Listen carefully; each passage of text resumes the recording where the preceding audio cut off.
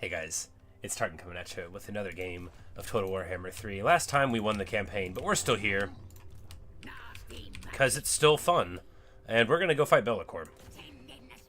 Oh, he's going to run? Oh, that's not so good. Can we run him down? No, that's not so good. Alright, well, in conclusion, we're going to go and, you know, this army's strong, but we'll see if it can make it work, right? We shall see. Do we want to swap to any RORs real quick while we have the time?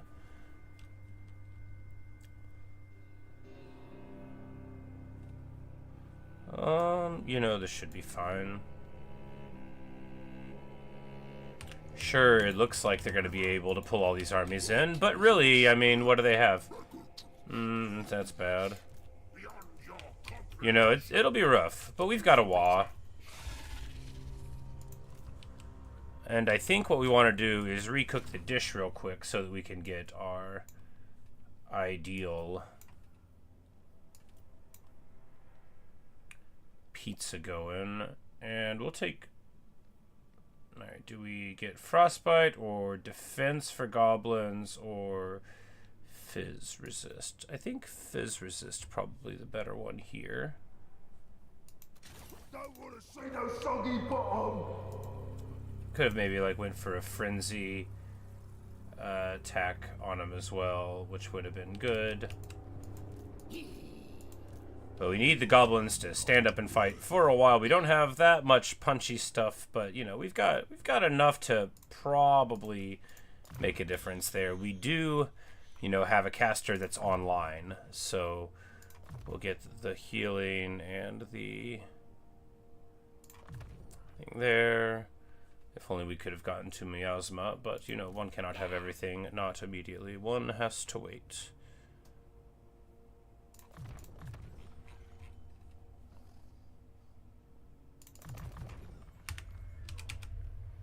But at least we boost the army a little bit. You know, we've got real strong fighters here. We get our abilities. Good, good, good. We're just gonna...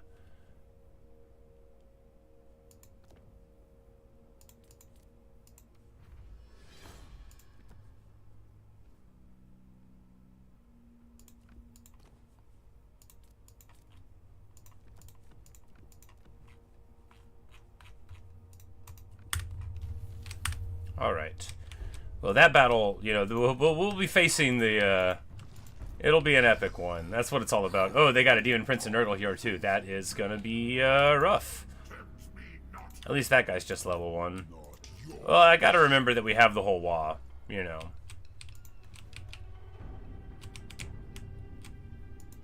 So on a macro level, we've got all of the donut. I don't care about holding on to it. We just want to, you know, for the meme.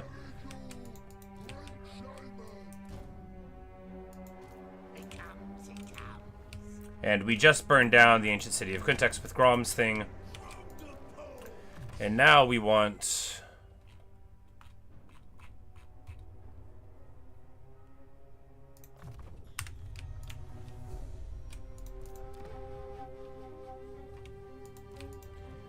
Yeah, we'll just grab on Grom. We're about to just pop off across the ocean and basically abandon all of Ulthuan once we take it. Because I don't, like, care about Ulthuan. I don't at all. It's not like what this is about.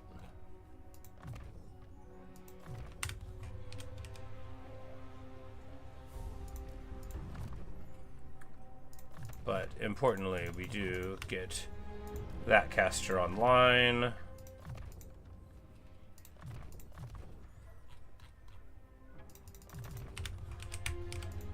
Black Orc War bosses start out okay, and then they get to be very, very strong through the tree. But, you know, you gotta get through the tree first. That is the key. Alright.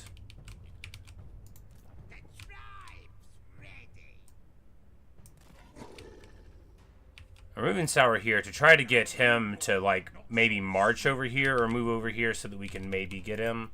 Maybe.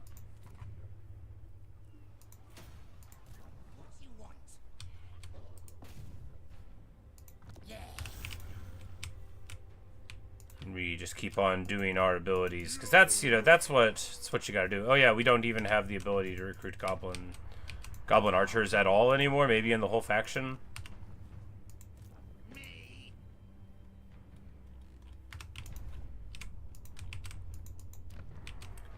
You know, maybe we've got a goblin building here somewhere.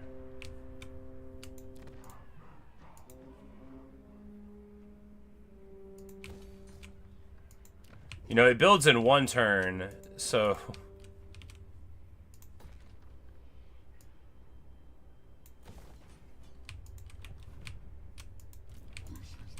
Because the donut, like, we're not making very much money from it. We could theoretically make some, but, I mean, like, we could also equally easily just leave it and go get into another WA. Because the only land we have to hold on to is Merciful Call. We don't really have to have that, but if we lose it, then we'll have to, you know, get somewhere else.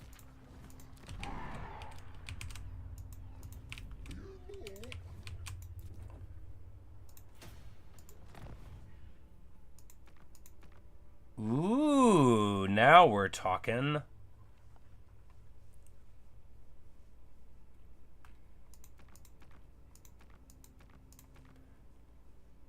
So here we could get anything in their whole roster.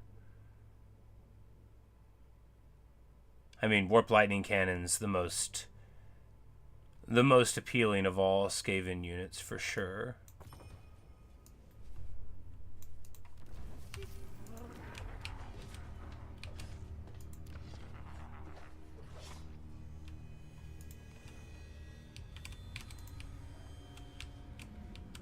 Because if we just, you know, like, our artillery's fine.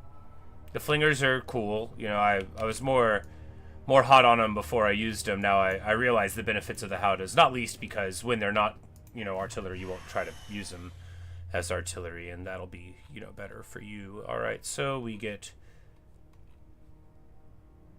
through the tree there, and now we just need to get on there. We will.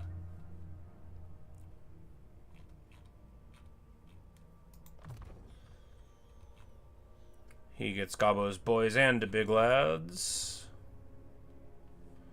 Beautiful, and then we'll just take...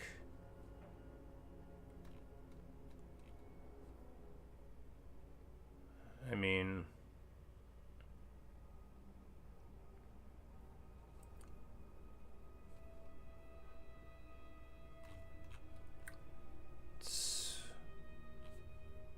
So we don't really need the aura leadership size. We could just take money, although it doesn't matter. We could go for the very, very slight benefits to spider riders and pump wagons. I mean, might as well, right? He doesn't have a yellow line, so he has a lot more space in the tree.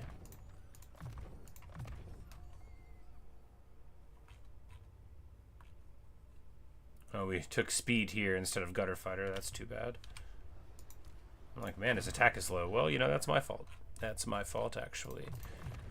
The Vicious Brain Basha gets her level. Ooh, not there. We go. Magical Reserves Conduit, and then we want these. Beautiful.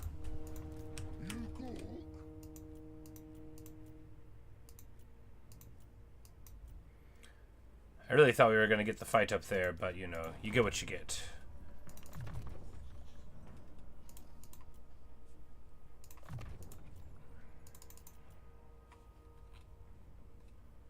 And here we get Renowned and Feared, which is good because it makes this army, which is quite expensive, cheaper. But this is a great army, isn't it? Yeah, it is. Okay. Oh, we didn't take a red line on him. That's rough. It'll be okay. He'll get his levels soon enough with all of the mentor on the map and all of the very, very big battles to come. We're just going to move in this direction here. Do we want to change it up at all? Drop a gobbo for a spider rider again? No, we'll be fine. We'll be fine.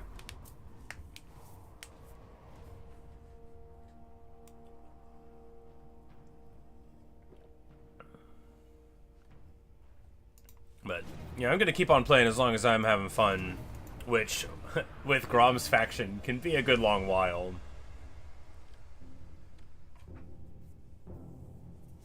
But we're going to imagine the Bellacor's going to move in on us, but Gorbad's trying to pay us for non-aggression now. He knows we're strong. He knows we're green. Oh, and they run away from the mighty Wa. That's marvelous. And a bunch of places get knocked out. That is not wise.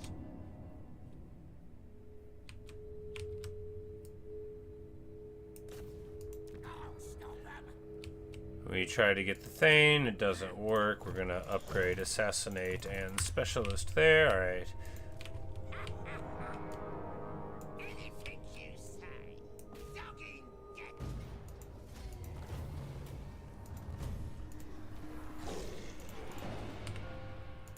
Alright, so we take that fool out. Good.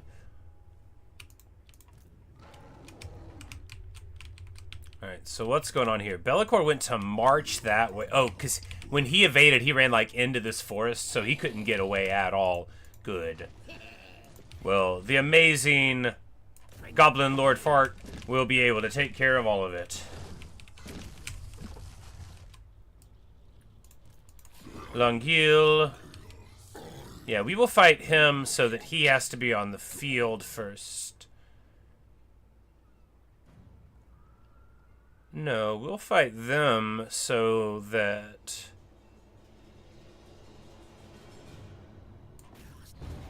Yeah, we'll fight here. AI control there. This way we'll be able to open up on them before they get out with the rest of them. So otherwise, that army, while smaller, you know, would be coming across, and this way we'll be able to mess with their vigor a little bit. You know, we'll run forward and fling upon them. We'll get our skirmisher action going.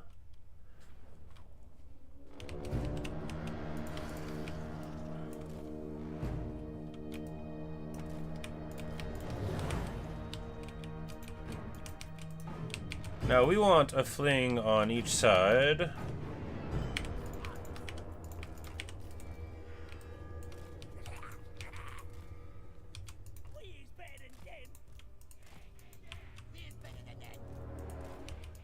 Black Orcs centered so that they can respond, you know, to anything.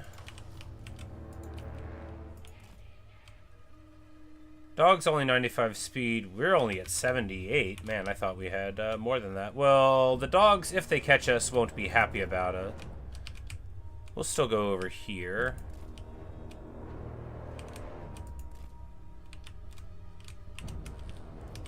Alright.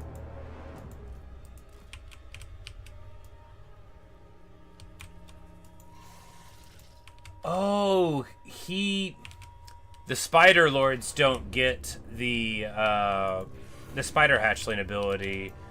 It's just because Raknik has that he got it. I am learning so many things.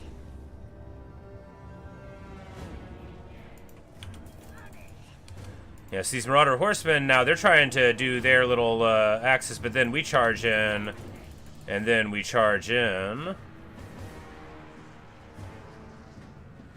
And of course, even though these Spider Riders aren't the best, this pancake works pretty well. And they had 80 leadership. Man, they, you know, these Marauder Horsemen fought against that charge far more than I would have expected. But we're just going to go ahead and back on out now. That's what it's all about. It's all about the value.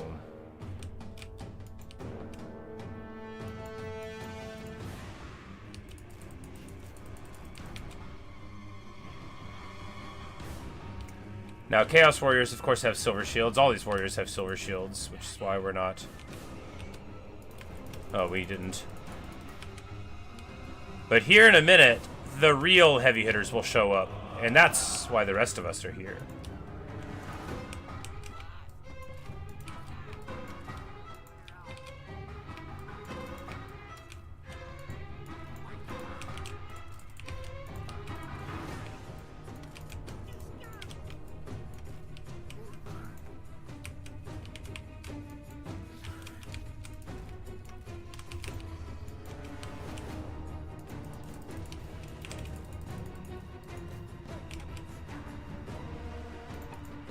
And right now we're in, I mean, a little bit of jeopardy, but we just want to get these AP missiles into the back of these Chaos Warriors, which, if they run forward, that's just what we'll do. And if not, then we'll just shoot at this Exaltee chariot.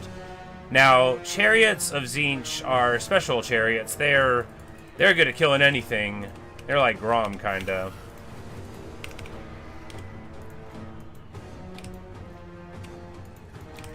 So, even though they're just chariots, you don't want to get caught out on them. But what we're gonna do is continue the onslaught, right?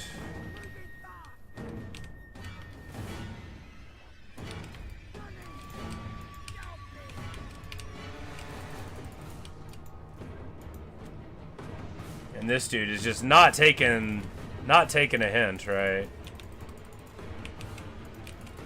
We're gonna send Rocknick to him and Debeater himself. We want to get engaged on him, you know, before these chariots and the fast attack get into our stuff. Alright, Fleshhounds of Khorne are a very good target here. We want to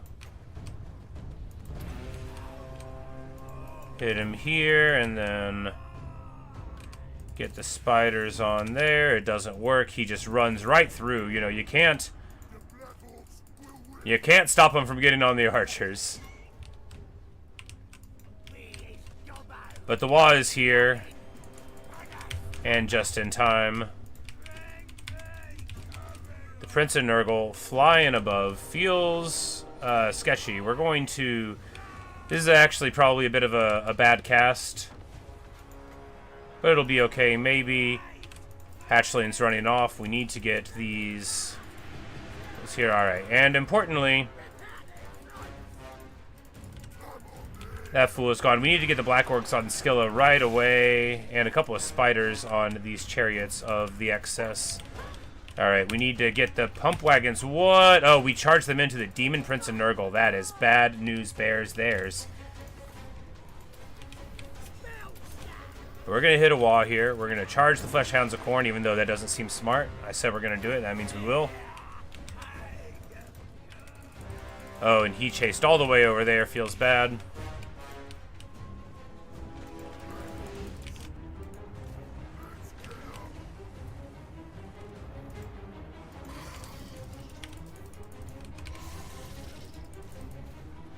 We've got these champions of Slaanesh here. We absolutely have to get spiders onto them.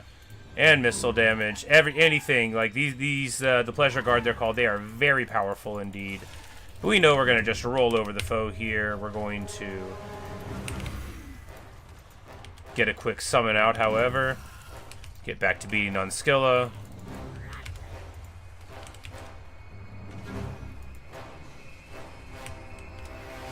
And we're going to juice up the Black Orcs and put Unstoppable Choppers on. Just nothing but power, right? They're going to run into these Worshippers of the Crow and delete them. Oh, they aren't even armored. Well, we'll still delete them.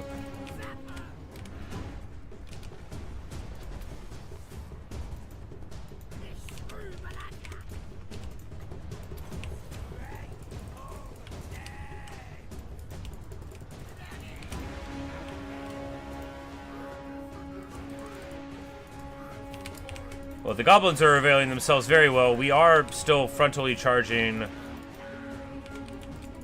You know, our chariots did nothing. We really had the ability for them to do something, but they keep getting frenzy. I don't even know what's up with that. I probably should read. Hey, Kiara. Your friends wearing all this shirt today? Cool, cool. Is some of this automatic? No. So, like, once I give an order, like, I tell him to hit this guy. He'll do it, like, most of the time, but it's... If something else, like, distracts him, you know... If you tell somebody to shoot, like, at this specific guy, they'll, like, run through horsemen to do it. There's a mod to, like, you can give, some of your troops over to the AI, that I used to use when my hands didn't work right. But typically, no, like, everything on the battlefield that's your faction. Here, I gave control of my reinforcing army to the computer, so you can do that. But for like your army, typically, you know, the only way is to do it yourself. That's in the game. This Demon Prince of Nurgle is such a beater. How is he still up? I mean, 25 fizz resist and a health point pool of 7,000. How is he still up? We were just must have got distracted. Or like here, so this guy can fly. So if he actually took off, I would probably lose sight of him, right? With all of my guys who don't fly. So he could just like do that, and then my order to attack him, they would, if they were like right here and there are some enemies right here, they're not going to go over there and hit them. If they have arrows and you have like fire at will on, like for ranged units or artillery, then they'll like shoot someone if they can see them. But in general, like if you have a unit and someone's dying like 100 yards to the left, they'll just look at them.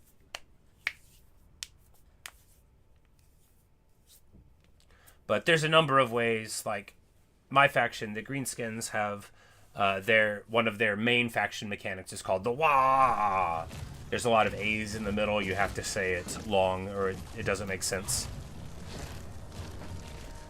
Do we? Yeah, we just sack this because we want to maybe fight on or maybe leave.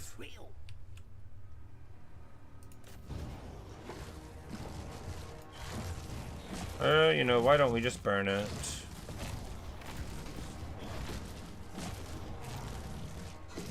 Oh wait, no, we fought... Like, why can't I move? There we go. Because both of these armies look like they're afraid of me, which is good. We're going to move here, however. Because if we're in our lands, then the wall mobs will heal some. Thought. No. Uncontrollable. But that armor is probably scarier than this one, even though Bellicor is scarier than Demon Prince of Nurgle a little bit. He's a big old boy. Alright, we need...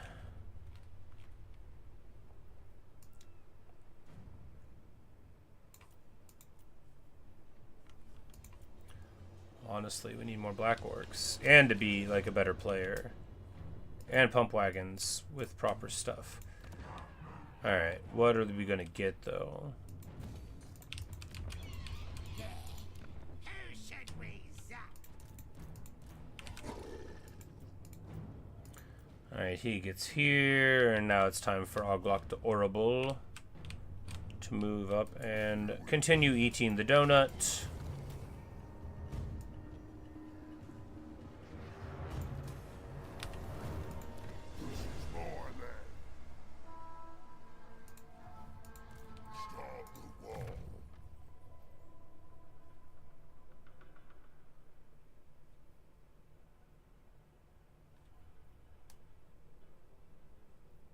You know, all of these abilities technically exist. Now's the time.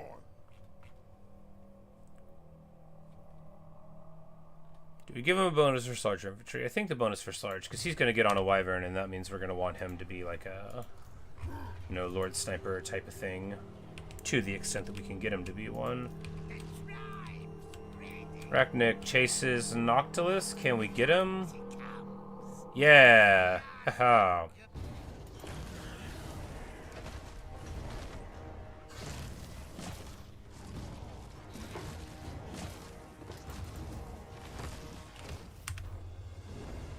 Ooh. And we get the Burning Book of Corn. Well, this gives us a thing to do.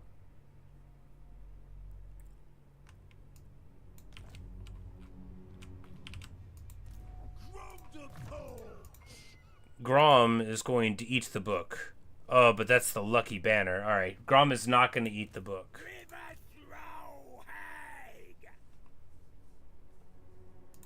This magic is real.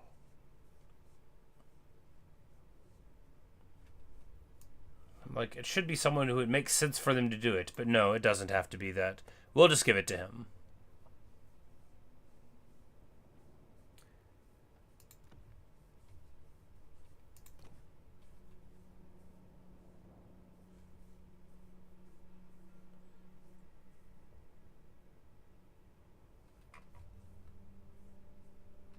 Alright. And now we'll have more chances to get more volumes of the book. After winning any battle, you have a 50% chance to find more. Alright. You know, I don't really know what these do. I think they give you a bunch of cool stuff, though, so we'll see.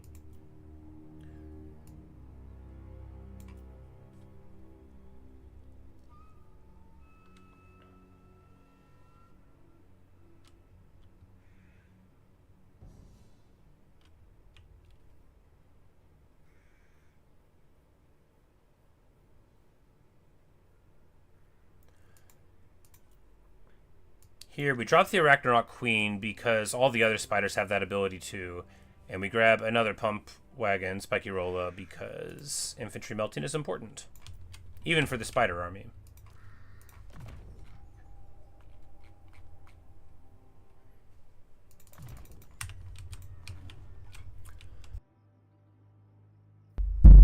Alright, so Thog can move in here and grab the Unicorn Gate real quick. 14k sack for a gate? Alright.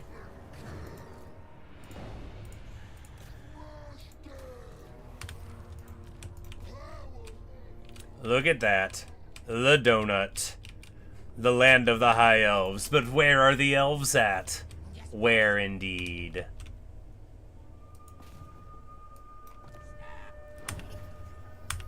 We tried to get an assassinate. It doesn't work.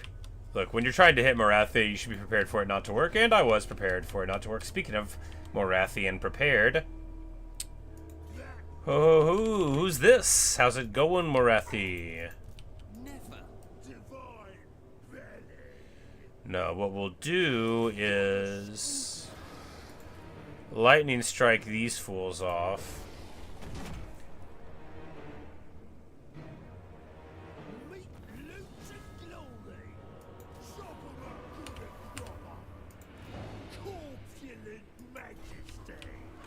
And heal right outside the gate. And then if she wants to come out, then we'll smash.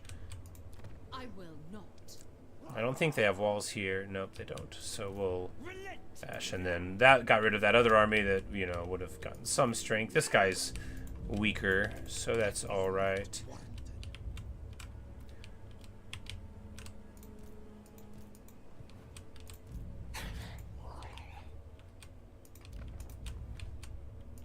And there's all sorts of elves up here, huh? Well, Grom can go to eat these dwarves first, and then we'll, you know... He doesn't need to be with all the others anymore, right? Grom can go do his own thing. That's the point of a warband, right? Is like, it's self-organizing according to the dreams of those within it.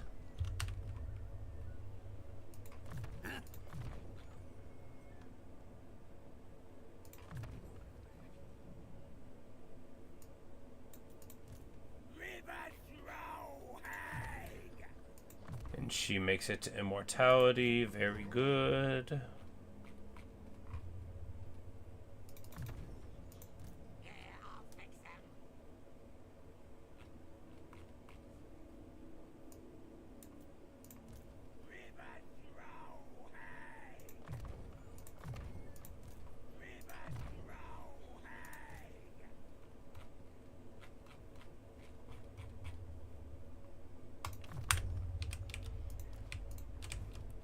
And all these battles will be so good, so good. All we've got to do is keep it rolling. We've got enough room for another hag. I think we just get another army spun up here, right? That is what I think. Do we want to go for a Night Gobbo one? You know, just to give them their representation within us.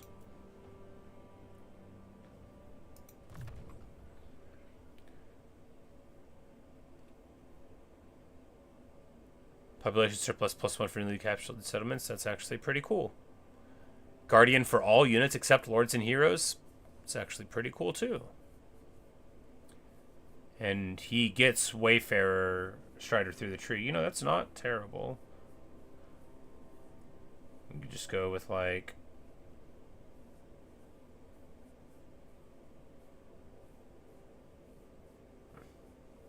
bunch of night goblins. His trait doesn't jive with night goblins at all.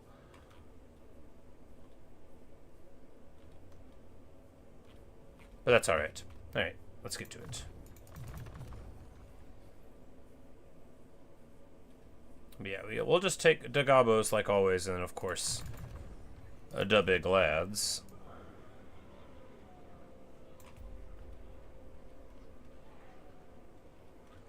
Yeah, we literally don't have a place to recruit night goblins from, but we can get them here in just a few turns. So I guess this guy's going to start out with some goblins,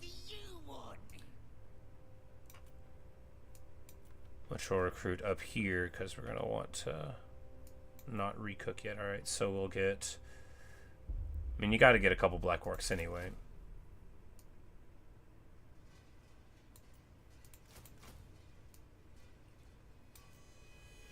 Finger, and then, you know, big squig.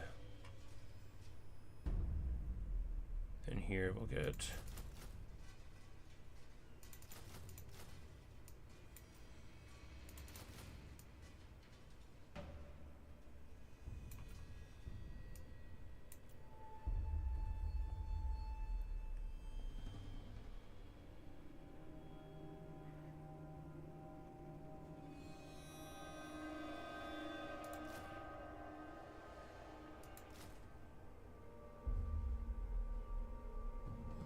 obviously a little bit of that, and then...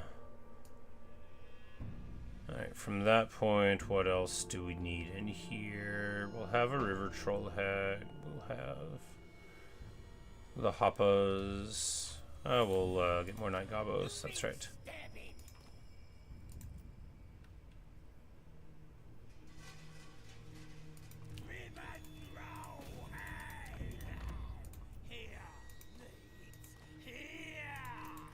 That is our hero caps there. You know, if we had way more heroes, we'd be way more stronger, but I've been neglecting the macro all campaign long. Mainly because I thought I would quit before now.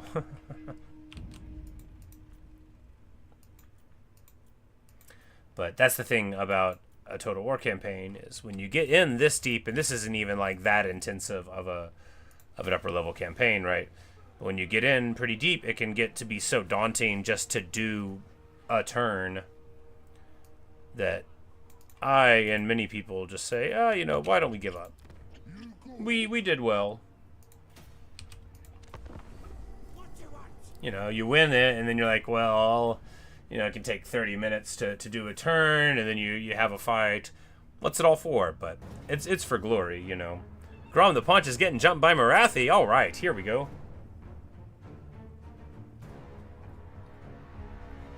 And it even says we'll lose. Our Wa is very weak.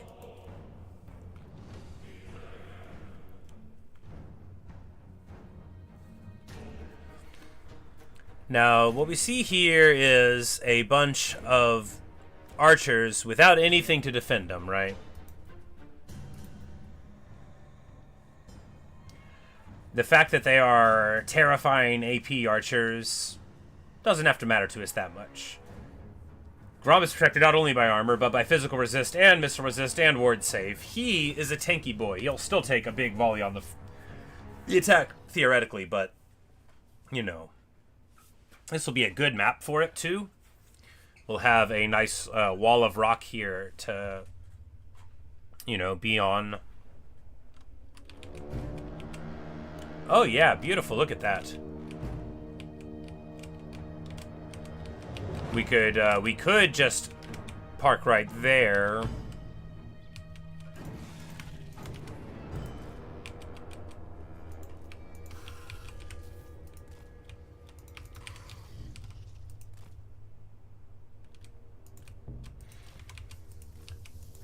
Squig in the back.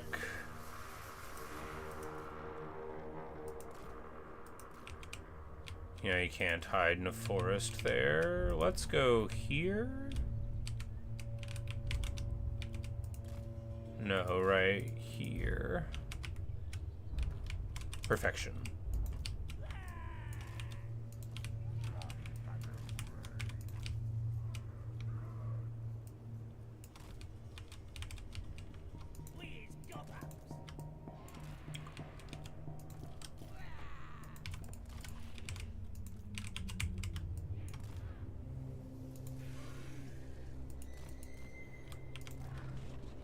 Now we'll have all that here because they're gonna want to dive on the Hammer Gork. They will. That's just how they are. So we'll be able to account for that.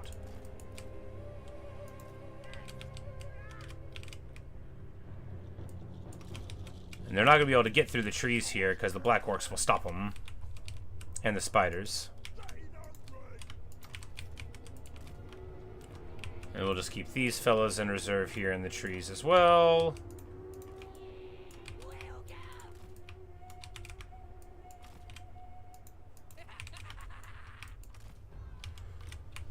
Alright. Spiders there. These Black Orcs should be, like, here. Yeah. For anyone trying to come through the tree line, we'll be able to go there, and then we can pile in to flank there if need be. Nasty Skulkers in the back to counter dive, and that is all we've got to write. All right.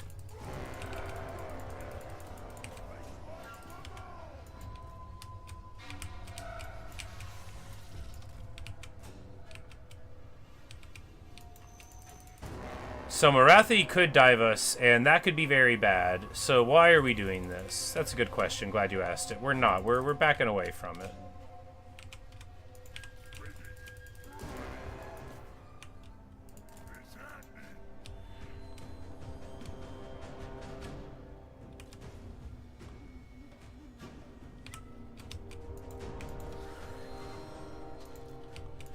Yeah, we need to turn melee mode on and then fire at will. There we go.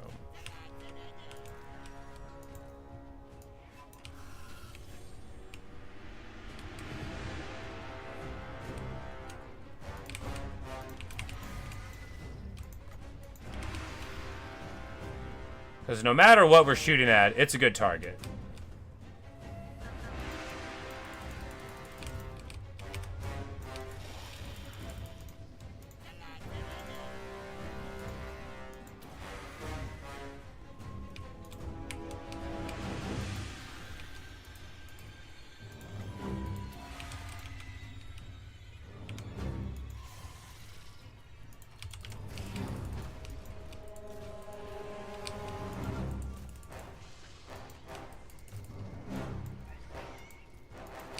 Because this is, this is really just about sending a message. Because if we can get on the Reaper Bolt Thrower with these, we can actually do some good work.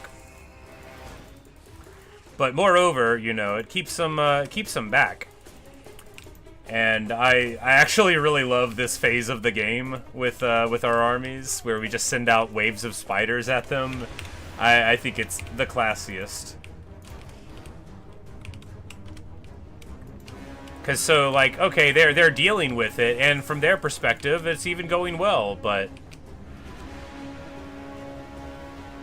they're spending magic on it, and then we're tanking their vigor with these hits.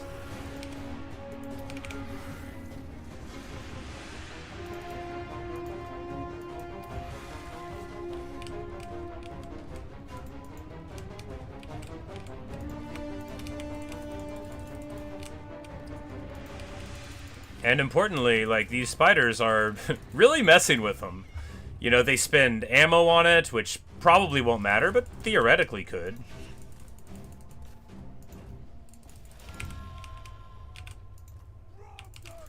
Marathi's had it, she's so sick of this, she's not impressed. Of course, we don't want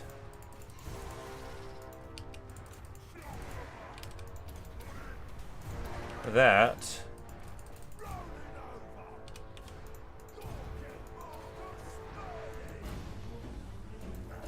But of course, she dived into the worst place feasible for her. Yeah, here we go. Now we're finally using the flingers properly. You got to jam the summons across the battlefield so they have time to shoot. Marathi, get shattered. Beautiful stuff.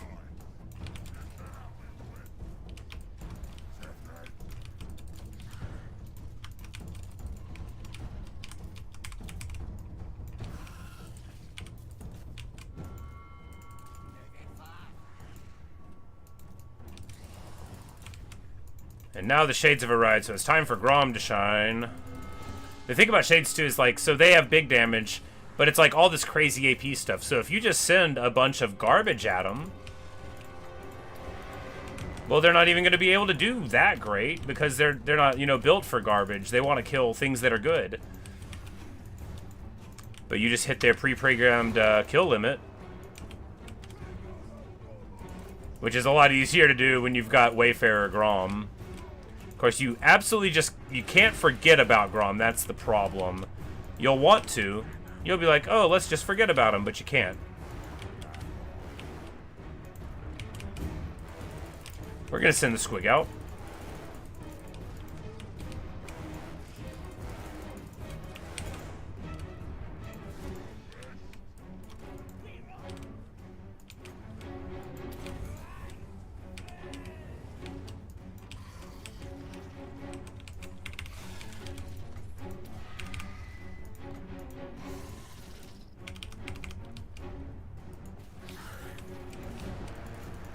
Beautiful, beautiful stuff. Pushes them up to 135 speed with Strider. We're caught up on like some chariots, I think. Yeah, they don't have like real cavalry, but anything with some mass ruins the party, right? The squig, speaking of ruining the party, the squig's party's about to get ruined.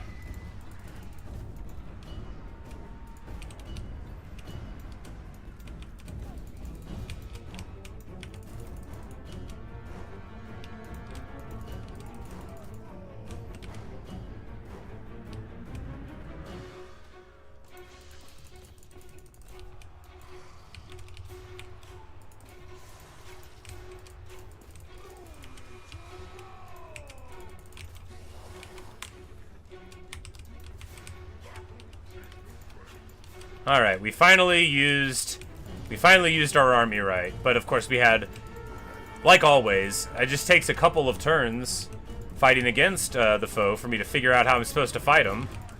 So if they're not your enemy all campaign, you gotta remember what Dark Elves even do. No, I mean, I know what they do, I just not in a distinguishable way where I make any good calls because of it.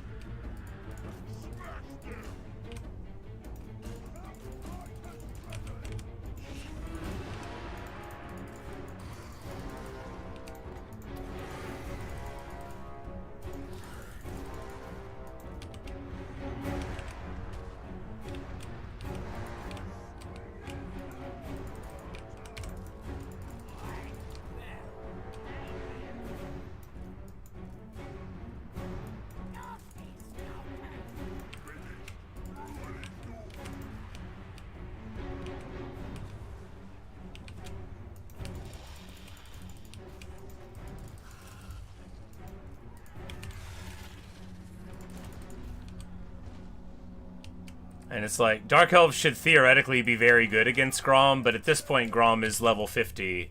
And if he doesn't have all the best things in the game, it's, you know, he's got a lot of them. It's called the Banner of Swiftness, and it might as well be a legendary item for Grom, because it takes what... Man, you know, sometimes you can get a chariot and run right down the pipe, and then sometimes you just barely hit any units. There we go. We get a sick downhill into Witch Elves. I mean, look at him zoom. Look at my beautiful boy. And, you know, the spider's getting tuned up, which I knew. You can't ever leave big units unattended against the Dark Elves. They love that, right? That's what they're for, the Dark Elves. Tons and tons of AP, non-line of sight requiring...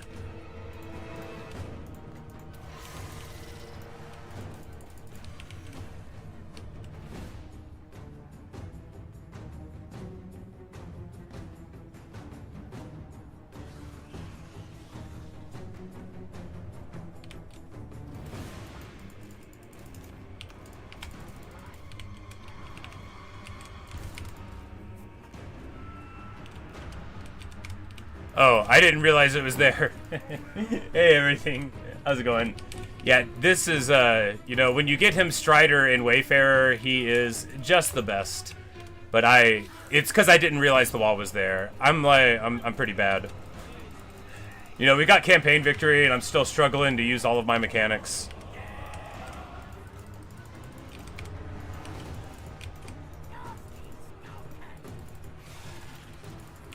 But welcome. Yeah, Grom, only 200 kills, only 20k damage value here.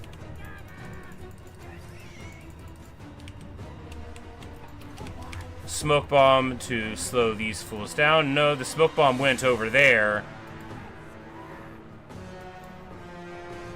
Well, you know, we still caught him.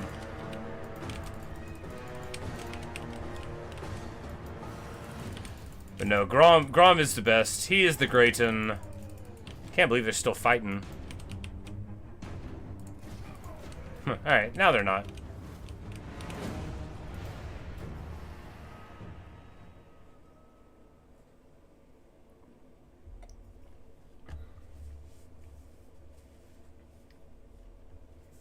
Yeah, there's like... I always neglect army abilities because I try to focus. I'm like, all right, like, am I casting my spells? Am I using my abilities? And then later in the campaign, you know, you get like 4 or 5 abilities for a hero, and all of my spiders have summons. So I was trying to focus on that, and then I'm like, oh man, what am I doing? But you know, I love an in-game battle, even though they're very stressful. And you're like, I'm gonna lose my stuff. I mean, you can just get it again. At the point we're at, the only thing I would be brokenhearted about losing is my Banner of Swiftness, and I've got like 2 more of them, so we're okay. I just got it like 6 or 7 turns ago, so I've only done maybe 2 battles with the Banner of Swiftness. Every time more glorious than the time before. Hey-o! He wants to brawl! Bellicor, you fool!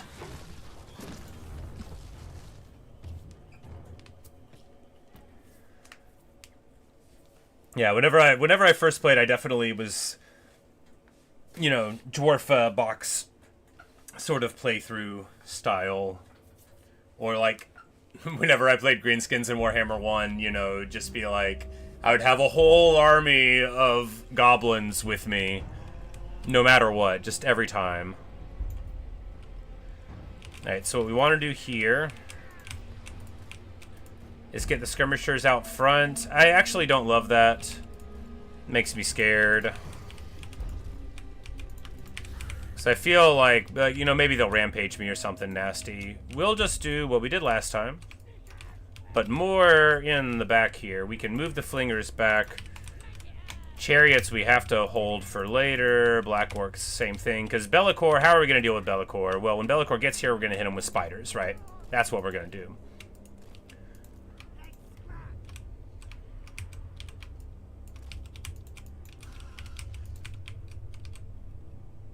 We don't have artillery we have to defend, so we'll just have our goblin spear line, and they'll all die? Yeah, and they'll all die. That's okay.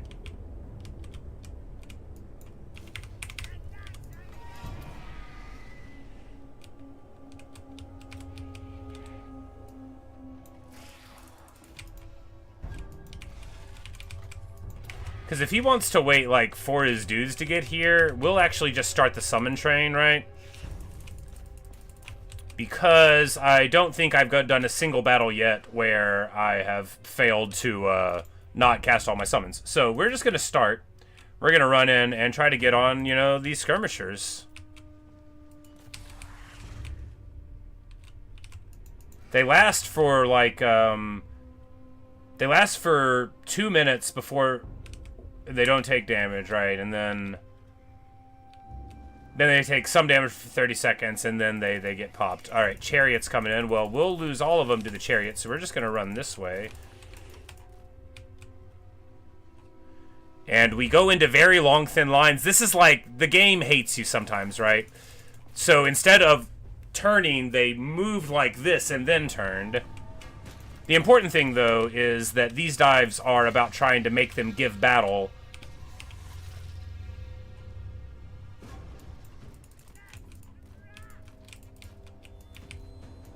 Not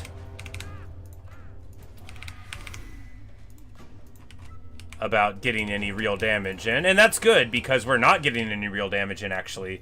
Now, we do run a slight risk of, like, leveling up some chaos abilities that want a bunch of kills, but I think that is okay. I think, in the main, probably the disintegration will be what always pops us.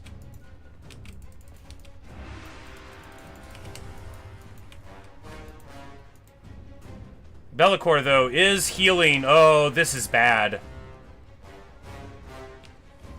Alright, so... Okay, but it drops down whenever it's there. Okay, it's just Blade of Shadow that goes up. That'll be alright. Like, so he'll get stronger if we summon around him. We'll need to be cognizant of that. But speaking of cognizance, we are now smashing in with the artillery. The flingers are active. We've got a couple more minutes for another one. We need the hag back, and the Wah is here, and his Wah is fresh. These spider spawns, well, these spiders are artillery. They've got catapults on the back. And they're still giant spiders that are anti-large and, you know, AP and everything.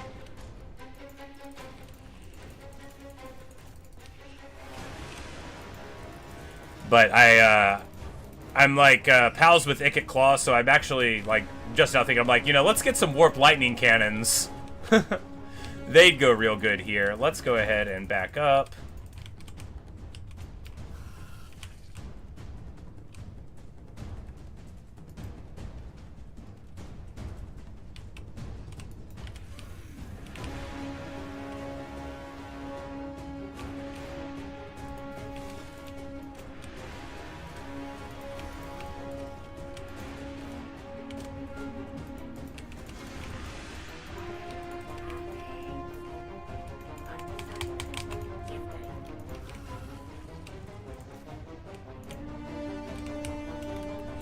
And then here, time to become melee chariot spiders. Now, this Seeker Chariot is going to get in on these Orc boys some, but maybe not too much. Lava Spider Rider Archers, only Bellicor, only all the time, and we're just going to keep these spiders around here, and we're just going to hope for Bellicor to land, and he does. All right. Now it is time... Oh, she doesn't have Mither.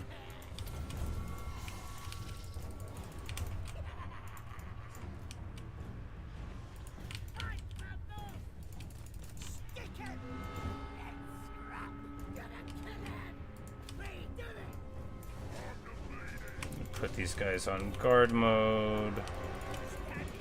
Alright, so the Wah is sticking him up there. We just need to finish off Bellicor here, right? So we're going to juice up everybody. We're going to give these Orc boys more power. Why not? We're going to attack this Chimera head on. We're going to nuke the leadership of this blob.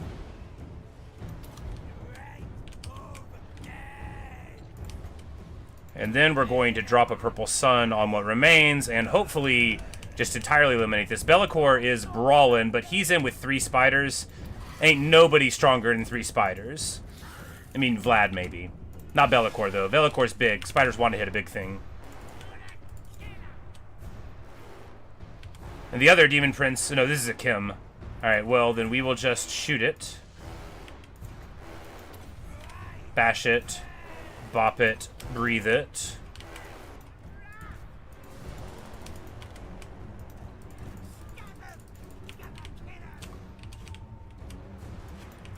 Alright, those chariots are busted. We'll go here. Bellicor is toasted? No, Bellicor is still fine. Oh, these fools stopped hitting him. Oh my goodness. Yeah, these fools stopped hitting him. Well, let's get them attacking them again, huh? Yeah, why don't we just? Ridiculous. Aspiring Champions against Black Orcs. The matchup for the age. Snotling Pump Wagons to assist.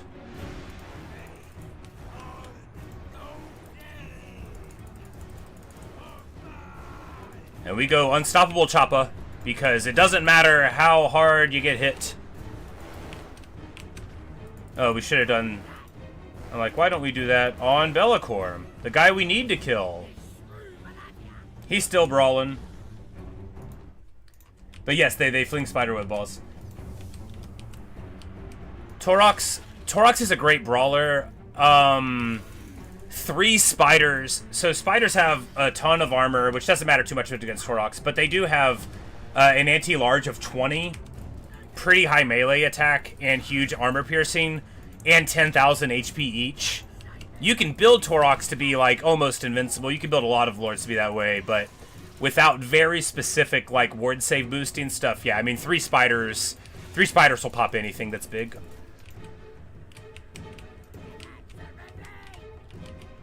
Torox is crazy strong, but I wouldn't even call him, like, the best large character at all. Because Tamarkon's easier to do damage to.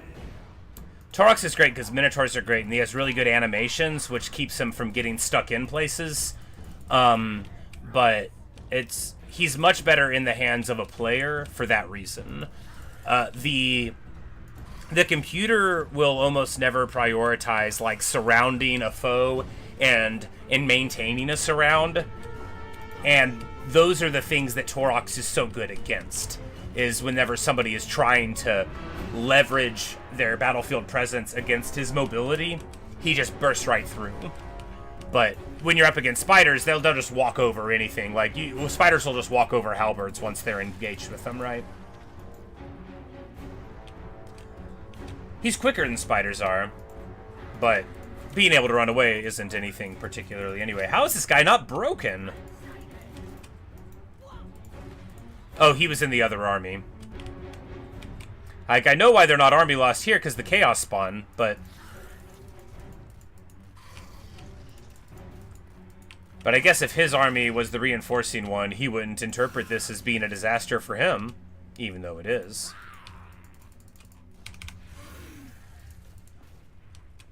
He's a small guy, so small people are rather hard for spiders to hit. And the thing about small characters is they get, like, knocked around but not damaged.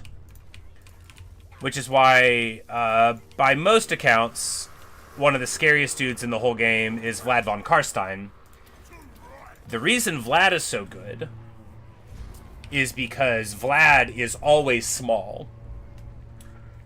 That means that he doesn't get a mount, right? And so he never becomes a big target for missiles, and he never becomes something you can leverage anti-large monsters against. And because he's small, he can get knocked around some, which stops you from circling him with 4 spiders and hitting him in the head. And the smaller hitboxes, all of that kind of thing. And, of course, through his tree and his abilities, he becomes incredibly tanky. He gets, a 60% ward save item. But Tamarkon is... he's such a brawler.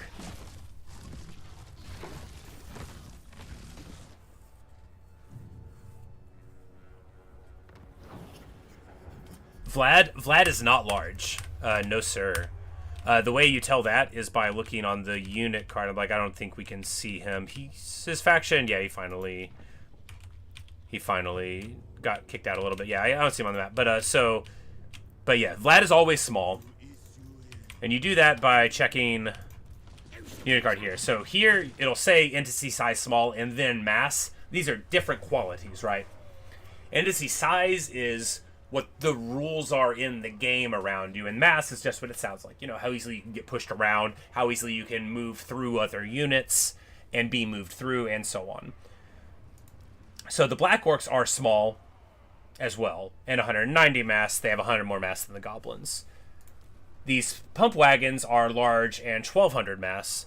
The Spiders, they're large and 4000 mass. Now, there's different kinds of large, right? And a hitbox is different than the entity size as such. But when you check Vlad, he's going to be entity size small. And the rule there is most important, so like bonus versus large, right? If you don't know how the bonus works exactly, because you're a little newer, how bonus works is that's a bonus that's applied to your melee attack against those targets and to your weapon strength against those targets, and the proportion of your weapon damage to AP split. So here it's 20 and then 7 is the weapon strength there, so it's what 1/5 ish there AP, and so that bonus versus large you'll get a little bit more there. No, Lords and Heroes are not always large. When they're on foot, they're almost always small, in fact, although there are exceptions. So Torox, being a Minotaur, is a monstrous unit. So he's a monstrous infantry. You can be infantry or cavalry or whatever, or a monster, it'll say up here in the top of the card. But fundamentally, those are like what overall rules will apply to you. And it just, it just depends. Grimgor is a great example of a guy who you would think would be large.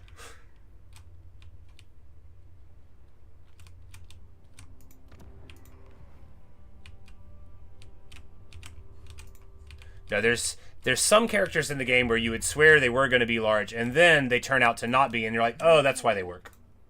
No, Grimgor is large, I think. But yeah, so like this Night Goblin Shaman, all mounts are large, I think. But some people can fly and not be large. Malagor the Dark Omen, the Beastman Lord, great example of that.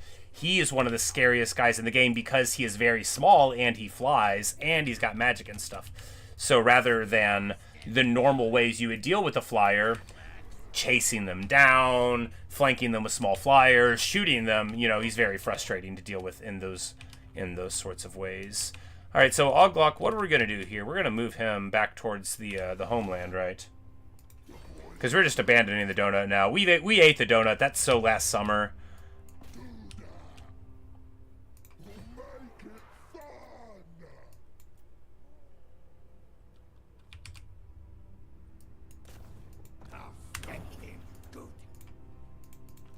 And we just stay failing to upgrade our guys. That's all right.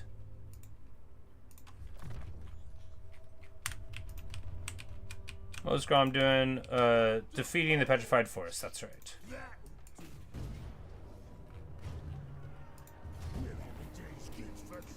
And here we actually... Yeah. Like, do we try to move forward? Because, like, I don't care about defeating her, right? Yeah. Hey, here we go.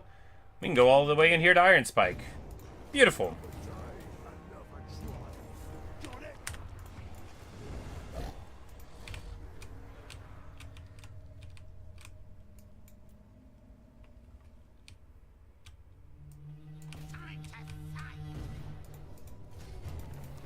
And I don't think my beautiful, unusual location is here anymore. Nope. My beloved 20 armor here is gone. But we get this spider shrine with this fella. And don't even try it. And now he has entered the upper echelons of the powerful. Unless it's echelons, it probably is. You know, the French.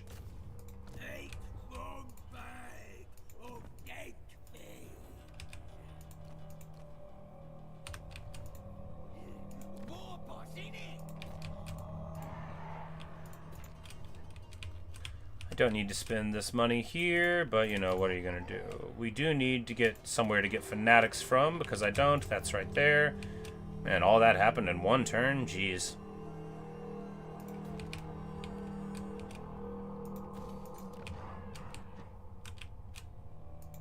This magic is real.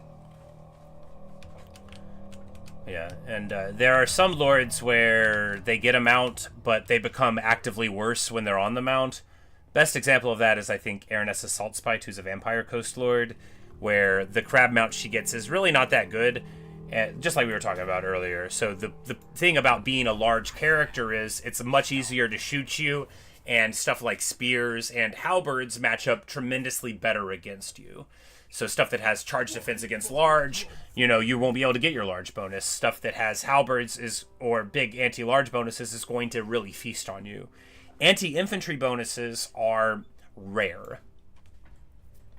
And they're even more rare on units that are built to kill individual heroes. You normally see it on stuff like chariots is the classic example of anti-infantry, where you get big anti-infantry bonuses. But chariots want to run over the models. And if they can't run over the models, they do very little damage typically. So like you could have a stat line of like some dogs where you think you're going to run over them, but they're large, you know, they're lion sized. So even though it seems like your chariot should run over them, oh, now they don't anymore. They're large. You can't push them around. You can't run them over. Rory Granite comes in here. We're just losing places all over the place. It doesn't matter. None of this matters. We're playing for fun now, so they can't break our style. They can't hold us down. No. We got to keep on moving.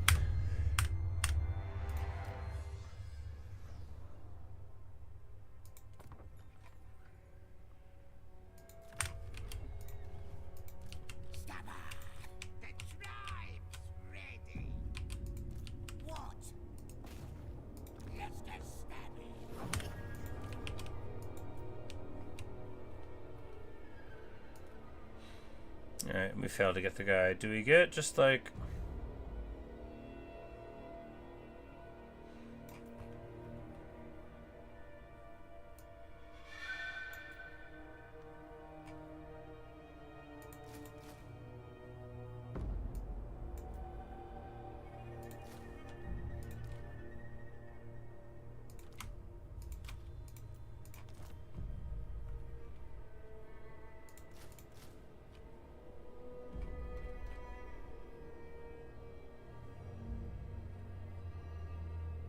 We gotta get like various squigs just so we have an army with squigs.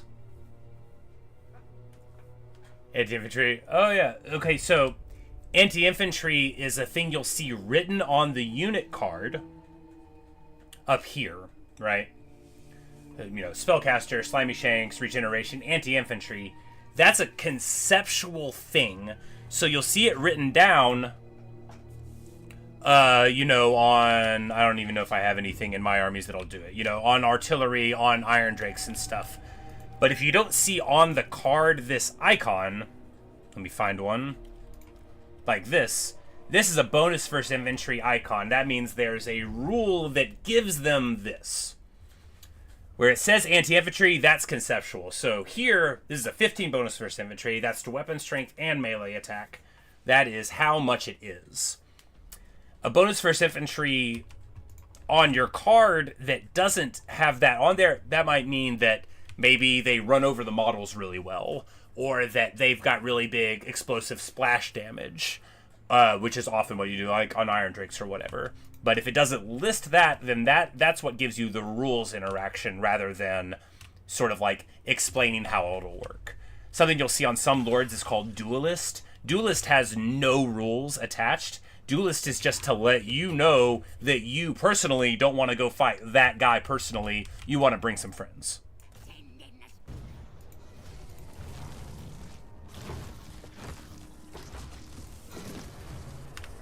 But yeah, there's often not hard and fast rules for what the rules are. So armored and shielded, that you get that when you've got a shield and armor. But sometimes a unit has that and it doesn't write it down.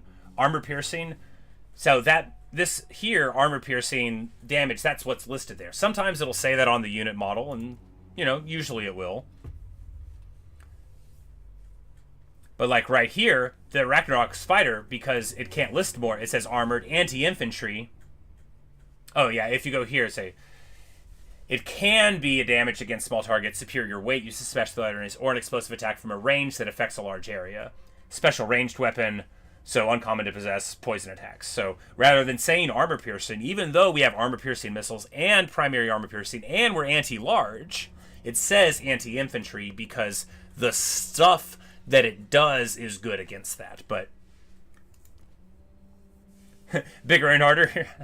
Yeah. You know, that's just one of those things.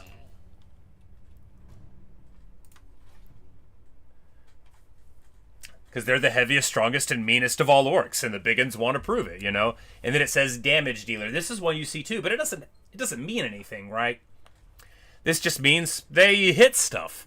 They might have kind of high weapon strength, but, you know, if you see damage dealer and you think this is going to be the highest damage outputter in the army, well, you know who doesn't have damage dealer on the card? Black orcs with great weapons. And I assure you that they are the biggest and the strongest. They are the ones that get it done. But that's, you know, the cards, the tooltips are sort of famous in Total War for not giving you the right information. Not using it defensively, but offensively? Maybe. I think really, sometimes it's just flavor. They want to write something down, you know.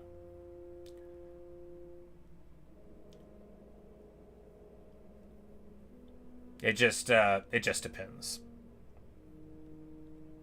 Like here, these are called defenders, right? They excel at pinning the enemy down in melee, bind time for the rest of the army to get defended for normal Black Orcs. And they are. And Black Orcs do have armor piercing, but they should be called damage dealer. No reason for it. But you know, when you have regular orcs, all it says is they have a shield. So, you know, when they say here, damage dealer, it's like, hey, okay, at least these aren't the ones that are there. But the nasty skulkers, It says AP, Vanguard stock, poor leadership, but what they really are good at is all of those things. Expendable is a rule. Okay, so expendable isn't a concept. Expendable's a rule. Which goblins have it. So expendable means this. When stuff runs away, it doesn't matter unless it's expendable. So if I have a bunch of peasants and some knights, and the peasants run, normally your units get upset if other friendlies, and you can get like a chain rout, okay? So you smash in, you break the chaff, your clan rats run away, your Skaven slaves run away, and now everybody else is freaking out. But expendable makes it so the only people that care are other expendable units. And so that's what that rule is. It's incredibly valuable as a thing, because otherwise, you know, Skaven's sort of low leadership in general. Well, you know, you wouldn't want these low leadership clan rats buckling and then that screwing up, like, you know, your artillery when they run through. That's what they don't do. Meat shield is a thing on there, on the card you'll see. That just means that's sort of like damage dealer. It doesn't mean anything. It just lets you know to pay a little bit of attention to that as a way to use the unit. Which can be very confusing, right? Because you would expect what's written down to matter. But like here, so the Night Goblin War Boss is a melee expert. You know, what does that mean? They could have, it says here, you know, maybe they are very strong in attack or defense, or both. Some of them have these skills. Use them to counter strong melee units, you know, that kind of thing. But I wouldn't actually consider a Night Goblin War Boss a melee expert at all. I don't think they're very good at dealing with melee characters. I just, you know, they, on the squig, they can, like, kind of do some work, but, like, I just don't think that applies. But that's, you know, that's the game. They've got a lot of different ways to describe things. We need to get this army up and running so that we can run Sour's army up and fight these dwarves for the endgame crisis. He gets a level of mentor, very good, and smash him faster. Oh yeah, it's all coming together here.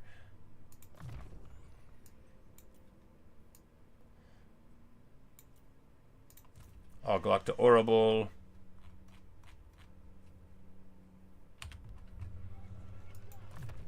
All orcs everything.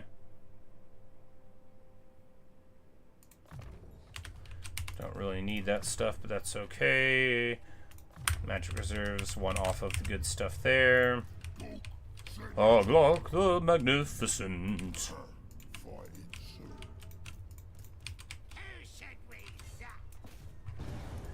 And these chumps, we're just gonna run right over it.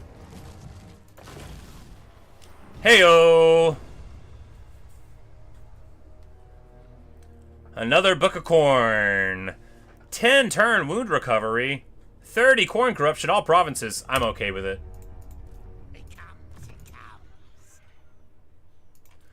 So we can give the other Book of Corn to other... No, we'll put 3 and 4 on him.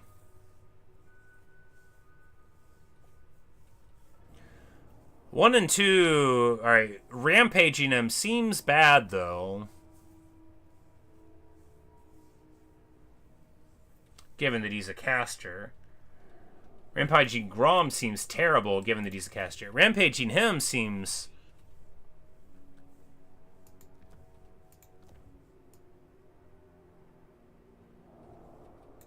Yeah, alright, we'll just put it on him.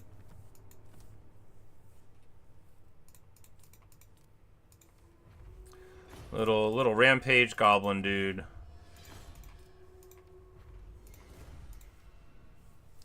And we try to salvage up into something legendary, and we don't get it. I would like the elf sword, Glamdring, you know. That would be good. Give us some regen and frenzy.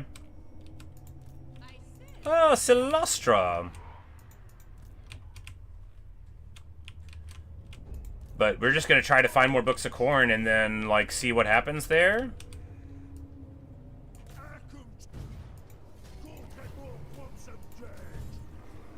We still, you know, we're holding steady at about 500,000, which is good. You know, we're making our list and checking it twice here on all of them.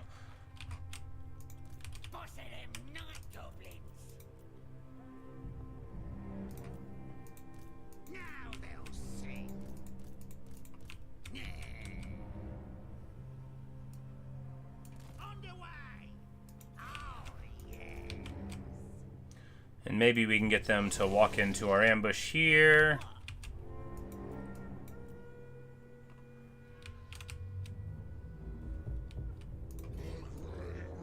Thorpe is trying to dig here. We're going to pop him.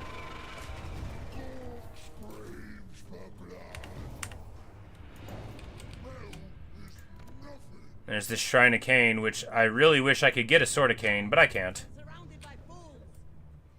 Silastra Dirfon. We're gonna go pop her. That'll be a fight. What has she got? Ooh la la! Death Shriek Terrorgeists. 3 of them. Huh. That's actually gonna be pretty annoying to deal with.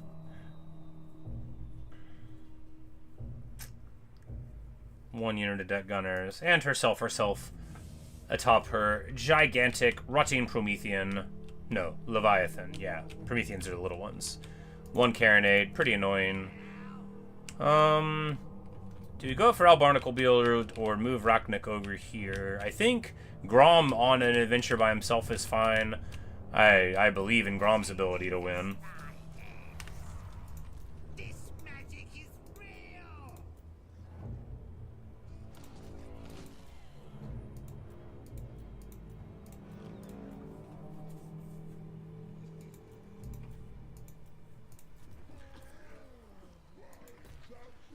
Building this seems dumb. Building anything seems dumb. No, that's not true. We gotta have some way to get our troops.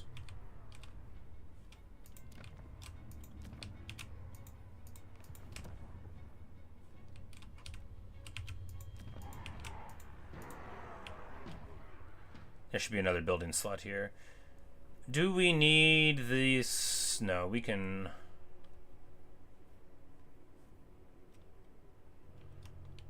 Yeah, we don't need rogue idols. Rogue idols are very bad.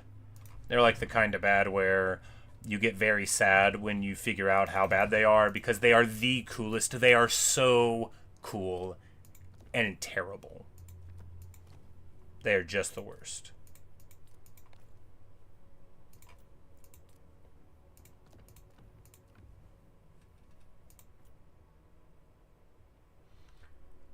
Alright, and Oglok can get a banner of swiftness in here.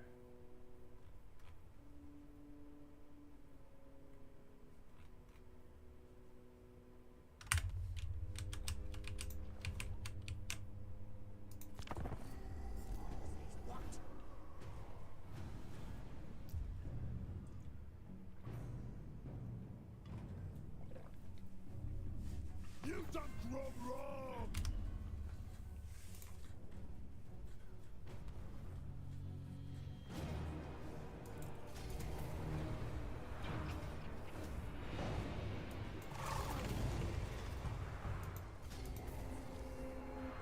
You've done Grom wrong! How dare they?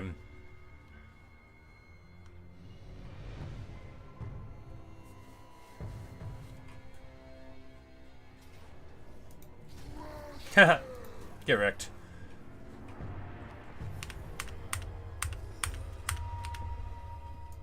Don't be a fool. From the pole!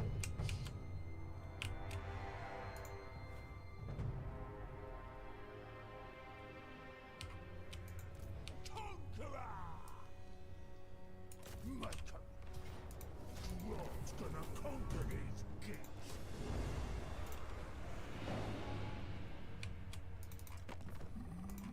So if we start feeding him...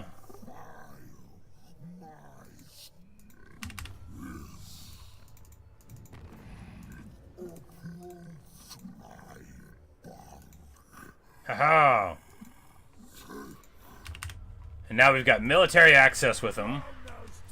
Which isn't perfect, because now we have to not heal this turn. That's too bad. We could just raid him, but right after, you know, making him like us, we'll not.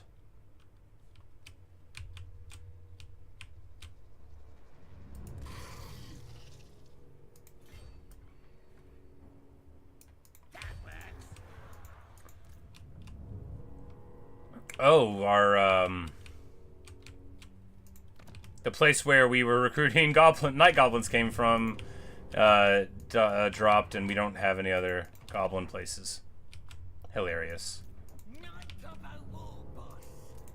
You're the boss. Nasty magic's ready.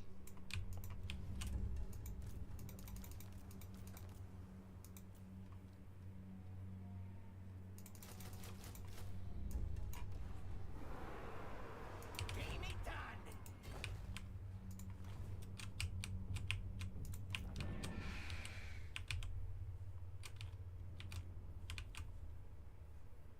Now we're talking.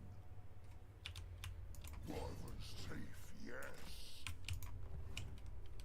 Hoglot goes there. Rockneck is just gonna I'll get there. Anything you say. do the same old. Thoggo's gonna go down here because he wants to fight Silastra. Maybe old Al Barnaclebeard will show up as well and get popped. It's a lot of deck gunners. It'll be all right. This is the army with 4 flingers and then 3 more spiders.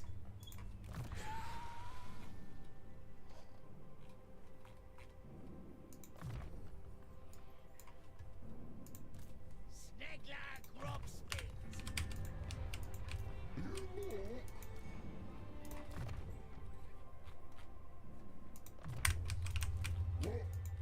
Power of the war!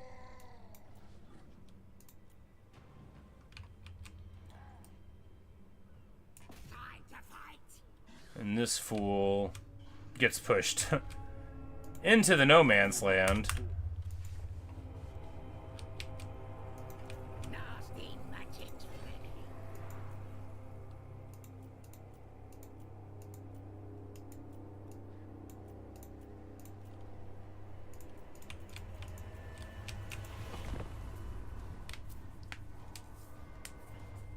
Yeah, because we're about to just have like total corn corruption all over everywhere. But I don't care. We're gonna figure out what these books do. Okay. I've got them before, but I've never collected all of them before, and that'll be a fun thing to do. Probably. So we're losing all of our lands. Man, that's so many places for them to be fighting. But that's the thing about the donut. It is miserable to live on Ulthuan. There's no good place on Ulthuan. No, I mean, you could live on the inner ring, right? If you live on the inner ring, it's really hard to get in.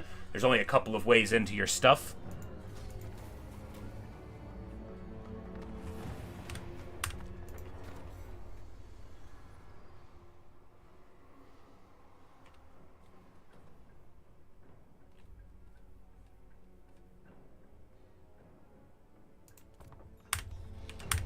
Biggest scraps upgrade.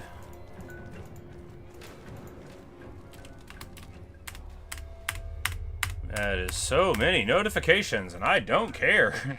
But that is why I love the orcs, right? That's why I love a horde faction. Gobbo War, boss. And we need to do the battles with him to try to get these books of corn, right? There we go. What?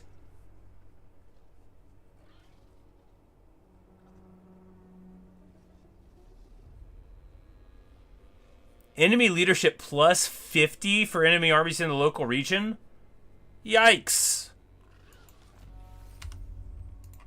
What a sogging it do you want?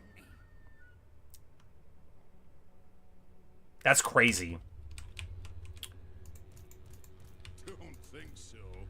Well, we'll put that on before we attack something, I guess. You know, because we can just put that on here in a second. You know, the turn before you do a fight. Powerful war, boss. That is wild. The best. 50. 50. 50. That's a number. That's a number equal to the leadership of a lot of units at all. Did he get away again? Oh, rage.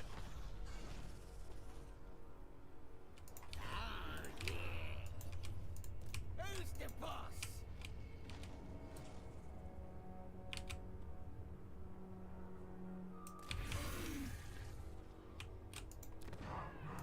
I'm going to spin up another army, because of course we will.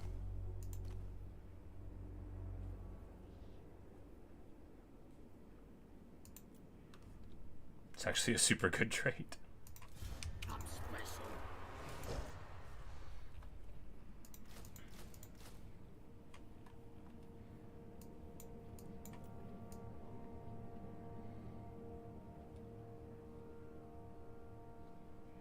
All right, I can't get goblin archers.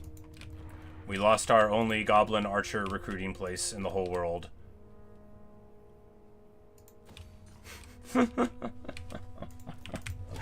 Ridiculous.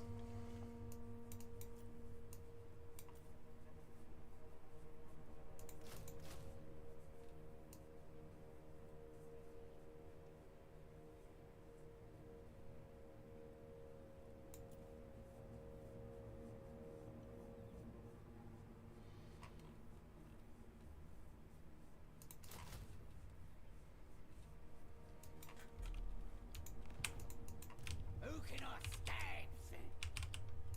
The tribe's ready. Wait, what? Nah, nah, nah. I just killed these elves, man. What?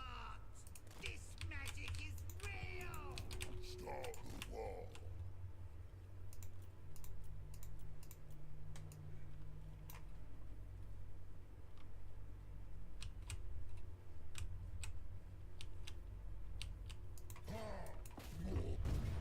Kill! Kill! Kill!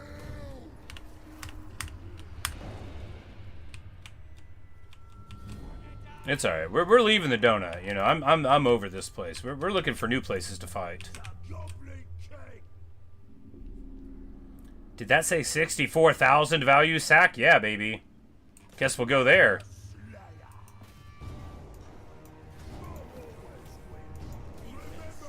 64K. That'll pay for a turn or two. Ransack the gates. Oh, and we've got allied recruitment options now, which means we should get a couple warp lightning cannons for our armies because honestly, warp lightning cannons are the one thing that greenskins need. Also dragons.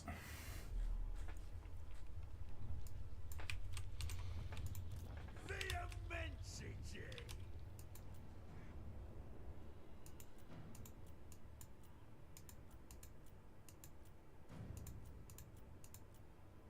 Oh, we should have equipped the thing to Grom. It's alright. We can do it after. 50 morale. Yeah, it's definitely a thing where you put the thing on whenever you're sure you can win a fight without having a problem with it. 50 morale. That's so much morale. I mean, I guess at that point it would just be like fighting some unbreakable dudes, so whatever, you know, that would suck, but you just deal. Old Tyrion's back.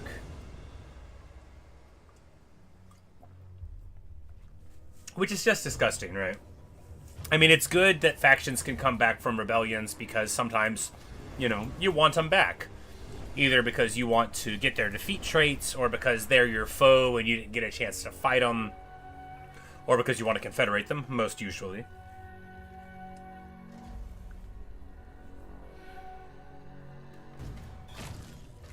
Heyo! We get a big fight here.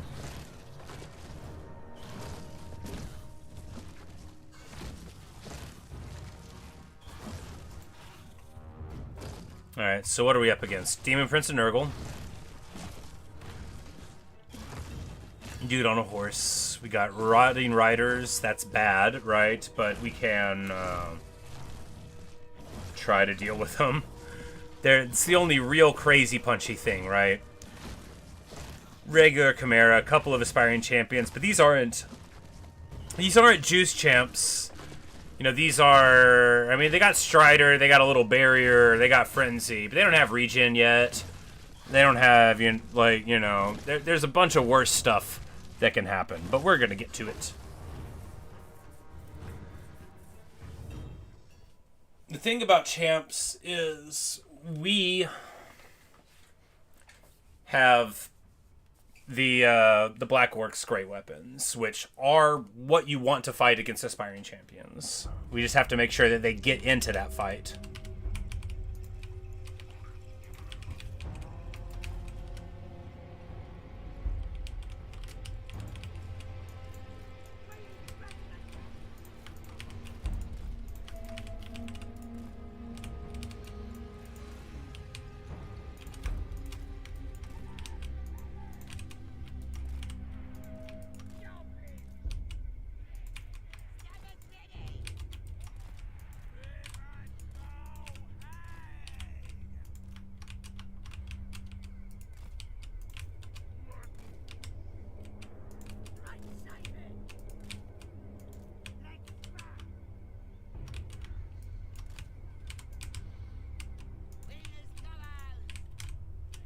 Nice wide front there, seems fine.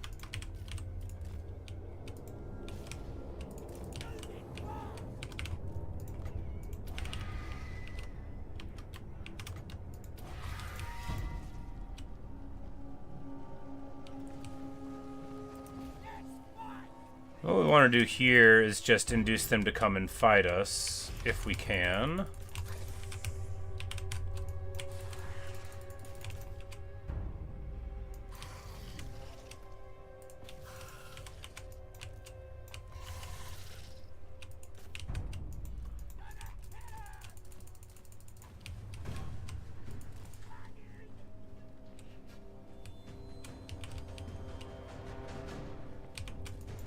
Just bounce out here on the skirmishers, and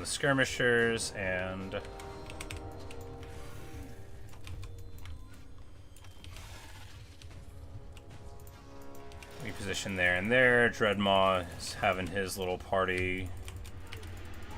Like, what's their range? Jeez, it's crazy.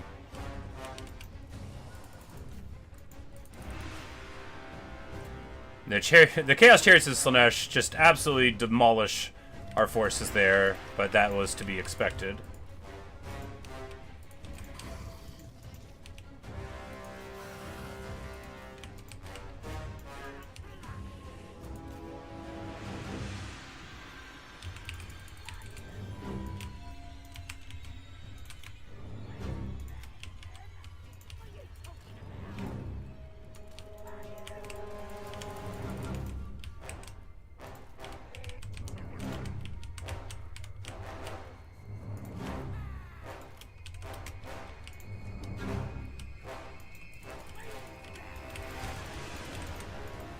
They're all trying to reposition now, but, you know, to what avail, right?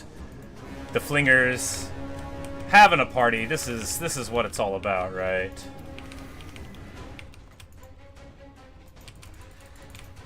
So the longer we keep them back, the longer we're flinging at them.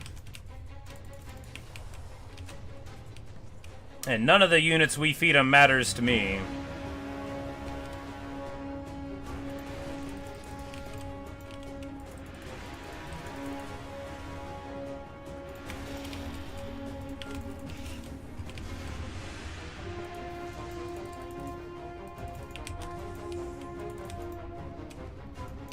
And while these Chaos Chariots are trying to bite our goblins, our goblin riders will attack.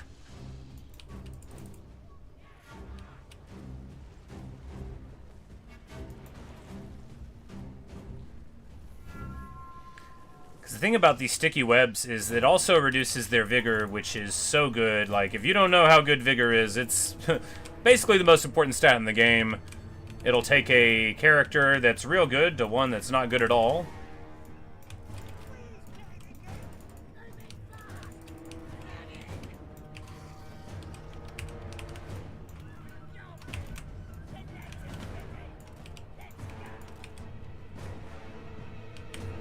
Is this all hounds?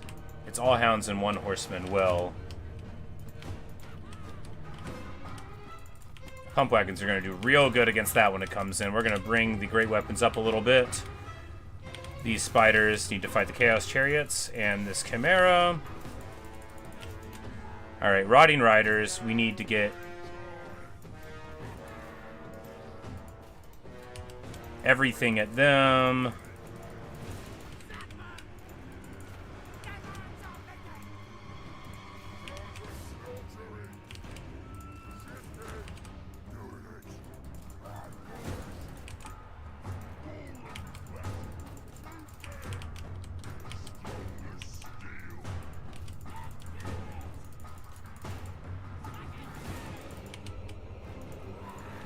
Their dogs are coming in all sideways. We're going to charge into the Forsaken. This is a terrible fight to pick, but we're taking it.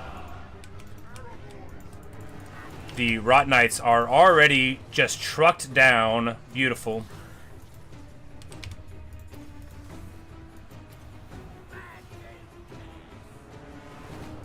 And we hit the wall. There we go.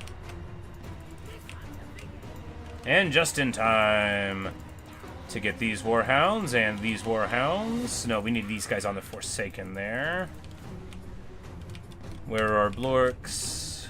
They arrived yet? They're thinking about it.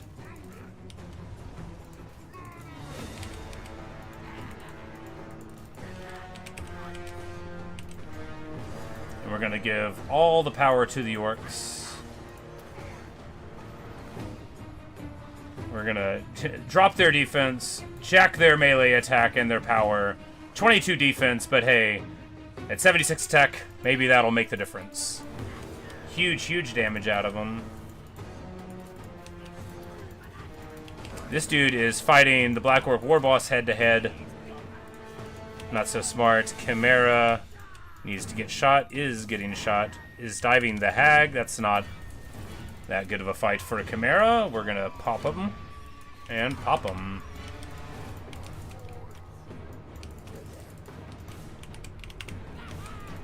Oh, the pump wagons got totally caught up in a bad spot. That's alright. We're gonna drop this magic here for the first time in history.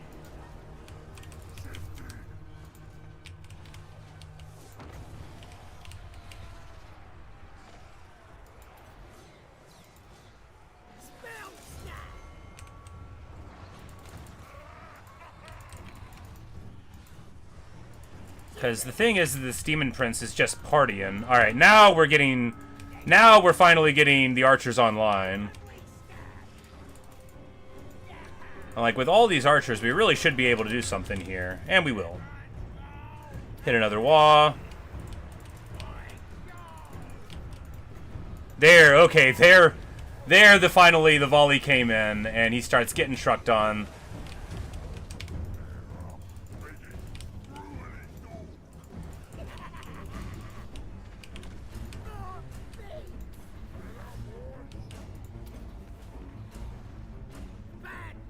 There we go. He gets melted. That's so much HP lost in that short amount of time. Beautiful stuff. He's disintegrating. Gorgeous. Alright. This spider is dying? Dying? To who?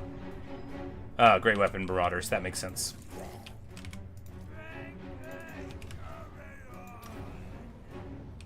We're gonna go for an Overcast Doom and Darkness here. Try to just demolish what we have here. This Dreadmaw had way too much fun in this fight. Alright. And there goes Billy Bellicor. No, that was not Bellicor. That was one of his guys.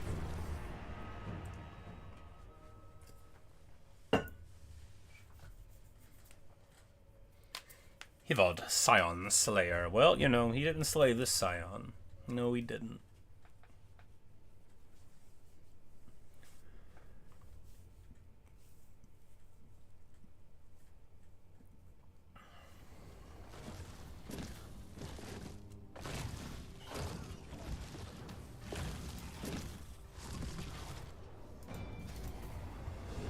And after losing that fight, he went over and raided something else. Pathetic.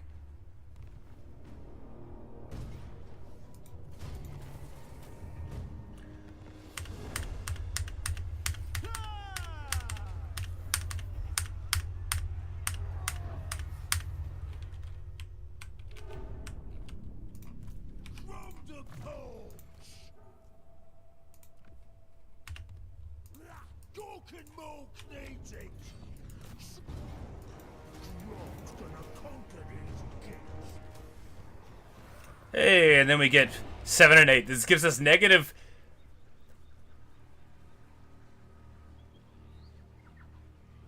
Okay, so we got the item, and we need to equip this, so we'll get a unique event the following turn. We get negative 200 all factions, and plus 1,000 corn corruption. Nasty magic's ready.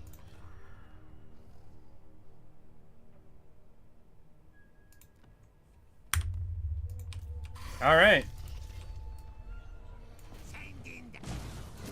We come in here, pick up the Tyrion defeat trait, whatever it is. It better not be leadership when fighting against elves. Ooh, melee attack for Lord's Army, that's right. And a recruit rank, which is good, but not relevant anymore. We get the last level mentor here.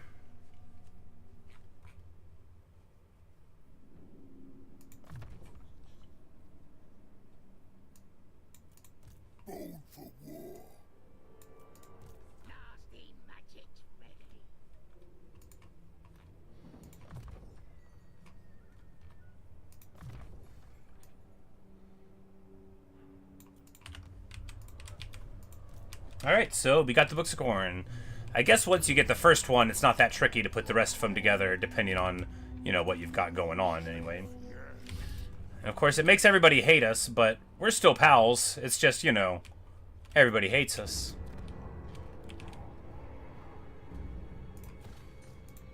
Who should we say?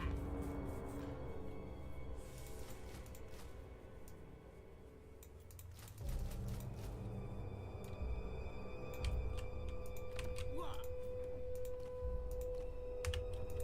Soon I'll be all powerful. That works. What a soggy neck do you want?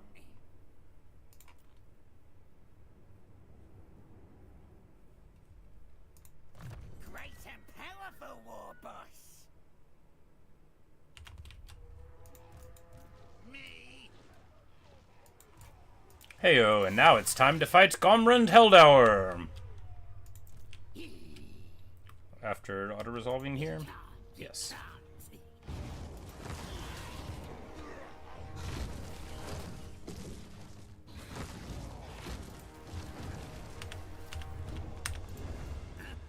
Yeah, on it. The tribe's ready. Now.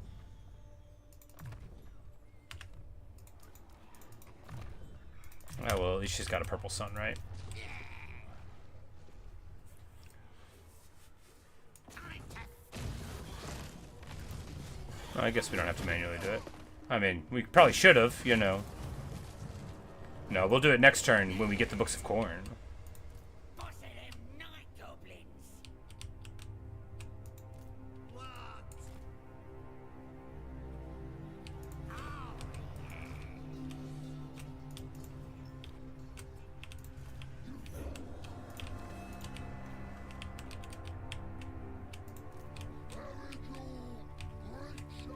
Alright, so he's just gonna go up here. Yeah, there are more elves there. We're gonna go burn them down. So I'm like, I'm bored of the donut, right? Let's go somewhere cool.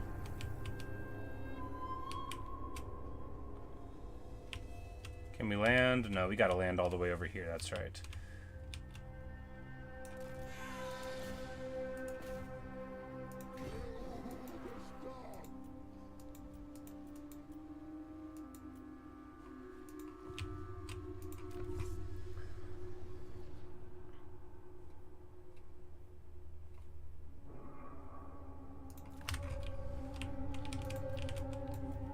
Probably should have taken that campaign movement range a long time ago, but what are you gonna do, right?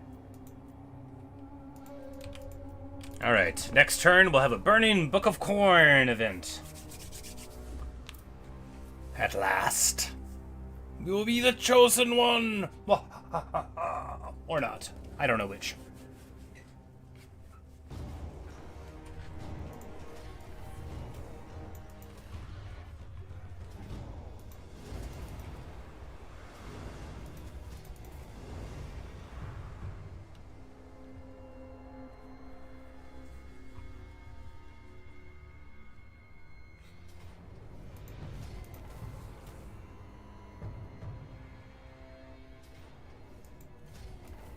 Oh, that was a nice victory.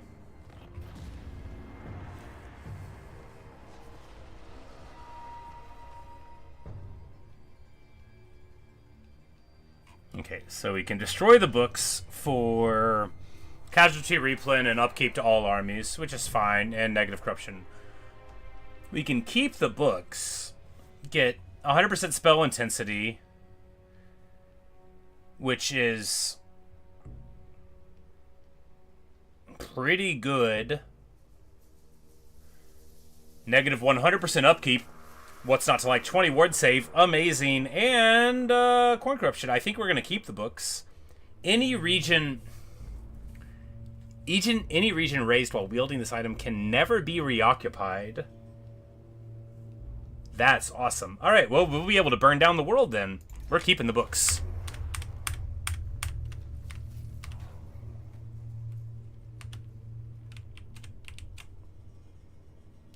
And the hatred that the world felt for us is already gone. Alright, so we can... Do you just, like, swap the books around?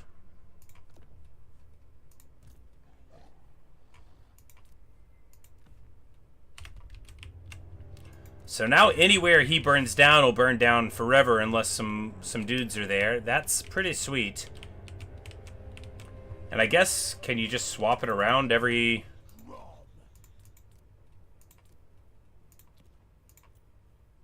Yeah, you can definitely just swap it around. So if we want to just start burning... Fatter than anyone. From the coach. That will taste good for summer. Divine belly.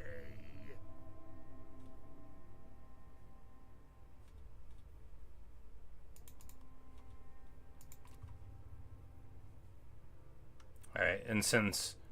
I mean, maybe we can never take it off. No, we already swapped it. Maybe you can just only do it once a turn. That's okay. Grom's gonna burn everything down in that direction, and everybody else will fight fair over here.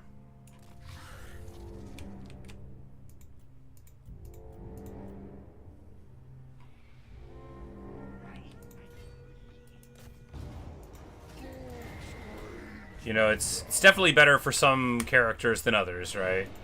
If you had, like, a flying lord that was a wizard, that would be so amazing. Because as it is, you know, he gets spell intensity, and that doesn't matter, and I don't think that... I don't think it goes to, like, the whole army.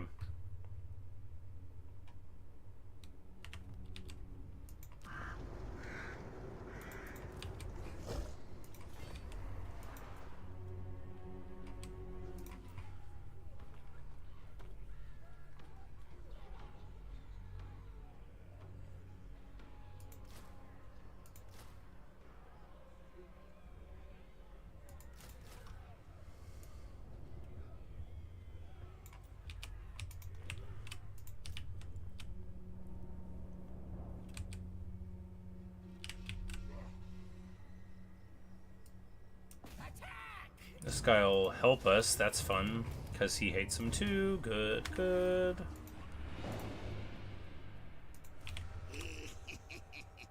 Anything you say.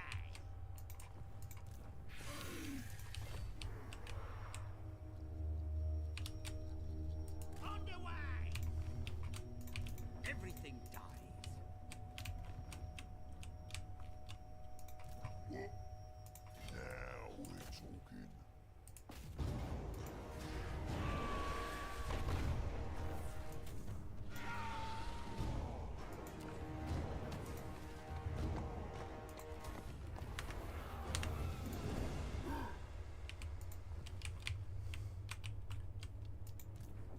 Oglok's arrived. Rocknick is rolling. And soon enough, we'll be engaging with the old stunties.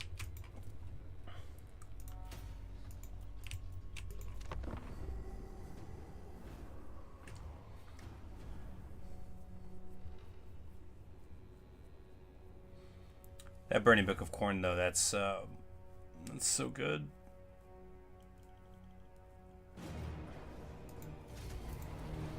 Not least because, like, you know, you can you burn down a capital and they can never go there again. Like, you could really rip the heart out of a foe that way.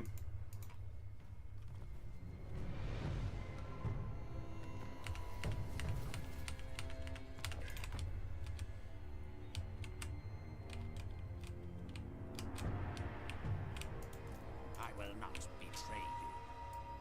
Something, get him! This magic is real. Do you take me for a wizard? This magic is real! God wants me over there. Who cannot stand?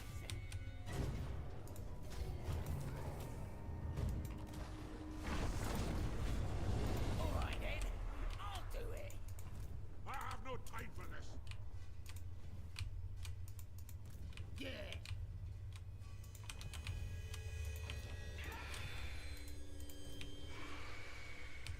Oglok the Magnificent.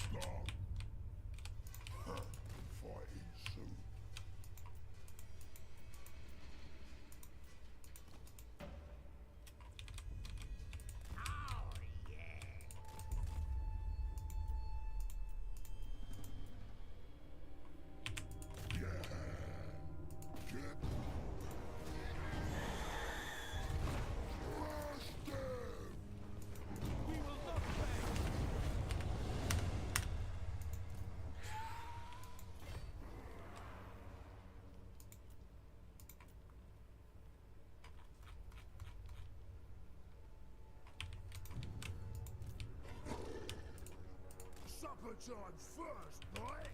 That Oh, a brawl. They've got a couple of bloated corpses. That wouldn't actually even be interesting to fight, right? You know, I think we're getting to the end. I think I feel strong enough now. I mean, we never ended up dealing with the dwarves. So I guess we're not quite done, right? We gotta bring these forces over to oh, never mind, those dwarves are gone.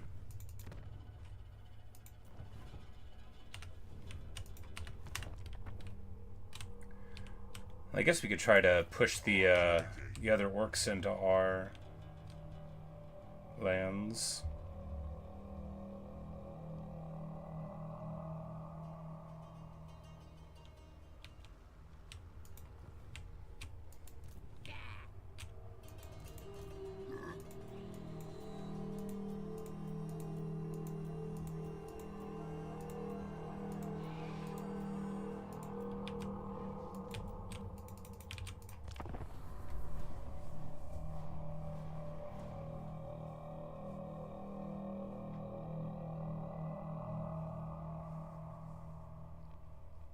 What are you bothering Grom for?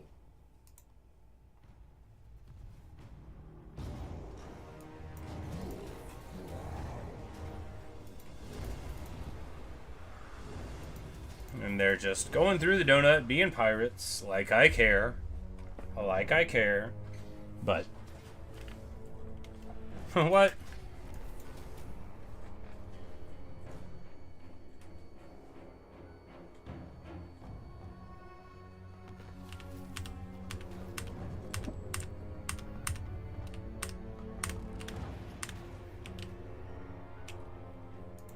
I don't care for this order. That works.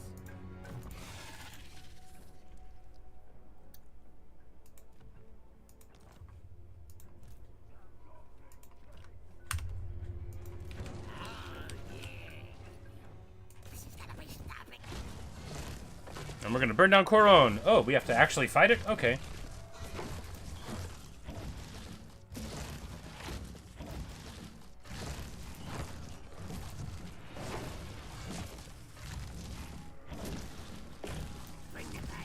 I don't want to fight at the wall. We'll make him come out.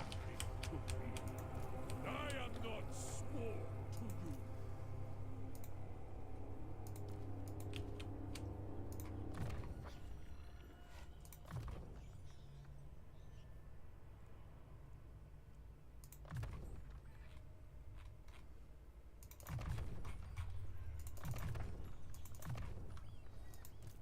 Snegler Grobsmith.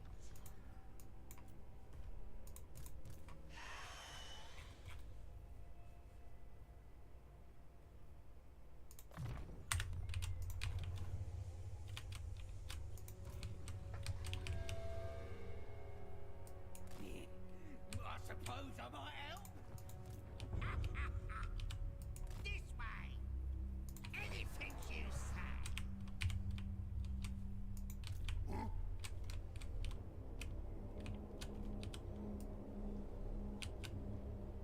The boys are pleased. What you want?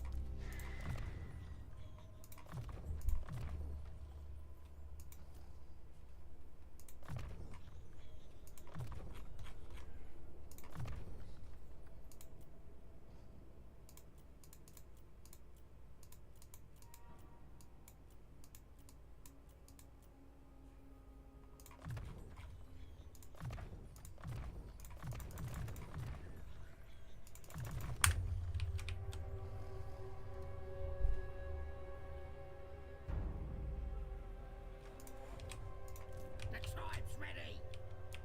Anything you say. Away.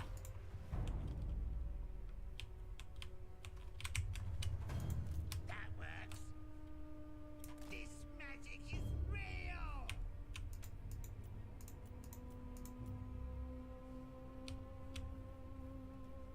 A great ritual. I'm like, oh, these are just, wood elves. Just wood elves? I guess we should burn them down too, huh? They are elves, after all. Don't let them hide that from you. 40k, you know, that'll pay for a turn or two.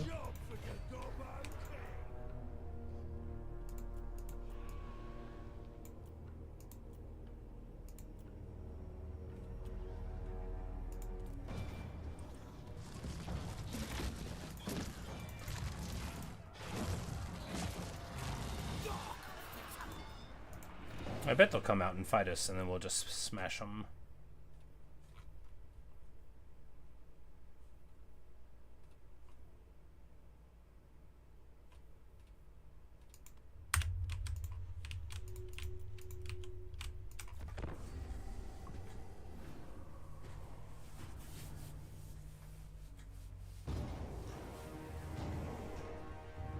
Grom da punch, indeed. We completed all the books of Corn, Neo. So now we can burn down stuff forever. Which, honestly, I feel like doing to the donut. We kind of left it, you know. We're just having a time now. We're just having a party. I keep on thinking, maybe it's time to end the campaign. I'm like, I don't know. We're still having fun fights. Is he going to come out of the doors at Coron? I don't feel like doing the siege, but I want to fight him. Yeah, there we go.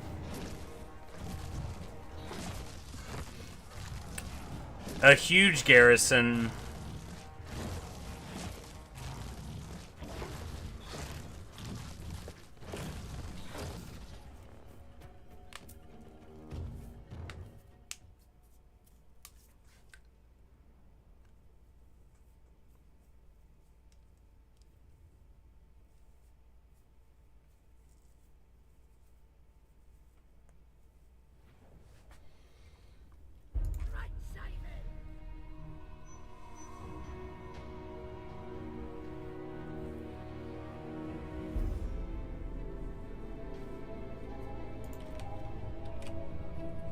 What we want to do here is the same old, same old. We need to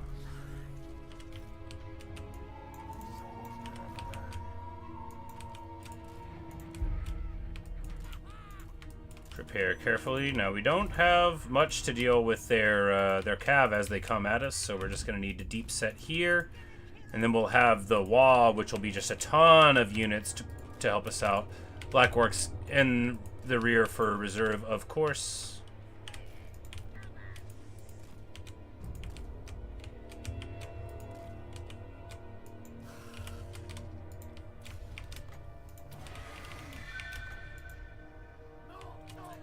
And they are already all here. Of course they are, but the Wa is here as well. Now the Wa is not infinite. We need... Man, this is going to be rough. Run away, run away! Oh, we started running away too late. No, we'll get away still.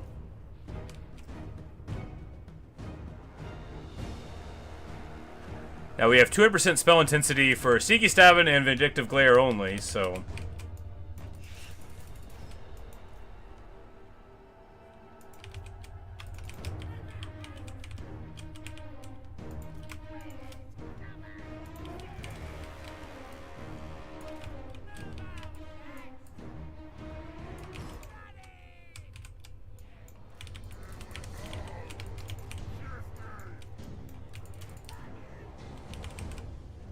And these chariots come in at the spiders. The least chariot-y target in the whole universe is a giant spider. That's where they don't want to be, and it's just where we got them.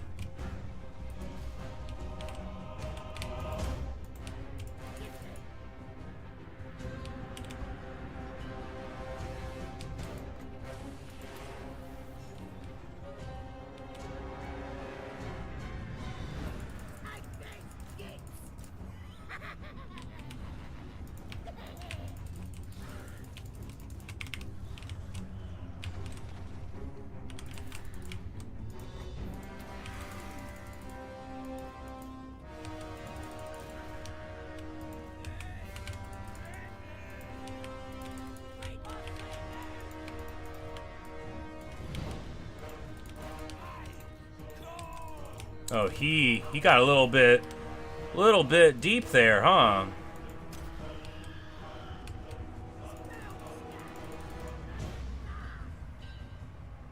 It's alright. They can't punish it very much. Stone Troll's here. Werekin wants to be fighting spiders, but not like this he doesn't.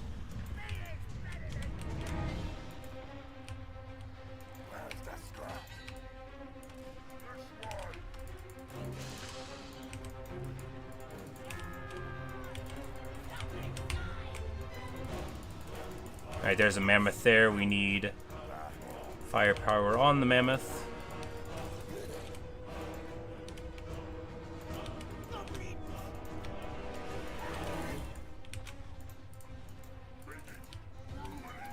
Oh, this big boss is getting trucked on by a Werekin. Oh, it's just, like, this is a terrible fight for us. This is what the Werekin wants to fight. Alright, the River Troll Hag is surrounded. This is so bad. Hopefully we're going to be able to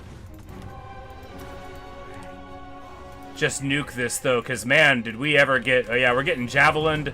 However, the River Troll Hag did get us out of there. And now the arrows firing against them. We've got a good wide line going, chosen with halberds.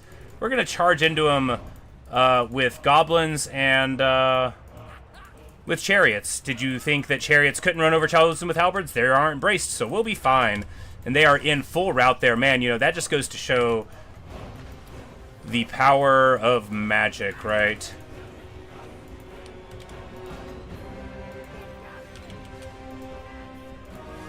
And of these archers finally getting online.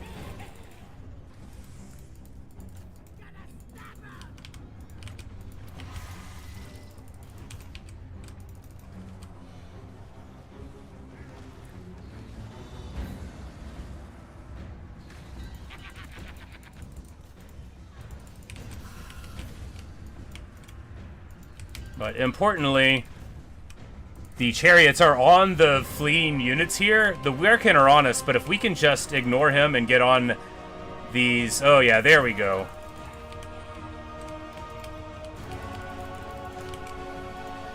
Chariot power. Titanium power. Say when a campaign goes right, it's so fun to keep on going. Oh, yeah, for sure. Cathay, the mountains cast first arrows left that. Yeah. Yeah, I only did the one Tamarcon campaign, but I had the best time doing it. And you know, because you need to go to Nuln for the end, but you know, even if I didn't know that, I probably would have wanted to.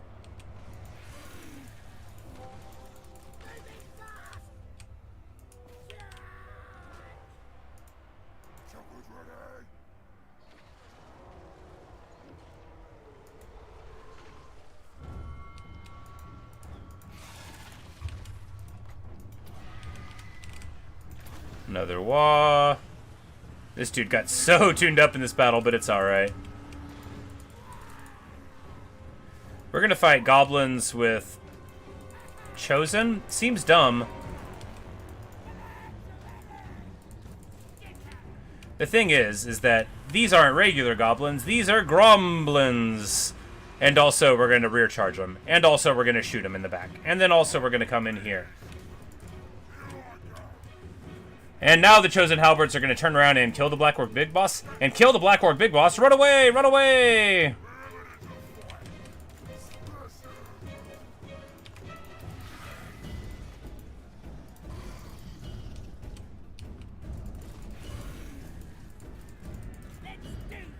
Giant's fighting Black Orc's great weapons, which is not where he wants to be.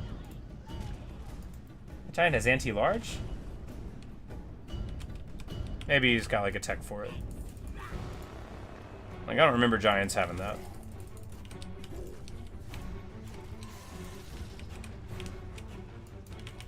Alright, these guys need to get into action there. Pump Wagon's getting totally shreked because we forgot about him. And that is what happens when you forget about your units. Alright, and then they all run away. Haha! -ha!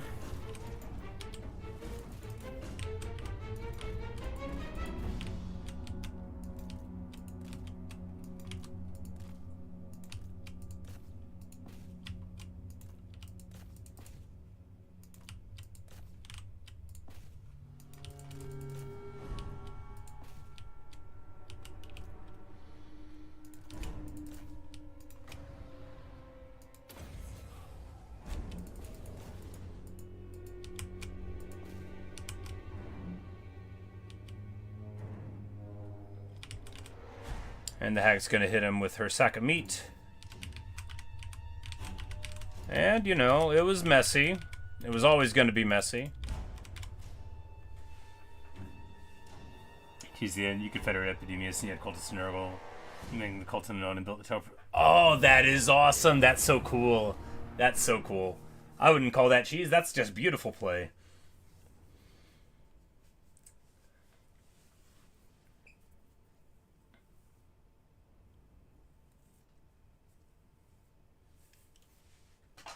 I ended up taking, I think, like, what was largely the path that he takes, like, in the books, like, through the mountains in the south and all that. But yeah, no, I had a great time there. All right. Good stuff.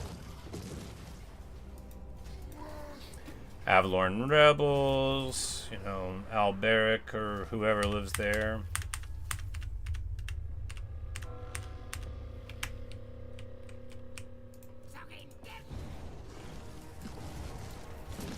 Lose our pump wagons. Oh, we were supposed to burn it down.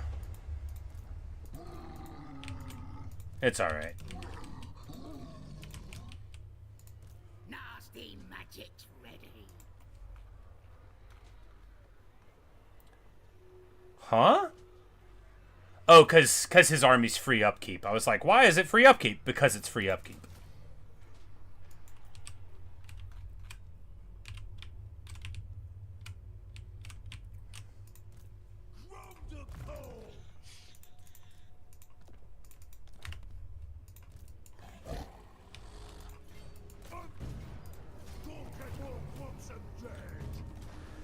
Well, we can keep on ravaging Nagaruth, right?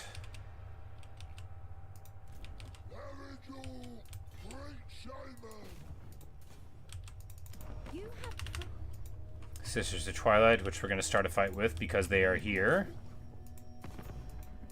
Our top.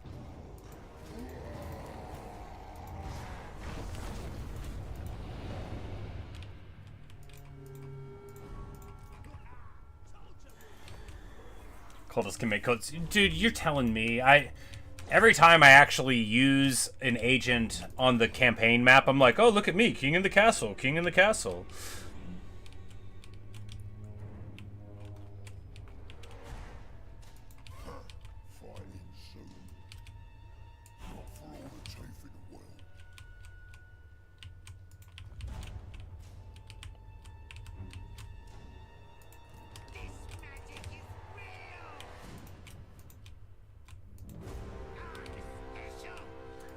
But yes, the giant spider riders are, like, for my money, just one of the coolest things you can get at all. They are so amazing.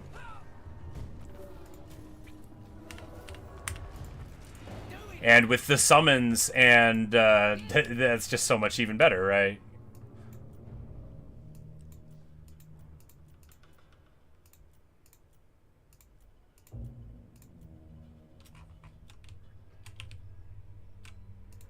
What you ask is impossible.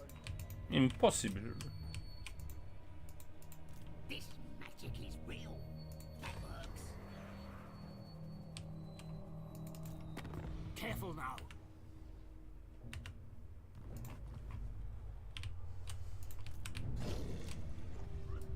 Outpost me. Nasty magic's ready.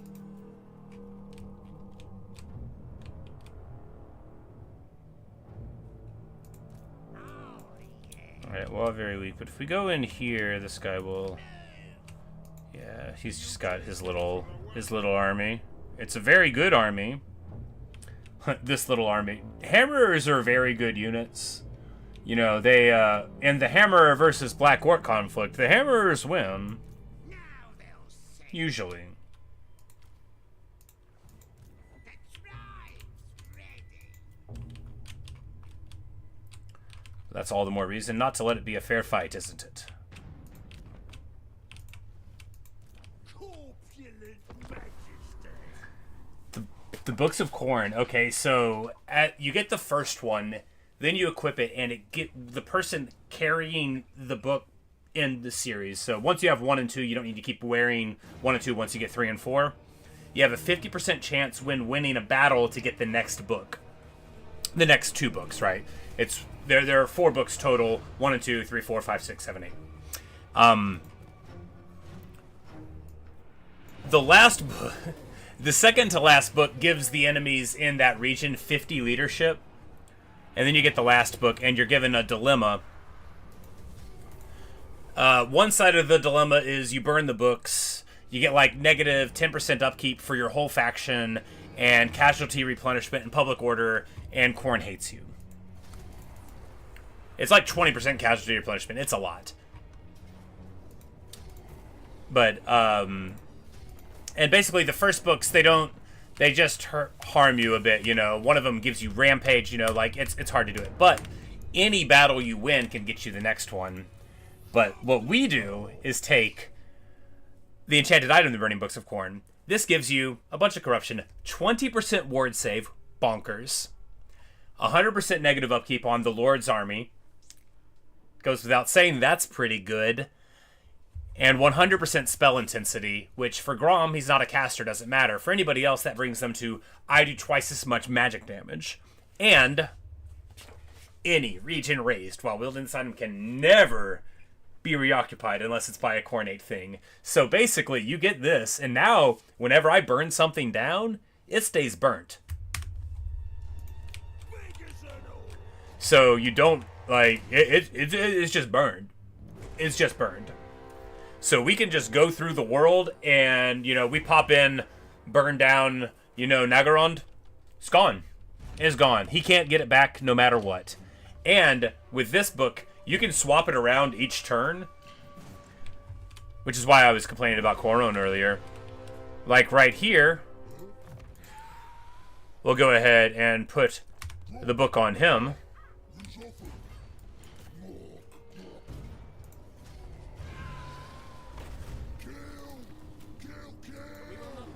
Should have taken the money first and then raised it, but now we raise it, and now, you know, this major settlement, never for anyone else ever.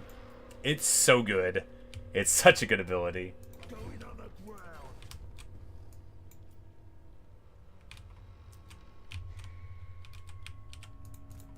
Now, God wants me over there. This is my land. And we're trying to hunt down Wartzog so that we can punch him in the face and take all of his stuff. Don't push me.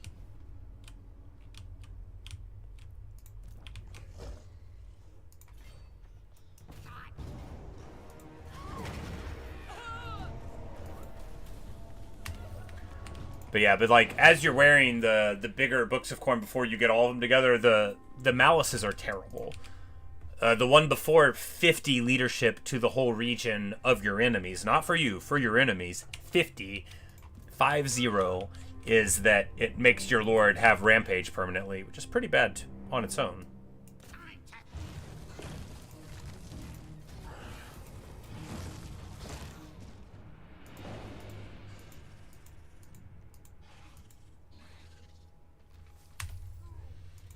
Beacon. I'm special. It comes, it comes. It smells a charm. Getting that one lord away turned us from going into what they thought was going to be a failure into a victory. Of course, we're going to march up here and then take a clean auto. Why I should have done it, it would have been interesting. Anything you say. I should have done it, it would have been interesting.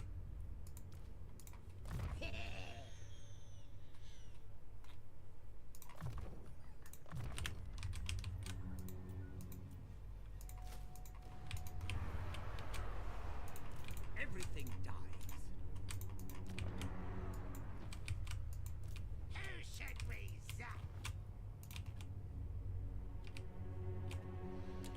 Because, like, Gorbad likes us. Wartzog hates us. Are they the strongest? No, Western provinces are the strongest. But yeah, if we just, like, grab Gorbad and Wartzog, we will immediately get, you know, 90 more settlements under the hood. But, you know, at that point. What's the point? The point is for fun, so we're going to keep on playing.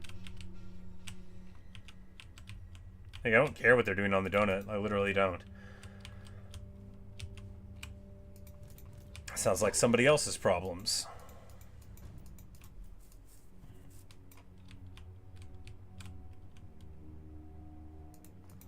Start the wall. Yeah. Anything you say. Oh, well, that's... I hate everything. Alright, so it didn't get us any distance, and it did make us in march stance here. Whatever. I guess I should have thought about the fact that our army was beat up. Gobbo war boss.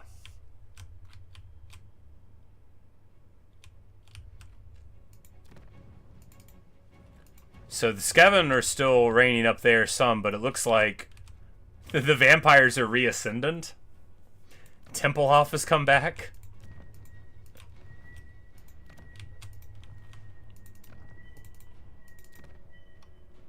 Oh, these are endgame crisis dwarves now. That's right. You can't even talk to them.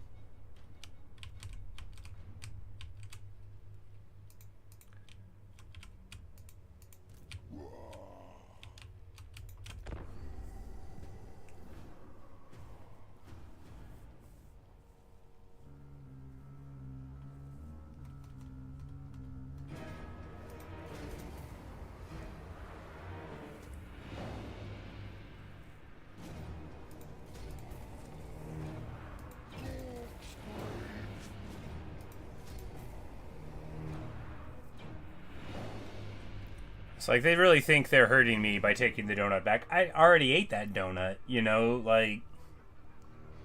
We just played the Ed Sullivan Show, man.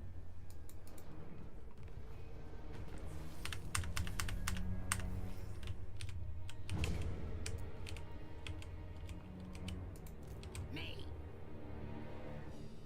It comes. On the way. This magic is real.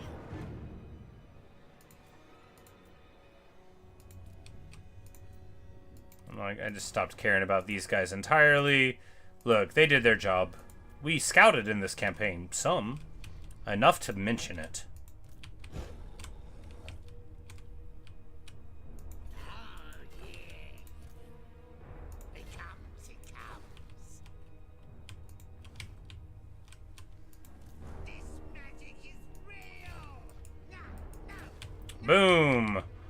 And making that... that jump there, that's such a nice little movement to be able to do.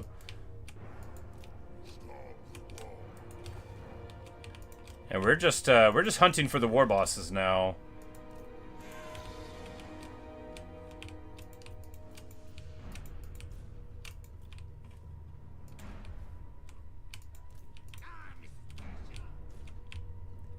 Because it doesn't matter if they declare against us, and it doesn't matter what they do on the way to finding us. Once we...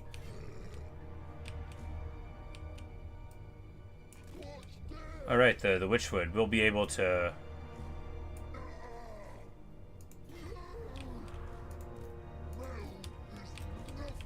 burn that down.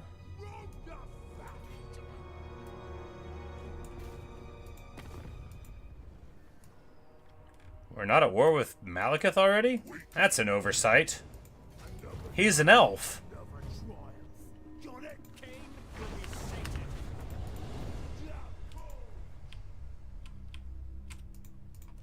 Divine Ben, the Goblin King.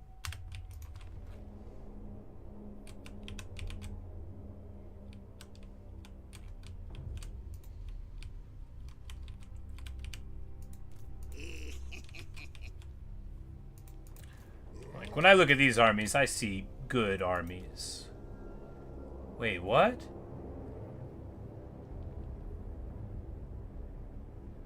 Oh, the scrap upgrade gives them dampened. It's pretty good.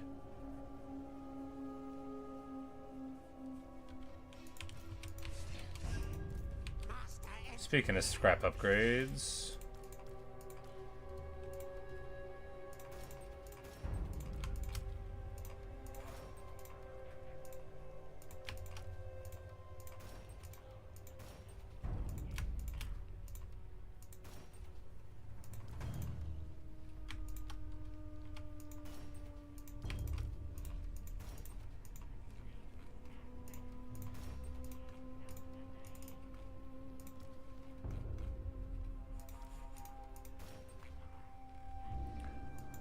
Drop a whole ton of scrap there.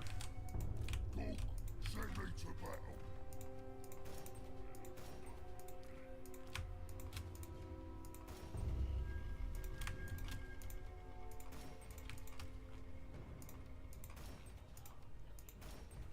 Alright, now all that scrap's gone. Come on. The tribe's ready.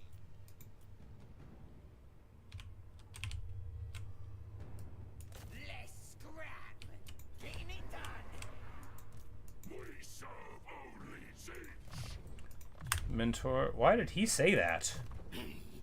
Maybe I clicked on the other guy. I'm like, why did he say we serve only Zinch? You gotta work for somebody else sometimes, buddy.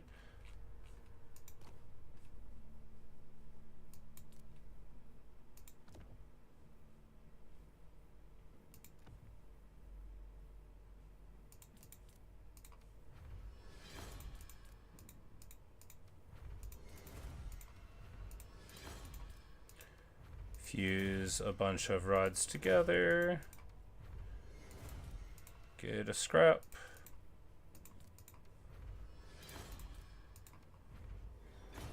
Skull on again. Lame. Drop a armor discord even though that's dumb. I'm well nasty.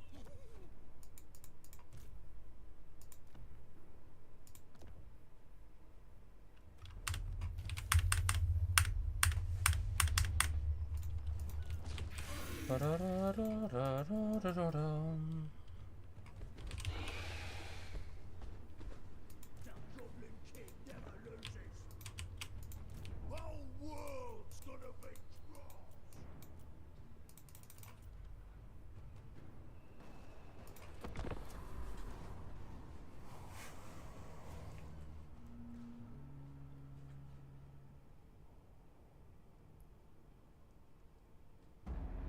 Well, well.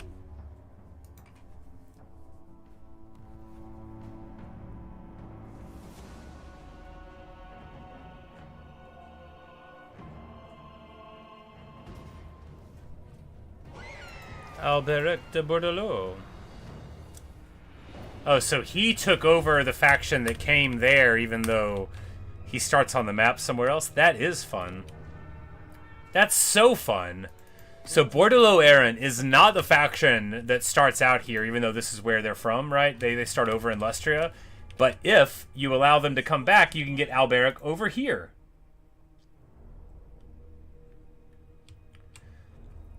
He actually, this item is so good, right?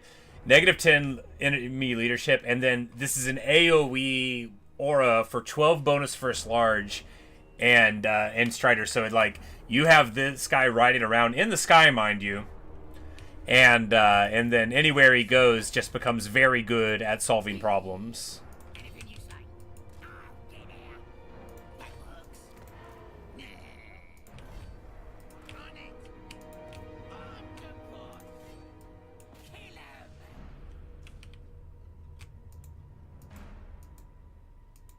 Kill 'em.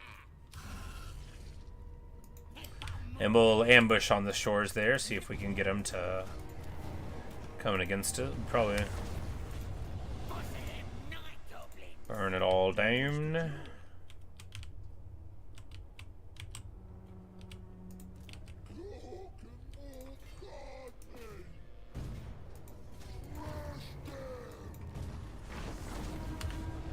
And now the Witchwood is burned forever. Take that, sisters.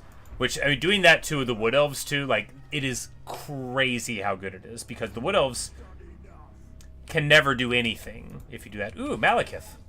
Time for a brawl, baby. We don't really have a wall with us, but they'll only get, like, 7 dudes out of here. Malekith is a scary boy, but, I mean, Grom's not afraid of him. Unkillable Grom. He's unkillable Grom. Grom's sweating bullets.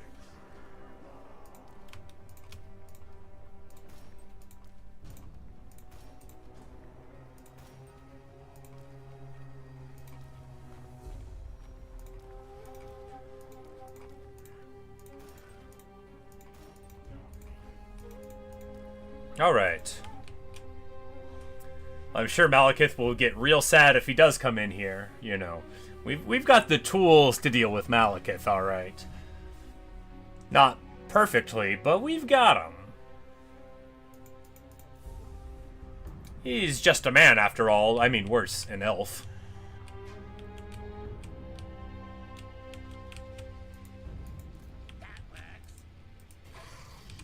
Found him.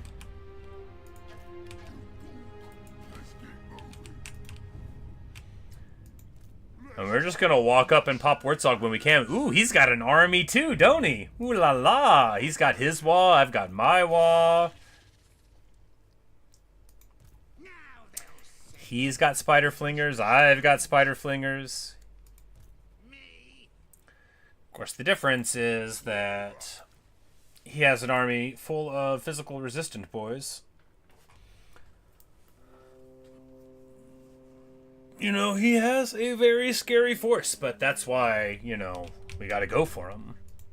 Nasty magic's ready. Or lightning strike off the other people. We'll just see, because the war is about to end very soon.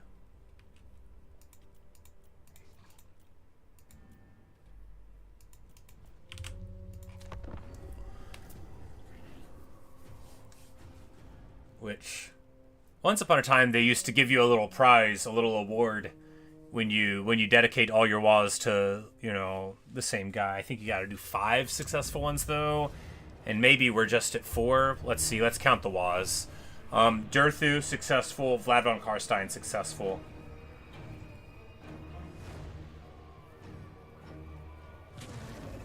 Was right after that Torvres? Yeah, it must have been because we had the Vlad trophy for that. So that's just 3. And then now against Marathi, that's the 4th. So we don't have 5.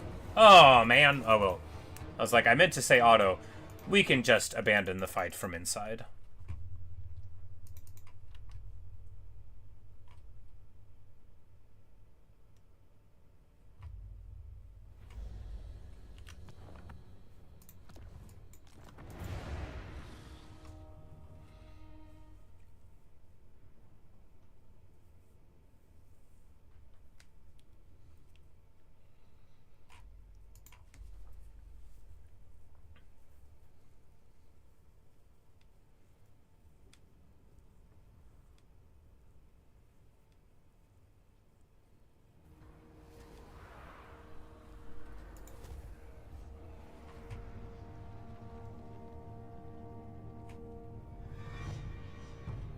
You've done Grom wrong.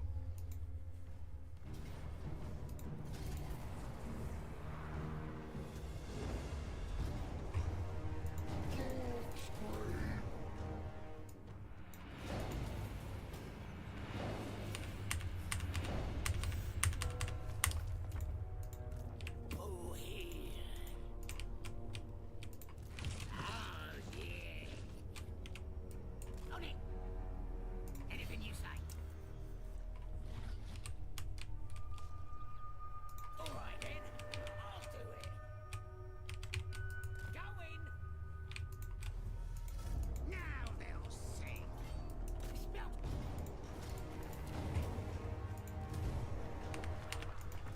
Me.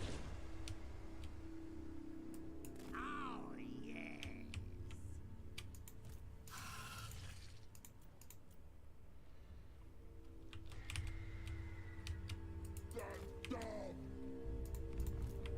Ah, Malekith. Hello, everything. Well, welcome back, welcome back. We've got the Burning Books of Corn online, and the King of the Dark Elves is here. Now look at this crummy little army. Huh. Compared to his mom, he's got nothing. His mama was showing up with like 7 elite infantry, all sorts of stuff. He's just got what I would call a very good balanced army. It's not going to do well against us. I, however, am going to take a nice short break before we do that fight and grab a drink for myself. But I'll be right back, and we'll continue on here. I don't know how much longer the campaign's going to go. At least a couple of fights. I know it's like, we're going to fight the dwarves, but we haven't really. We're kind of thinking about moving that direction, but we've got our war bands going, and we're trying to absorb about 100 provinces from the other greenskins, and then we'll take those armies and wash against the foe, right? We're not going for like ultimate victory because rather than eliminating the dwarves, which is what it should be, it's like take and hold the holds, which I don't care. There's so many of them all around the world, and I don't care. We've already won. We're only doing what feels good at this point, but I'll be right back, and we will do this battle. It's going to be a good one. I mean, it'll be okay. We're going to crush them. The good one is that Malekith is here. He's a beefy boy. And, of course, with 35 physical resistance, 35 missile resist, it's very, very difficult to stick ranged damage onto him. However, once he lands, we'll just, you know, give the blob give a guy some magic attacks and try to hit him. I mean, on the ground, anyway, Fizz resist, the armor won't matter because we will have our AP stuff, but he has anything special? Gaze and power, chill wind, yeah. No, it's not too bad. We'll deal with it. And he does have 3 uses of Dark Conduit, which is miserable, right? Like, it sucks. It gives you entirely full vigor on a unit, and it deletes them from the battlefield. But what are you gonna do? You know, you gotta deal with it. But anyway, I'll be right back, and we'll do the fight. Our poor little Wah.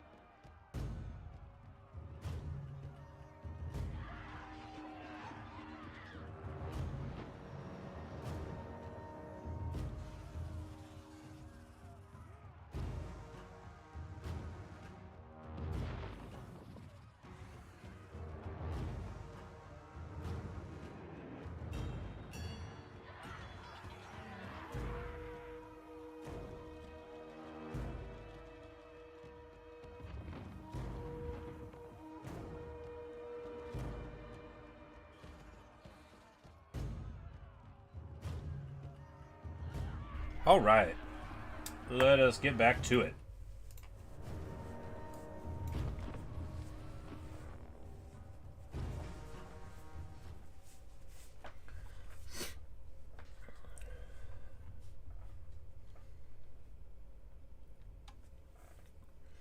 Now, we're going to hope that maybe he'll, like, waste some dark conduits on some things that don't matter. Ooh, a nice open battlefield, just what we want to see.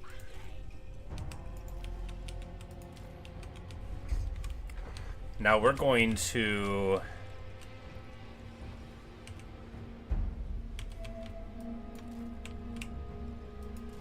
load entirely on this side here. Yeah, entirely on it.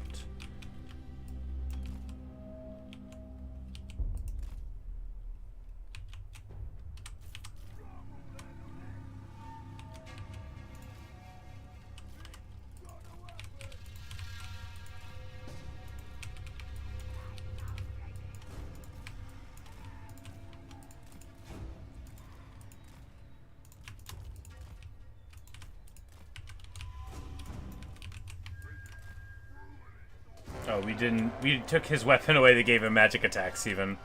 Yeah, and we don't have overcast magic attack ability. You know, it's gonna be messy. It is gonna be messy. It'll be alright. Let's go!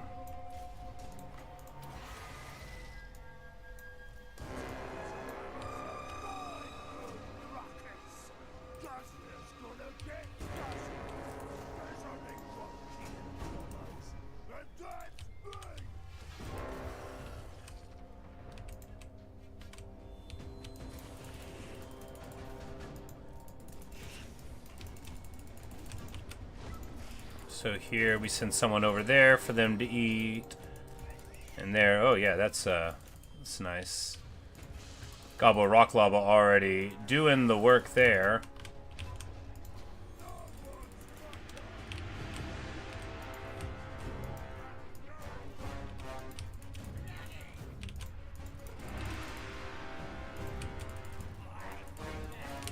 And he's gonna try to dive on Grom.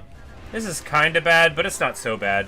We're just gonna let him do it and ignore him. We have like a huge ward save, like 80%, at least for a little while. So we're just gonna charge through and have a party, right? And if Malekith wants to keep on letting us feast, you know, then he'll have to.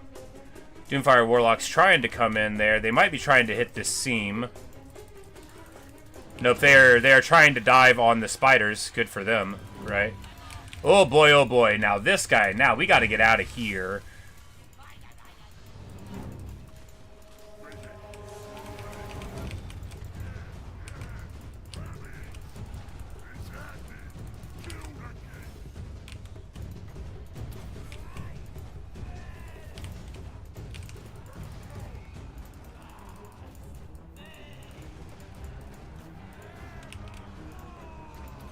We're gonna mither him. We throw like a Fate of Yuna out. No, that's wasteful. What we do is reevaluate what's going on. Black Orcs into combat. Black Orcs moving through. Nasty Skulkers. We're just gonna have to eat that damage unless we can shoot them there. Malekith is getting shot. I don't know what's going on with Grom. I'm sure he's fine. He is. He's actually doing great. We're just going to push through all the way here to get in on them again. And right now, oh, they hit us with the cooldown, but that's okay. Looks like Malekith's trying to wail on her. It's not working. What is going to work is this spell, which is going to do so good. Oh, and the squig. Oh, he's the happiest boy. Watch him roll. Watch him roll. And this game is... I know I say it all the time, but what's cooler than this? What real-time strategy game is cooler than this? It's just like this is cinema, right? This is a giant spider doing its thing. Like this is I love this game. This whole series is just like, before I knew it existed, I didn't even know I wanted it. I played 40K already when I got this game. In the first place, I got it through Humble Bundle. I didn't even know it existed, and then you know it became basically since I learned about Total Warhammer, it has been my most played game through the trilogy. Although I haven't always streamed it, but just like getting to see like all of the fantasy races fighting against each other in this really quite gorgeous game. It's you know, it's the dream. when I think about orcs fighting dwarves, fighting evil wizards, fighting beastmen and dinosaurs, like it's always going to be Warhammer. What even paints that picture better? Which I know there's like story elements and stuff that could be done better. I'm not calling Warhammer the best story of all time. But the unit variety is just so joyous too, because like with all the factions you can do different things with them. You know, the legendary lords play differently. It's such a huge game. I mean, I have 2,000 hours in the trilogy, and I feel like I'm still not very good, and I still have a lot to learn.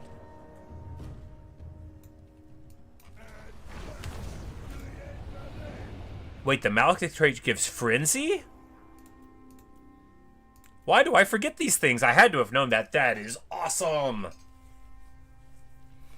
Frenzy's great.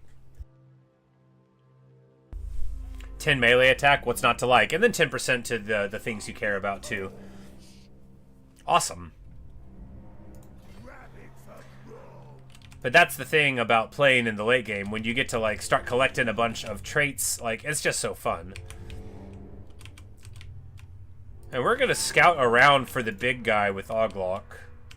They don't know what we're doing, but we are doing it. They just don't know we're doing it. Ours ready. Now they'll see.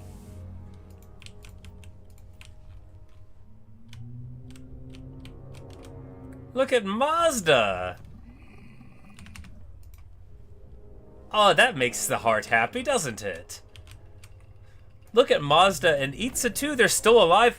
You know, this is actually very cool, right? Not like I want to fight lizardmen later on. We might, you know, for the fun. But look, I mean, like, this is not a campaign map you see that often, at least in my experience. Well, sure, I interrupted all of this.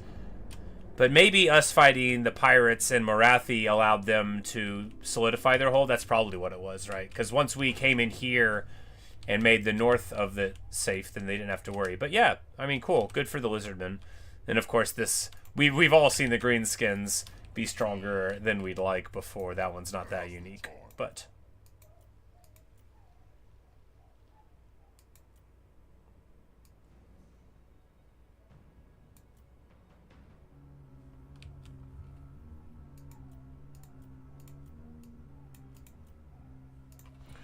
Alright, everyone there's good. He's still got the book on. Yeah. And actually, he's the best one for the book. Because he's the one who actually has good spells. Because 100% more damage on Foot of Gork is a lot of more damage.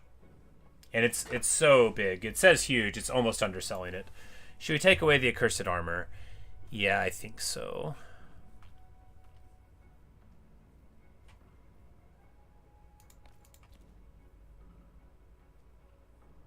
And we'll just steal this armor because why not?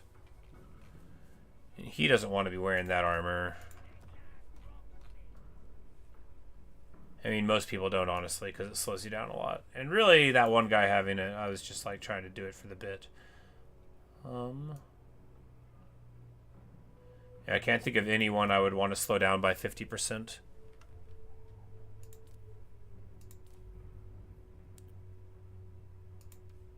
You know, it's a cool item. And in certain contexts, I can totally see wanting to do it, but not for what I'm doing here. You know, if you had like a Slayer Lord, and you wanted to have like a one-man defense, I think I've actually done that before. I don't remember if it worked. I'm gonna say no. Usually, if I have an idea in this game, and I don't remember if it worked, it didn't. And I just... Oh no, our meal's about to go off too. Hopefully we won't have a big fight. I don't think we will. You need something from the... Ikat Claw wants a military alliance. Yes, Ikat Claw, we're best friends.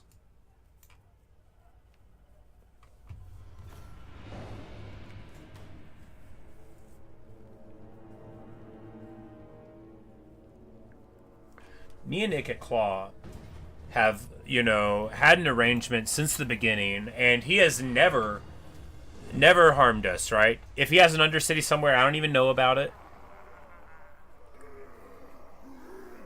Do we want to get the feral wyvern?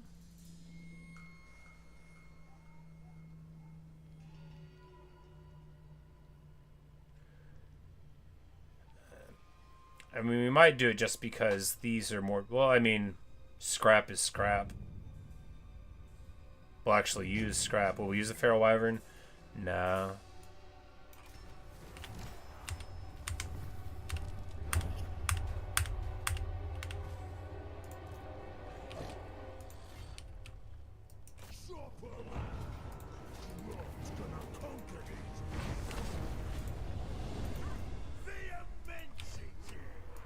Are you sweetling me?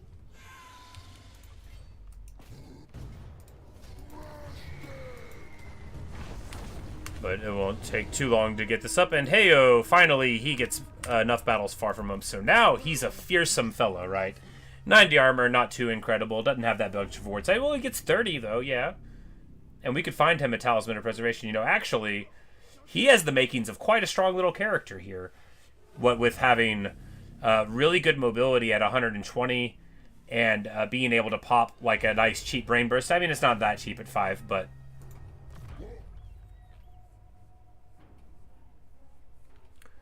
it will be very powerful.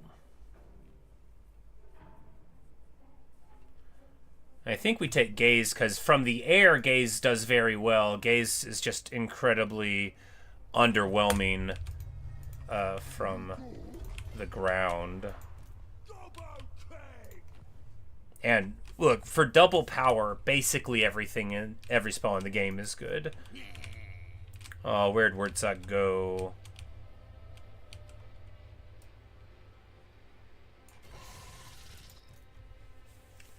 Like, don't worry, buddy. I just want to talk.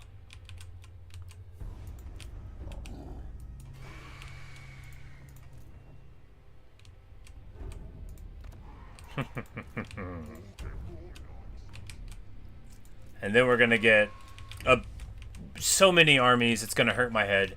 But we're going to just use the opportunity to take advantage.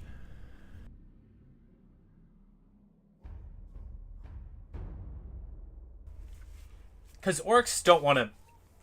And the thing about orkiness, which I love, is they are driven by the desire for power and conquest, not the desire to, like, sit on a stack of gold. Not by the desire to live in a safe way. So, it's very orky, actually, to just ravage through a whole land and then just say, whatever, once we leave. And since that's my preferred way of playing the game, that's good too. We have got to get him magic attacks. You know, for all the things that we just, like, churned through to get more rare items, we definitely should have kept some of them and thought a little harder about what we were doing. It's okay. It's not necessary to be thoughtful to have fun, and a good thing too. Oh, Belacor! We caught him! Time to brawl. Ooh, and we get the settlement garrison on our side. That's nice.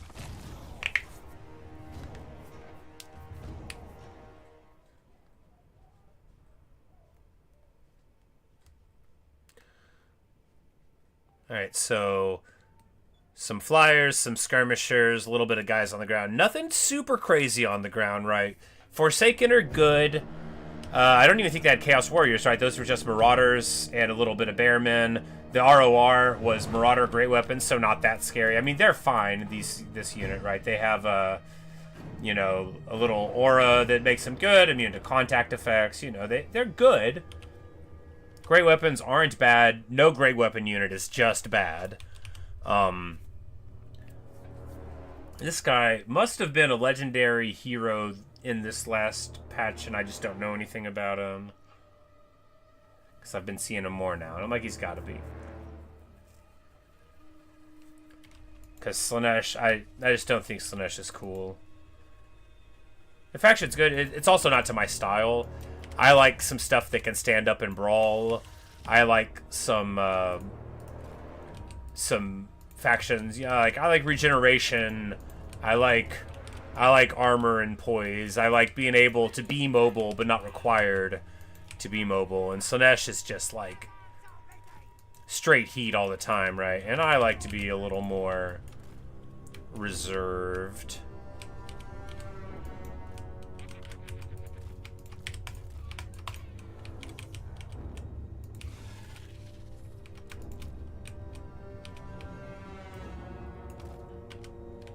But we should just be... Oh no! Alright, this actually might be hard. Our recipe fell off.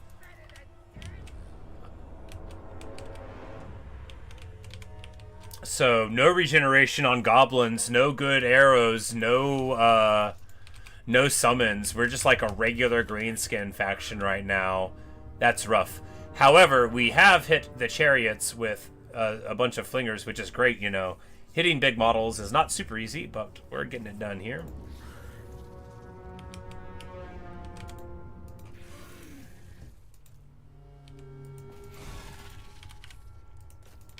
You know, we're gonna do it and we will cook afterward. I'm like, oh no, we'll be fine. We'll definitely be fine.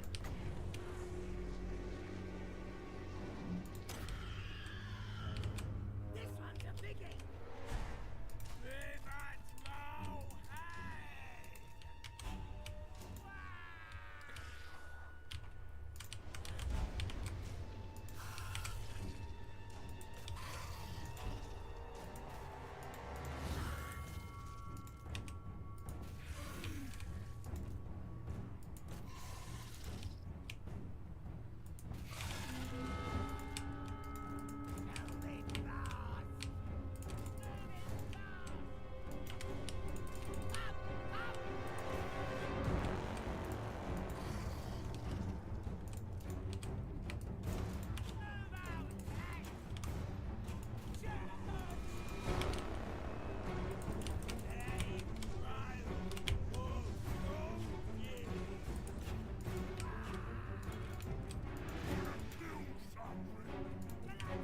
Yeah, it's like, and I was definitely missing opportunities earlier to make my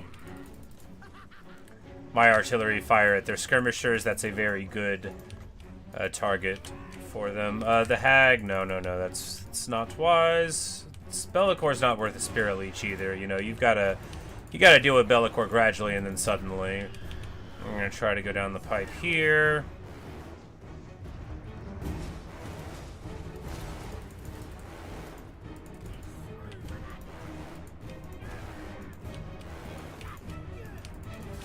And then it's all eyes on me over here.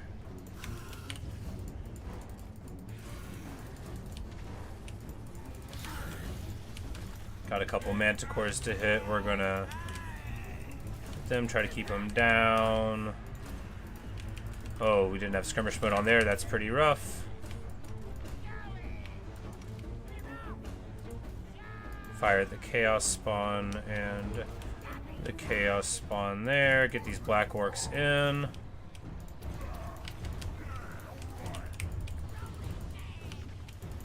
And we'll roll on this way. Alright, now is the time to hit a massive, a huge, a devastating purple sun. And follow it up with the destruction there. Alright, this guy is the hero, so we're going to get the black orcs on him. Black Orcs Great Weapons is just where they want to be. Actually, these guys are fine too. We need somebody to be on them. We'll let them shoot Skilla. Skilla's actually a pretty big problem. We need to get somebody else on him too. Alright, and then we are going to put Sneaky Stabbing on the Blorks, who are losing their fight. Oh yeah, because the Pleasure Guard are anti-infantry, monstrous infantry. Craziness. I'm like losing their fight, but yes, they were fighting a counter. Of course, Great Weapon Black Orcs do soft fight anything, but it's more of a counter in the sense of they match up well against you rather than they demolish you for existing. And everybody else is gone. Skill is getting very nicely tuned up by these Gobbo archers, who even without... I'm like, yeah, you know, without regen, our goblins are still very reputable, right? Red line buffs are no joke. Even if with regen and, you know, obviously without Grom's recipes, Grom's faction's weaker. It's just a reminder of how good we have it, you know.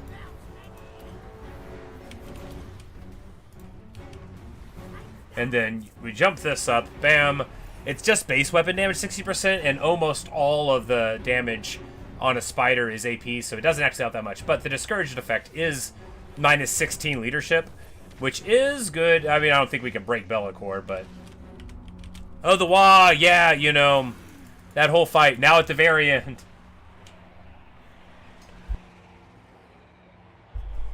Yeah, you see how much I play Greenskins. No, I would call them one of my favorite factions, actually, but I, you know, I played in two much more. When Grom came out, I played Grom so much.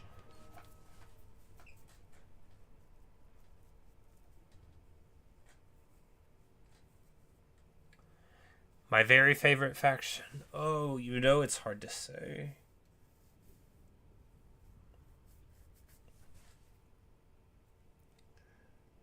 Because what's favorite mean, right? If it means, like, the faction where if I were just going to spin up and have, like, a campaign, what's the one I would pick?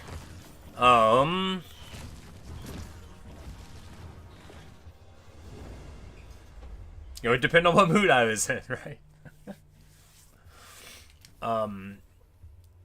I think the Malachi campaign is my very favorite campaign, though. I've only done one of them, but because I have such an affection for Gotrek and Felix's characters, like, I haven't read all the books, but I've read a bunch of the books, and just, like, the Slayer as an ethos, how interesting that is, and Malachi's just fun, and just being able to have all the buildings you care about with you, ignoring attrition from the encampment, like Thunder Barge summon, like you get to have what I care about most, which is like awesome characters that get stronger over time, and then, you know, like cool other stuff to play around with. But that Malachi is a dwarf lord who would have come out when Tamarkan and Elspeth did. All right, we're gonna cook our little thing up, right? And we could drop regen on...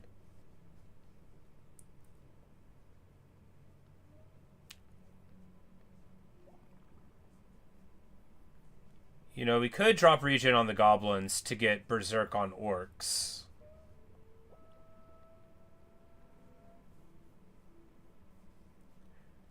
But...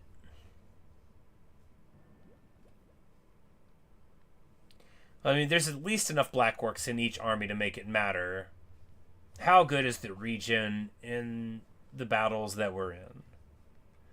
It's just orc infantry units that get berserk, which is fine. Yeah, okay, we'll do that. Whatever.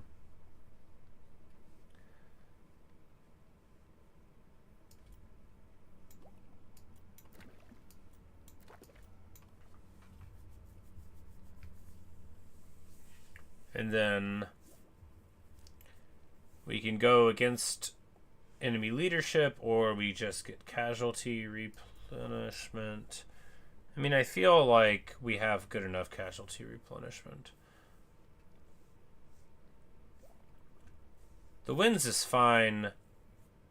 I think the negative leadership is the most bang for the buck there, yeah.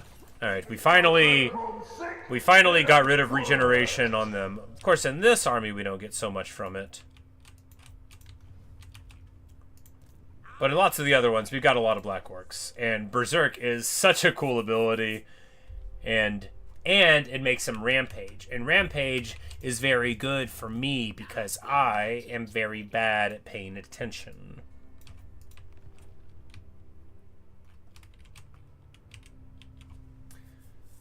Vampire Lords. I really like vampires. Vampires are a very unique faction. All the factions are unique, but the way vampires play, not everybody likes it. You can play them different ways, but it's pretty tough to play them like they are anybody else. They're really good though. I consider them one of my favorite factions. Vlad and Isabella are the most fun. Vlad is cartoonishly powerful, and Isabella is real good herself. They both have really good items. I always keep them together. Back in the day, you would have to, you know, like, choose one, and then you would unlock the other one, or, you know, but now, like, they start out in the army, but you can move one out and make them a lord, but I always keep them together, but, because they can raise dead, and they can get, like, really good, cheap zombies and stuff, so a lot of what vampires can be, they don't have to be, but what they can be is just a bunch of very, very cheap, crummy units, and then you have, like, 1 or 2 good units in your army, and then you just have 15 melee attack when fighting at sea. Underwhelming.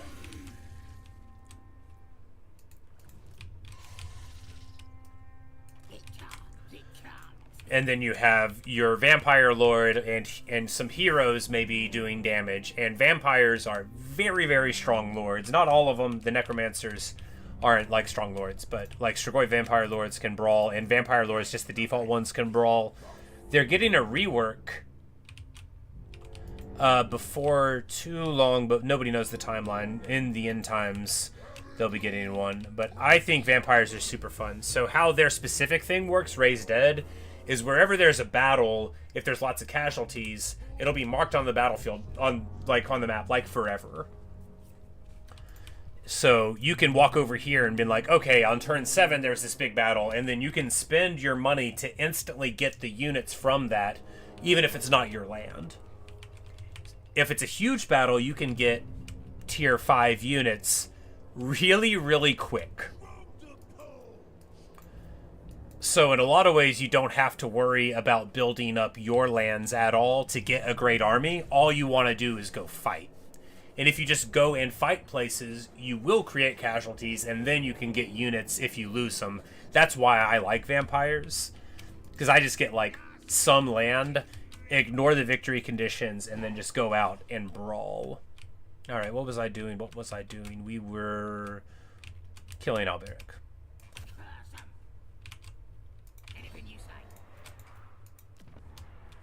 I'm going to upgrade that so that I don't have the icon there anymore. Sick of it.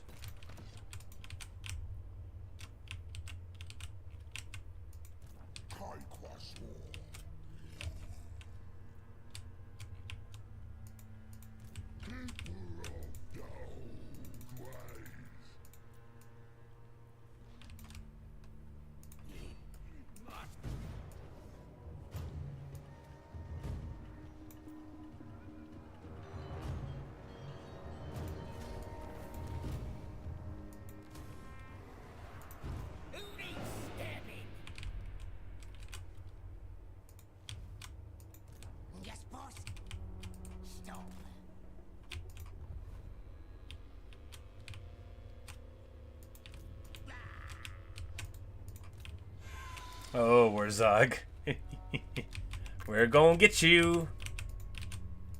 We are gonna get ya.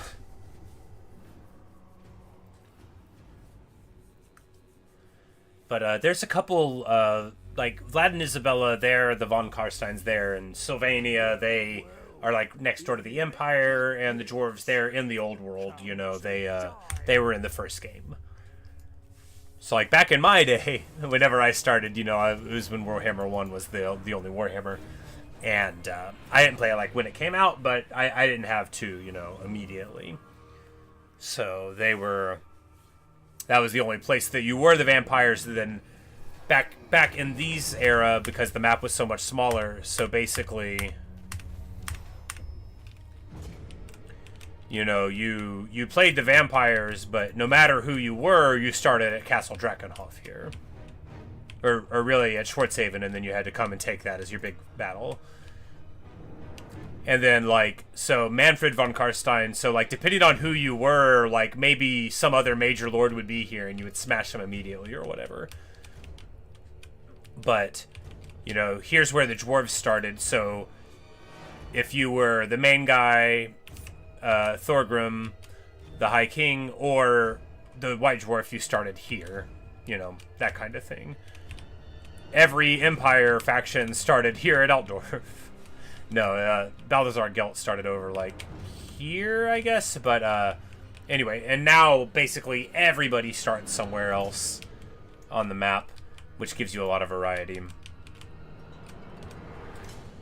But Khorne, Beastmen, Chaos Dwarves, and Vampires on your list. I think, as a general campaign, Chaos Dwarves, it's complicated, even more complicated than the game normally is. It's complicated.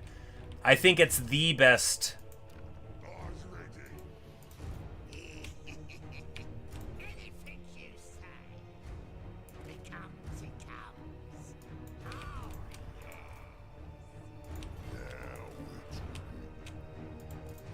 And we're just going to start raiding Wurzog's lands until we can line up a fight here. Because he's got, like, some good stuff. These are not pushover armies. But with a human brain, which I pretend to possess, you can often do much better than the the opponents. Not always, though.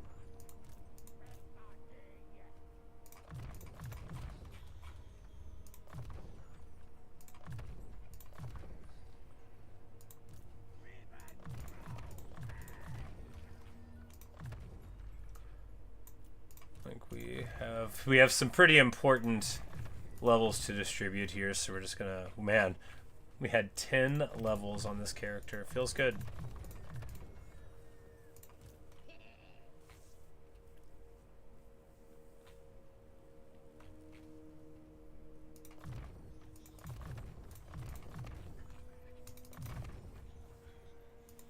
what you want?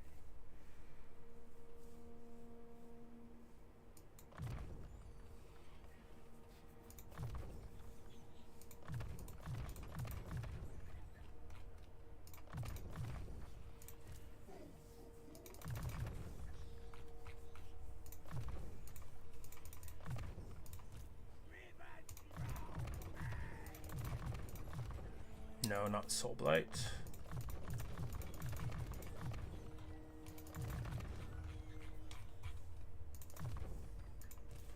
So many levels, but it's very important to work all the same. Alright, and then here, Rager, Lightning Strike, Mob Boss Renowned Feared.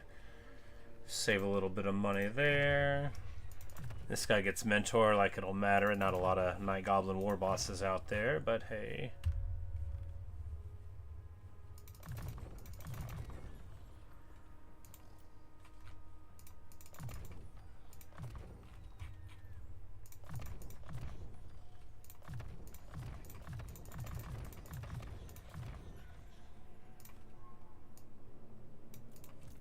So, very many levels to distribute. Alright, Gobos. And now we can wait another few turns. That's the thing, too, about the later in the game you get Mentor, and then, you know, you get into a big old fight and crunch Malekith, which I guess just happened, like, last turn, right? And then before you know it, more conquests. We just need a big place to burn down.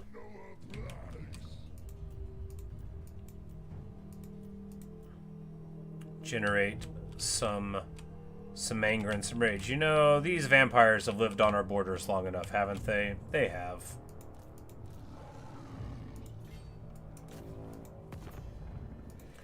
We're not gonna ask Clan Skyr to do it. Oh, and Sylvania turns their back on him. He remembers that I burned down his castle, and he's like, nah, I'm good. This item... Now, I don't know if we have anyone that will want it on here, but it potentially is, like, so crazy. So it makes your battle healing cap plus 500%, so you can heal 5 times as much as normal. You can only use it on... It's an arcane item, so it'll make your enemy miscast and it makes you miscast as well. The thing about arcane items, though, is that they can be equipped on dwarf heroes as rune slots. So you can put this on, like, a regenerating dwarf hero, and then he'll heal, like, forever. So you can just send him out there and hide your whole army. That hero could be Gotrek.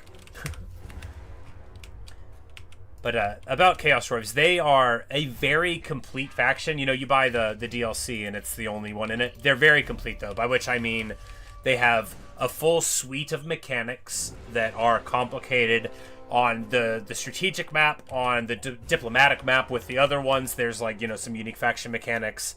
Not diplomacy as such, but, you know, they have internal management things with their systems of... armaments and factories and forced labor and stuff. They have great infantry, great ranged units, insanely good artillery, a very weak internal lore of magic, except for Drazoth the Ashen, my man, but they have access to lore of metal and fire, which are 2 of the better lores of magic in the game anyway. Very cool monsters, amazing aesthetic. They've got flyers, they've got skirmishers. They're just very, very rounded out and a ton of fun to play. I've only done 1 Chaos Dwarf campaign. It was a blast. I had the most fun. I've made a few armies where I'm like, this is the strongest army I've ever made. I'm not doing that in this campaign. I don't think a Greenskin army could be the strongest army I've ever made. But...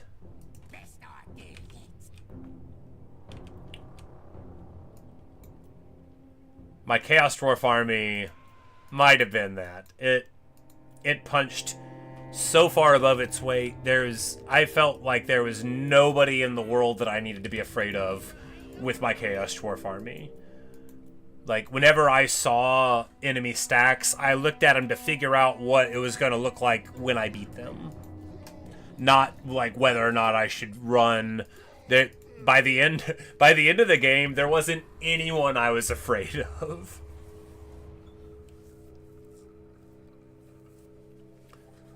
That was a great campaign to stream. At the end of that one, too, was a Dwarf Crisis, which we went and smashed around and then petered out on. But here, it looks like everybody else is dealing with the Dwarf Crisis, because they declare war on you if you're in the lands because they seize them from you. So it does it even to the AI, which makes them at odds with a lot of people here.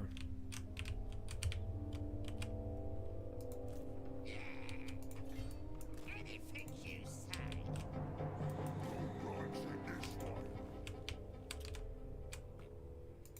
I'll use me spells. Because Warthog, we're on him now, right? We're chasing him. We're doing well. We're also raiding his lands, which is very funny. Get wrecked. The tribe's ready.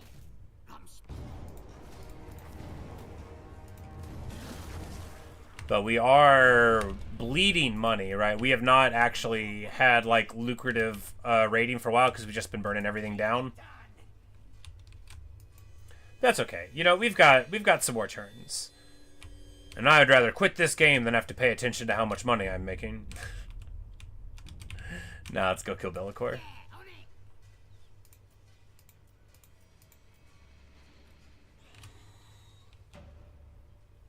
Not the old ways. Get smash them. These spells are stronger now. We'll make it fun. Ill considered. As you get sworn. Fuck that dick. Grom's gonna conquer his king. Oh, that's a good weapon.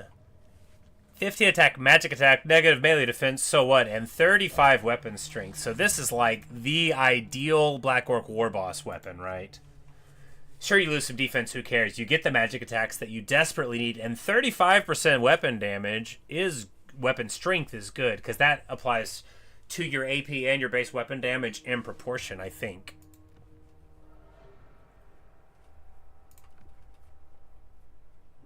That's exactly what happens. Alright, yeah, very nice indeed. A good, good, good weapon.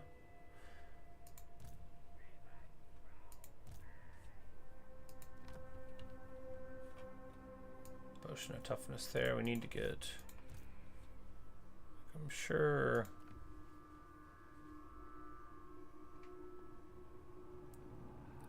Because, like, maybe we just take this here and then eat the miscast all the time? That seems bad, though.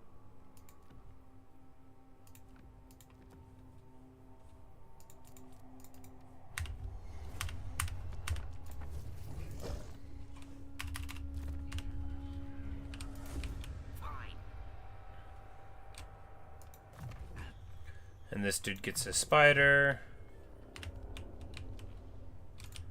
That army is kind of meh, but hey, you know, we're going to have a war soon enough. That's a lie. It can't come soon enough. This magic is real.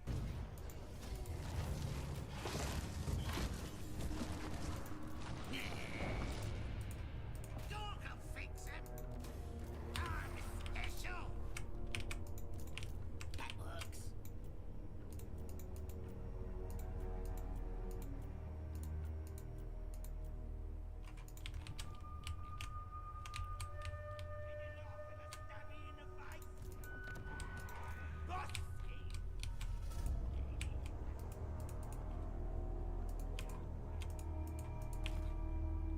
Like, let's just get these guys in motion, right? They don't need to just stay here doing nothing forever.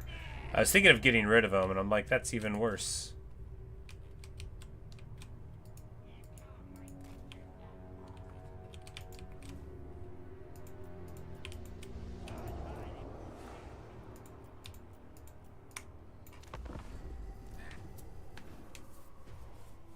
But, so, Corn is also an awesome campaign. Corn, I think, because you say you're somewhat newer to the game, I think Corn would be a great campaign for you, actually.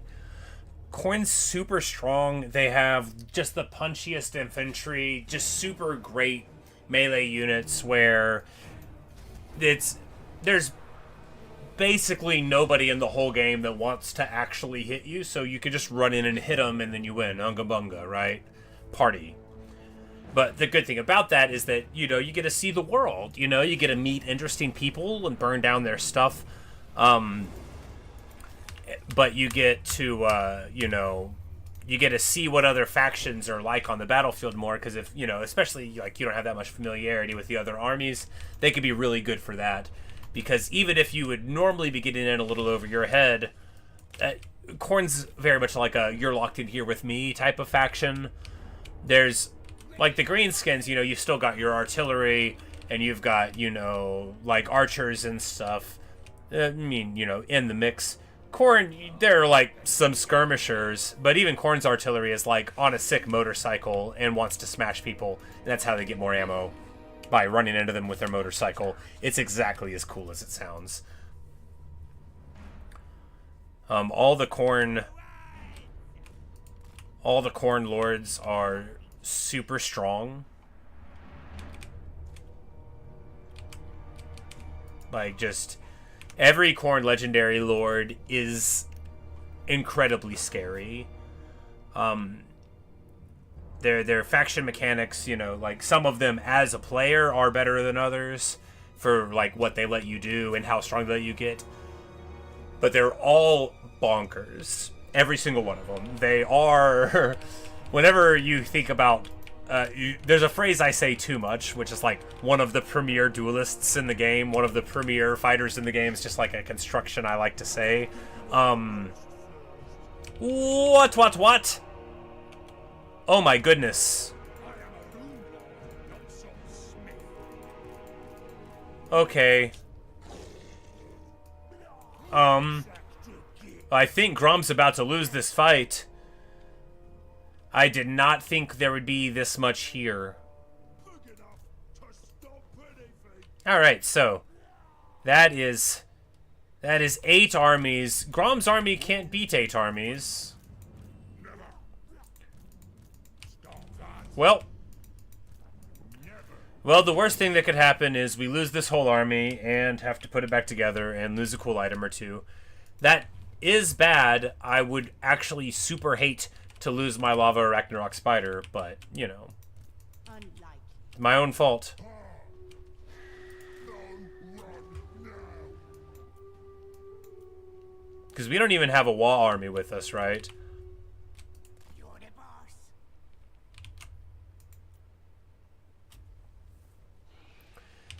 But Beastmen are one of my favorite campaigns. I like playing every single one of the lords, although I have my preferences, and some of them are definitely better than the others.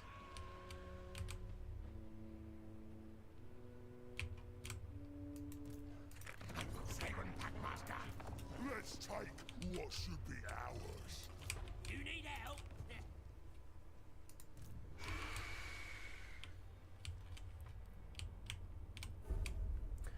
Because the cool thing about Beastmen is, so they're a horde faction, right? Which means you recruit from and build your buildings and your lord's army.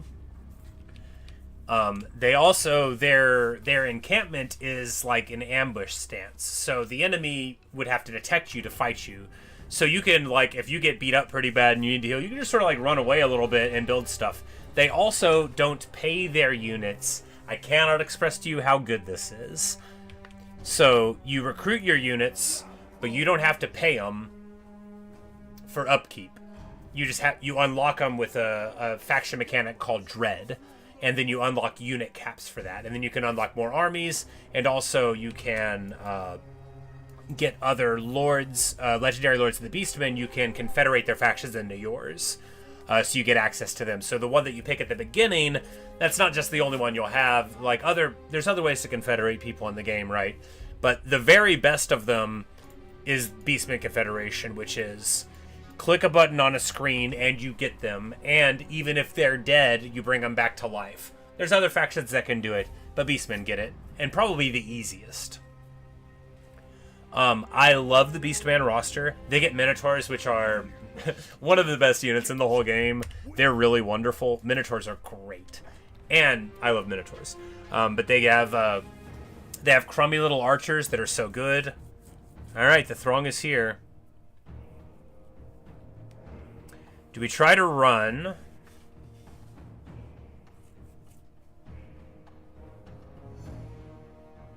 Right now we have 5 more melee. If we run, they may not be able to catch us. They can. They get us with even more stuff. Did they have to go into march stance with any armies? Nope. Well, here we go. Because even if we win this fight, I think what's going to happen is we're going to immediately get attacked by even more of them. It's alright. Poor Grom.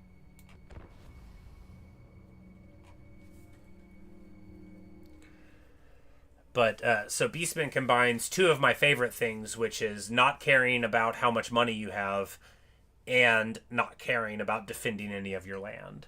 You have, like, these stones that you build up rituals for, blah, blah, blah, and theoretically you could defend it, but you don't really have to. You can just have a party.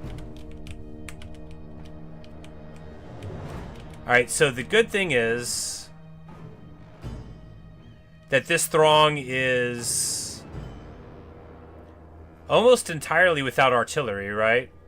Now it's got Trollhammer torpedoes out the wazoo, it's got Grudge Rakers, it's got all sorts of nastiness, but Grom can kill an unreasonably large number of infantry units. And this battle map is the best thing I could ask for, right? Because they're going to come in behind this. They're not going to be able to line of sight whatever's happening over here. This is a great map for us. I couldn't have asked for a better map for us. we'll be able to get our guys on the ridge here, shell them as they come in, and of course, like I said, they don't have the thing that they need the most, which is artillery. But I think what we're going to have to do is just absolutely send it, as they say. We're going to have to get Grom in there immediately, get to cracking, get to rolling, maybe take a lot of damage, maybe not. Because Grom is going to have to be what this whole thing works off of. The thing about fighting dwarves is they can't flank you. They can't surprise you, but they can beat you with sheer dogged determination. Which they have. In spades. But if they don't have artillery... Man, this is gonna be rough. They have so much stuff. But we have pump wagons and Grom. You know. Man, we're gonna lose. It's okay. Maybe not. Maybe not. Grom might end up with like 10,000 value here. Let's see. Oh, and they went around the side? That's funny.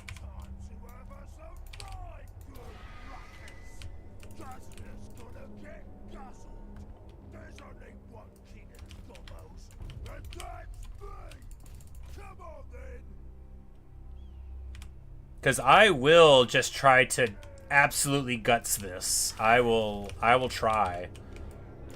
They can't catch the flingers, and that means we can just get on this ridge and shell them as they come in.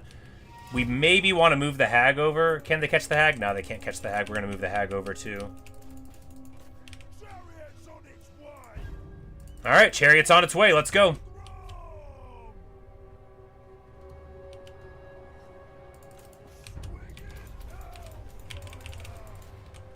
And I'm about to show you how to play the greenskins. Oh god, it's not working.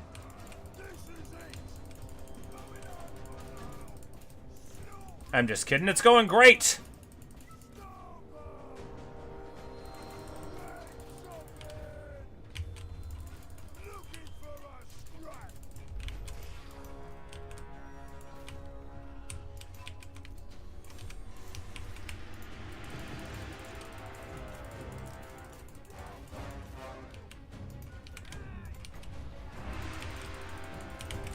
The hag needs to be careful, though. Because what we're doing here is a real big brain move. Because they're not going to be able to get off over in this direction. This purple sun is going to smash them. And now we're going to run away. Oh, yeah. There we go. There we absolutely go. Are they making any progress over here towards the flingers? No, the rangers are there. Good, good, good. Time for a summon. Grom is feasting the most. We need to get the hag back. No, we need to get the hag back up here because she actually is going to be able to do a follow-up one. Trollhammer torpedoes is the most important thing to deal with here. There's going to be Bugman's Rangers over there, but we're fine. We're fine. Oh, yeah. Oh, man. Oh, look at the... That's a lot of damage. I'm like, no, we need to run away. Let's run away. Yeah, let's run away. Because all of those reinforcements are going to have to come in through the same gauntlet, right? And these flingers are doing fine. We still have more summons. You know, I think we might be able to do this. This will maybe be my most amped battle of all time if I get it, though. I don't know if I'll ever be more pumped to win a battle based on my initial assessment. Even if so, Grom is just... I mean, he is the great one, right? He is the biggest and the greenest. And after this, there's no doubt what that really entails. Oh, yeah, there we go. My beautiful chariot man.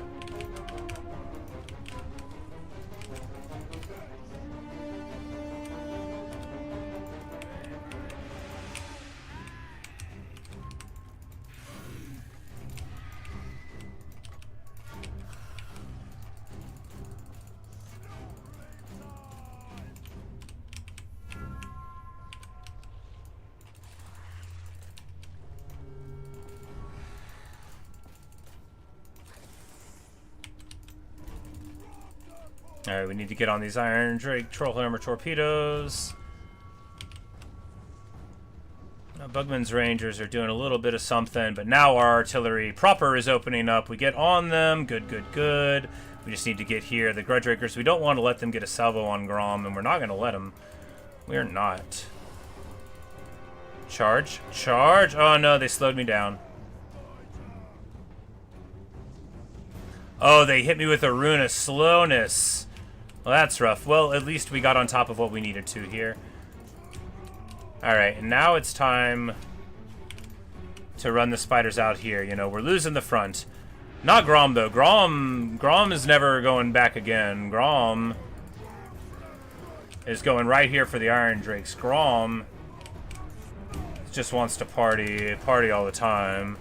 My Grom wants to party all the time, party all the time.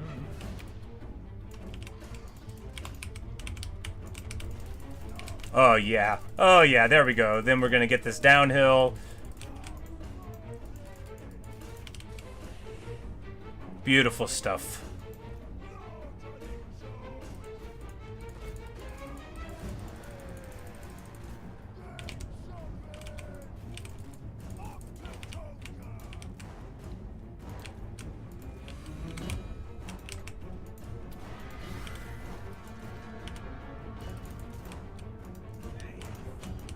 This is the best I've ever played. And all it is using Grom as the best battering ram of all time.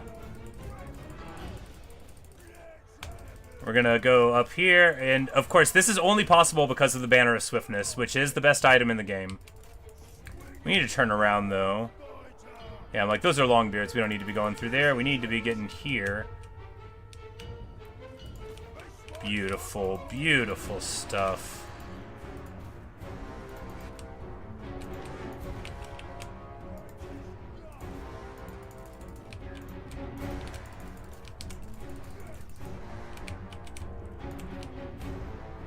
And the Black Orcs are charging in. You know, it's their time to shine. That's really what it all comes down to. It's their time to shine. Speaking of time to shine, the Spiky Rollas, we're going to be getting a sick downhill charge here. It is going to be the greatest. We'll have to see if it's good enough because, of course, it is now really about to start. They're here now.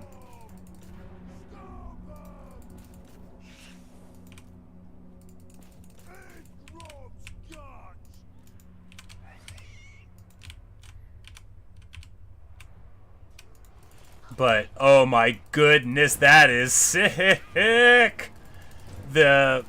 The downhill from the pump wagons obliterates their position. The Black Orcs are just having a party. The River Troll Hag is fighting here. We're gonna... Oh, she gets it there. Alright, time for the wall.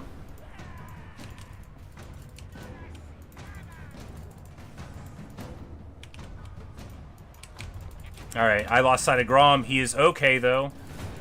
We need to get on these Iron Drakes. The last thing we want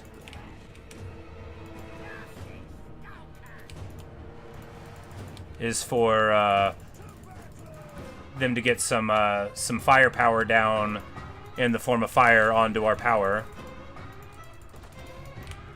And we're gonna go this way. Our pump wagon play is gonna be what holds us together here in the second act of it. I may not be able to call myself bad at the game anymore after this.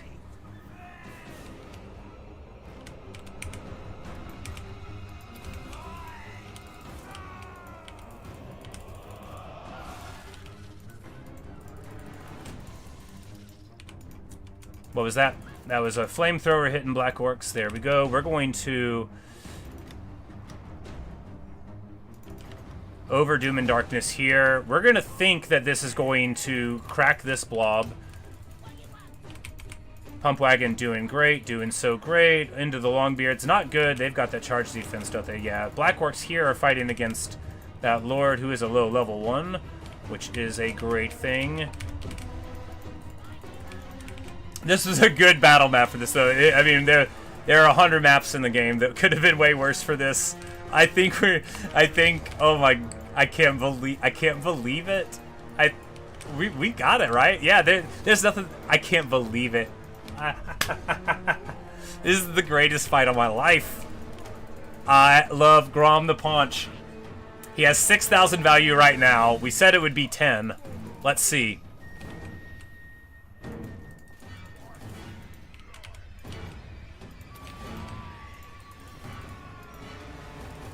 Squig's doing great. Black Orc's doing great. These nasty skulkers definitely not doing so great. Plenty of ammo left here. Oh no, oh no. Okay, well they are shooting a spider with the flamethrower. That's pretty okay. It's not great for us. It's not amazing for them.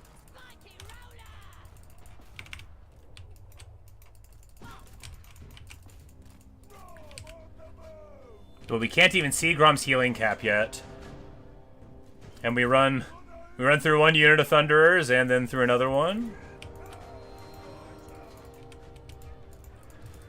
These pump wagons continue to be just the best.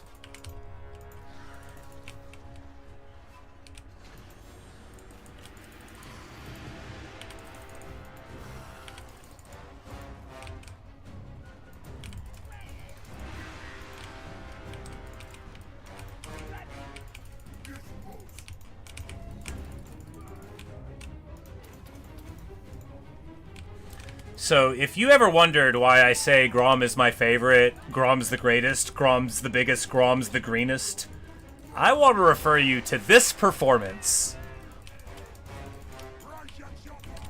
Have you ever seen somebody so green? Have you ever seen somebody so great? And then they throw their satchel charges in.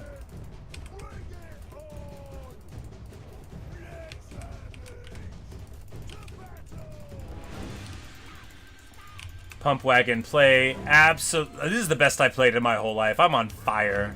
I am on fire. Of course, greenskins as an army do incredibly well against dwarfs as an army, and they didn't have artillery, allowing us to, you know, blah, blah, blah.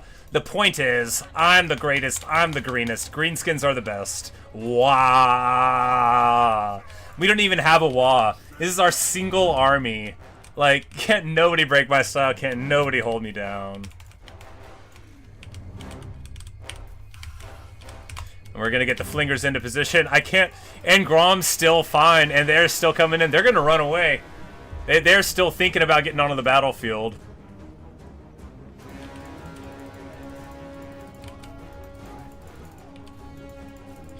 Now they've got, like, all sorts of other nonsense coming in, but we're still fine, right? We're fresh as daisies up in here. The Hammer to Gork almost out of ammo. If only I had brought a restock.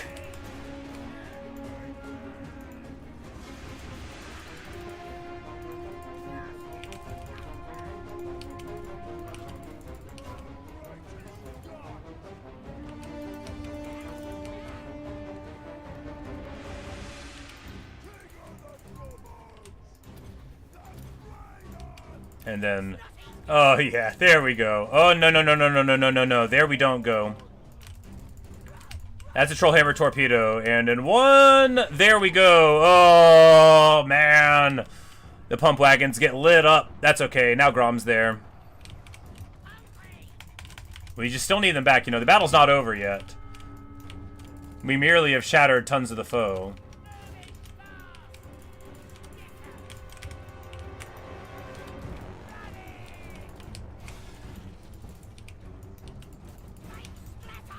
But with them over the hill here...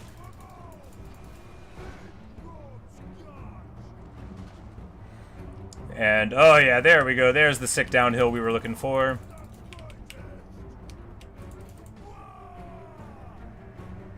And now, of course, they're coming in piecemeal. They're not going to be able to have a nice time here. And then we're just going to go right here. Oh yeah, there we go. Getting the downhill. Spiky Rollers are all still alive, too. Flinger's going to be running out of ammo very soon.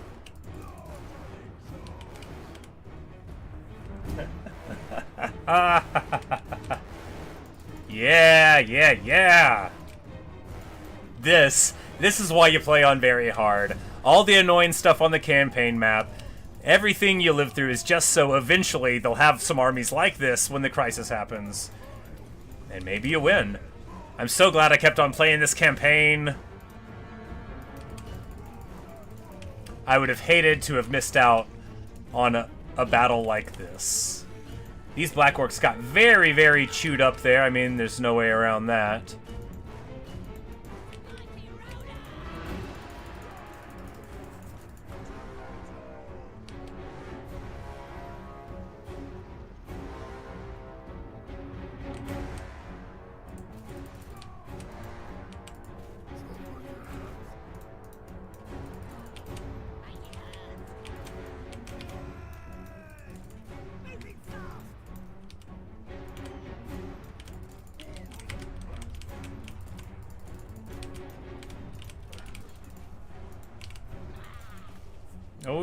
Oh yeah, keep it on rolling. You know what time it is.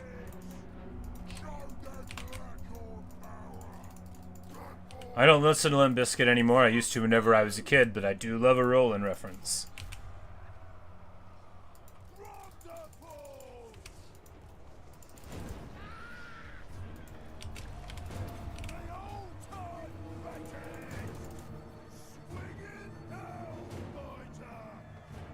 Smash, smash, smash. Oh, man.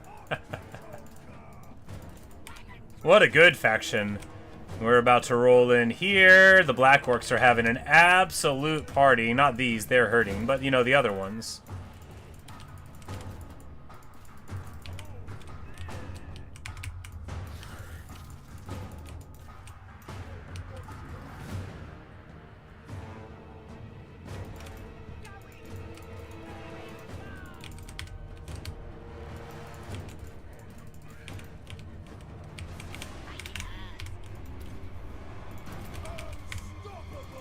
Grom's gonna go get the up here.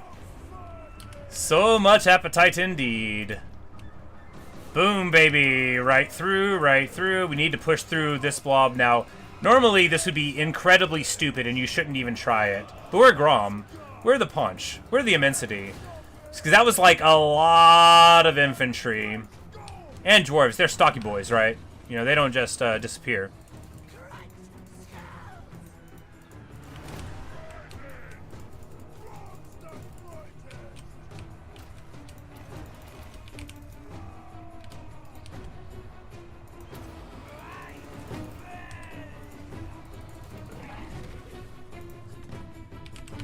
Dwarves are magic resistant, but, you know, that only matters if it matters.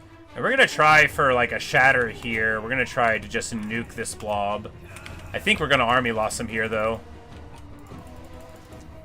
And Grom gets...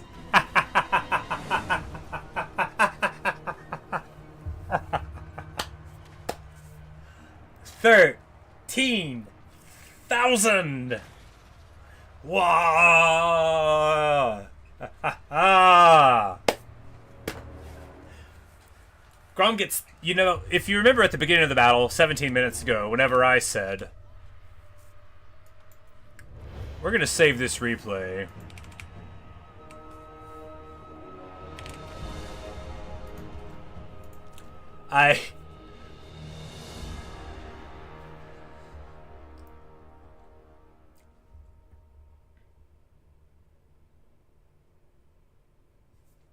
He's the great one. Could I have beat them on a different map? Who knows? Doesn't matter. This is where we were fighting. Besides a proper choke point match, I can't imagine a better one. But that's the thing. We're fighting, you know, like, in a very tricky place. I mean, look at that. Everyone had a party except the goblins who, you know, look, fighting against dwarves isn't really what they're for. They shot some guys up whenever they arrived. They fought bravely. Couple hundred kills on the great weapons.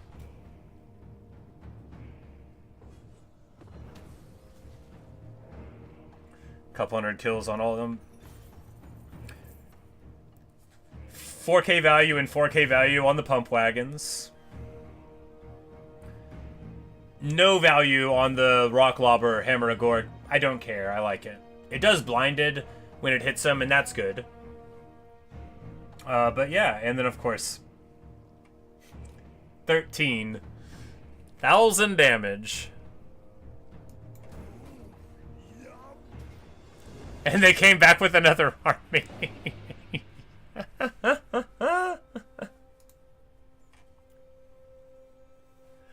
Oh, me.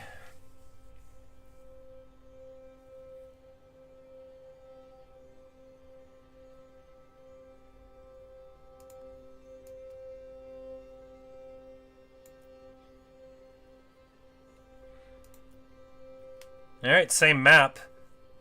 Of course, Grombrindal is not like those other ones. Grombrindal can kill me. Grombrindal has smoke bombs, right?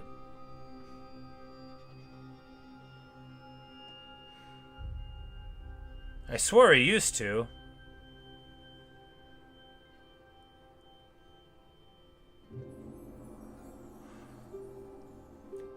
But most importantly, they've got flame cannons and stuff here, right? So now we're going to have to be more thoughtful about it.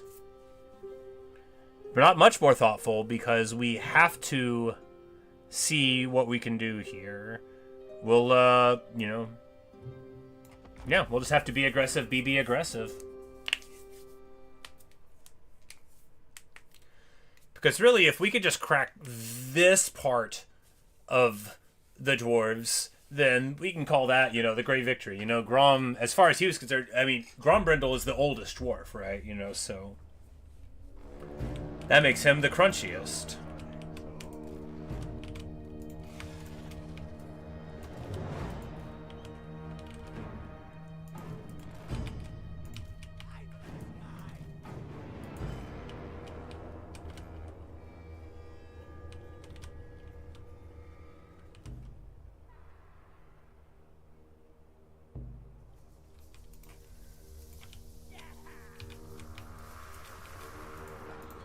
I think they're still going to deploy at the back, which means we're still going to be able to charge Grom in. It's just that it's going to be a much more dangerous proposition to do what we did last time. But the fundamentals of the economy should be strong, right? The pump wagons, although they got beat up, only lost the one model. So they're going to still be largely intact, which is very good indeed.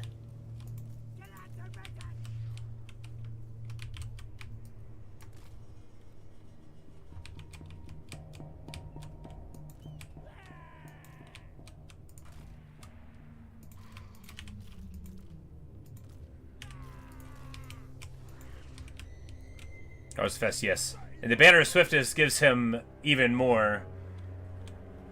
But it's about how it all comes together, because you have to have Wayfarer from the Banner of Swiftness, which gives you 30% speed and Strider. And then you have to have Perfect Vigor. There's a lot of ways to get that as Grom. And in the game, really. You know, you just fight a lot away from your capital and you can get it, but he gets it as part of his campaign anyway. And then you can also increase it with various things that you cook, but we haven't done that. But yes, he is a very speedy boy. And the thing is, too, is with Perfect Vigor, he doesn't slow down, so all of this aggressive moving across the battlefield, he's still just as strong at the end as he was whenever he started. Alright, well.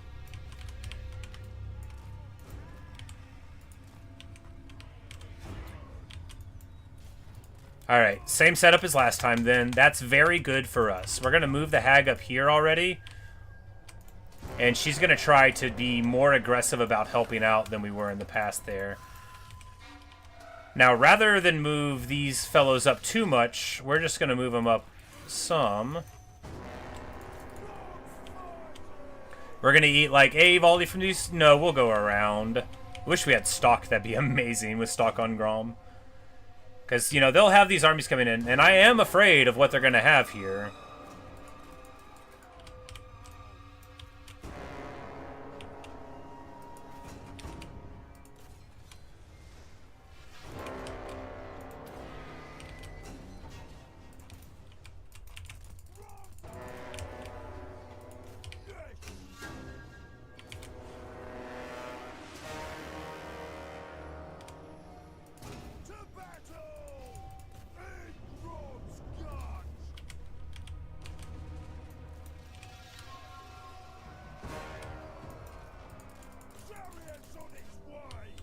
But we're just going to charge in here.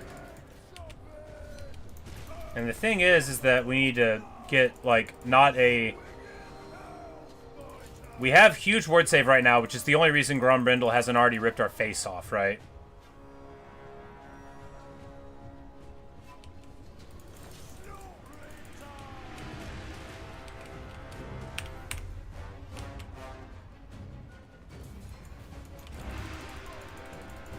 Oh, goodness. Oh, goodness gracious. Oh, we need to move. Oh, no. Alright. So, as you see, Grom already got beat up so badly there. These Iron Breakers are really helping us by hitting the foe, but we have to do this. We can't not do this. Oh, my goodness. Oh, he hit us so hard again. Okay, we gotta try to get Gromby out of the equation. We need to use our speed. Alright. Importantly, though...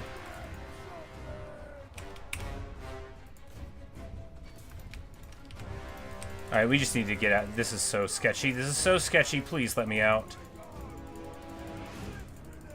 Because those are two Slayer Lords. If we don't get out of here, we're toast. We have to get out right now. Please. I gotta. There we go.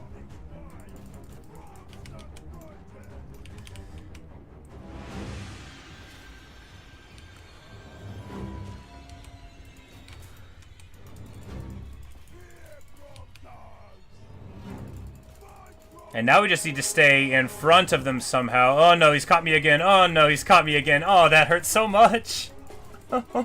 Oh man. These are the good armies. The other ones...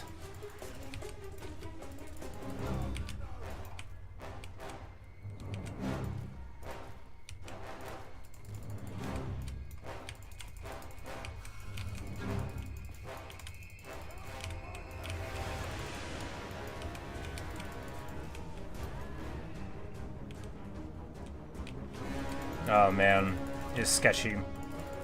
But if we go all the way back here, then we'll either split Gromby or he'll ignore us and then we can ravage the back line.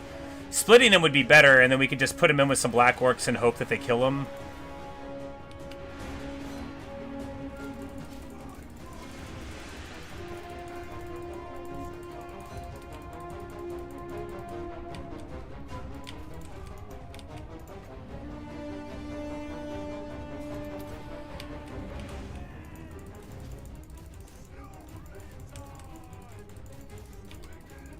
But we get a Purple Sun there, and we are running into Slayers unless we can avoid it. And we can avoid it. Good. Alright, the Gyrocopter is getting absolutely demolished by Lava Spider Riders. The Lava Spider Riders are, like, the excellent counter there. You know, they still don't immediately destroy them without you know, any penalty, but still good. Alright, Gromby is the fastest dwarf, but he's not fast enough to catch us. So we're going to pop in here on these Trollhammer torpedoes.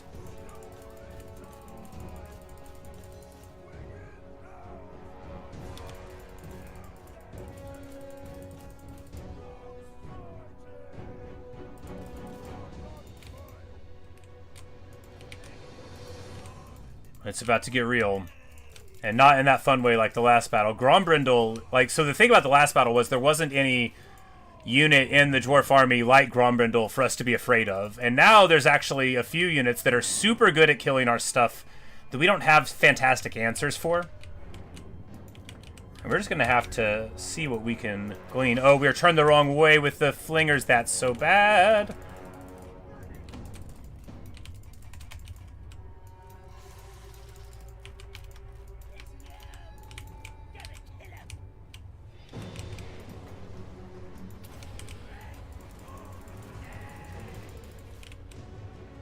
But this Purple Sun, even on very hard where they can, like, kind of tell where you're going to cast stuff, it should hit somebody, right? Right?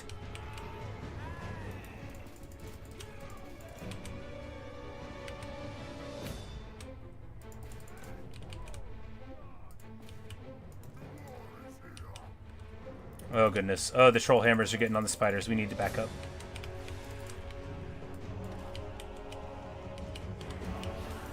Oh, that was perfect, though. We got one right down the line, which the impact damage from a chariot, that's what you want. That is what you want. We're gonna just back up here, right? Yeah, we're gonna run away. Oh, what's she doing? Oh, the mad woman. She's gonna try to save us all.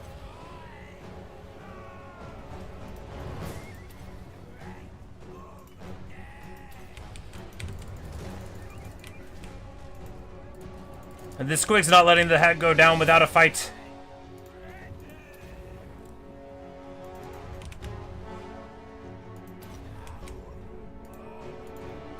And we're going to try to just shatter some leadership. Most of them are going to run. Oh, Grombrindal has no fear. They get unbreakable when they break. Oh my goodness. Oh, we're in for it. We are in for it.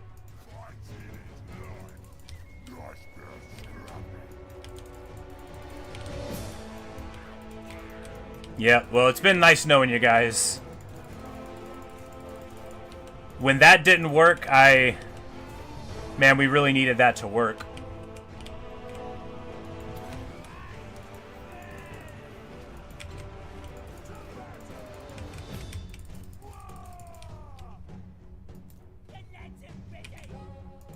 But the Demon Slayers they're getting demolished by these Black Orcs. Okay.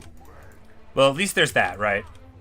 The Slayers are losing there. These Black Orcs, though, are losing because the Logbear's great weapons match up well there. So, oh, goodness. Oh, Glaciers.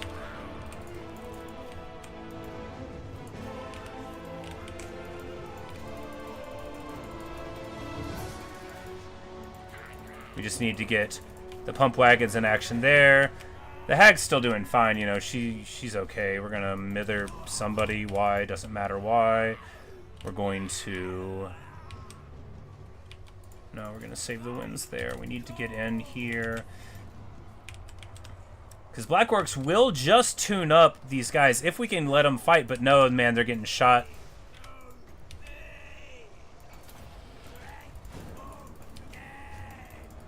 Yeah, oh my goodness. Oh, no.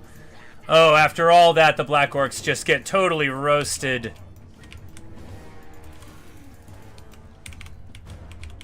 And look at me, not doing my summons.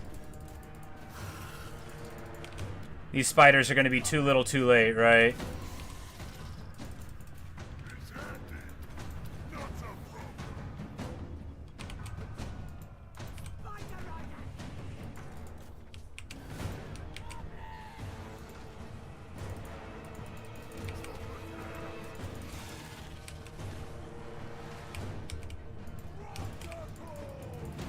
Oh, these flame cannons are just roasting us too. Oh man, that's so bad.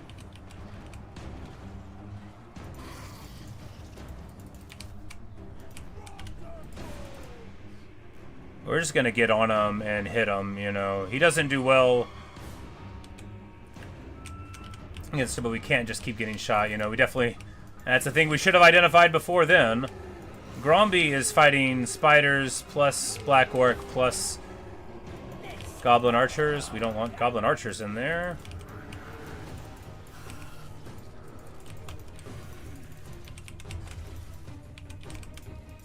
Grom is still in fine form. And here we got their artillery to shoot into their other artillery. The best kind of artillery fire.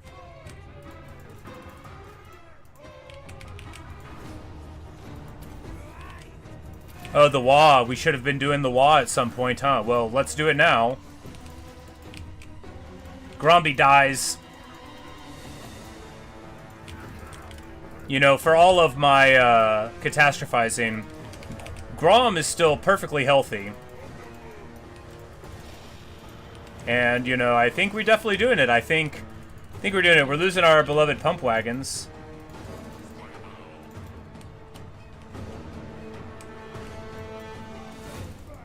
No, we're totally doing it, aren't we? Yeah, we got it. We're the best. We're the greenest. We're the greatest. My lava spider is still in okay form. These Black Orcs are just brawling. Got to love it.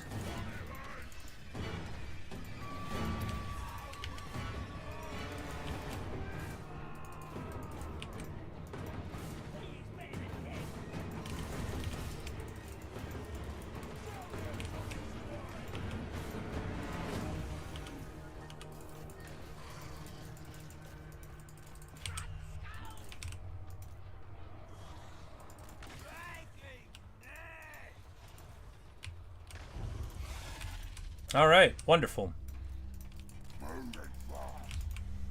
I say wonderful. I'm like, doesn't the balance of power reflect that you're losing? Yeah, but Gromby's gone. So now we're good. You know, he took us for a Wazuk. And we are a Wazuk. This is just another Elgy scheme.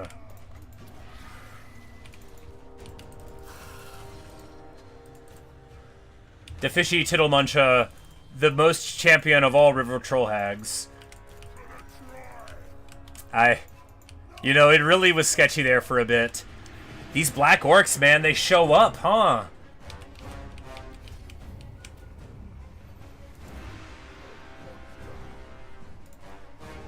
Grom with a mere 8,000 value this time.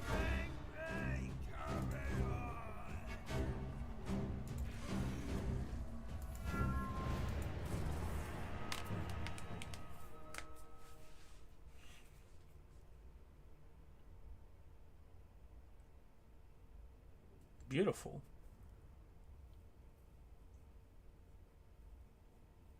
I mean, it's some of the greatest fights of my career. Wonderful. Wonderful stuff. We lose the Skulkers and the Spider Rider, the Squig, and the Pump Wagon.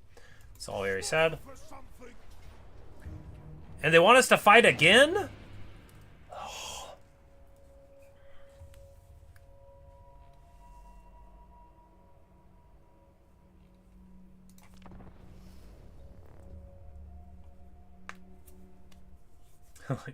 They wear us down more and more each time. We have this amazing battle map, though.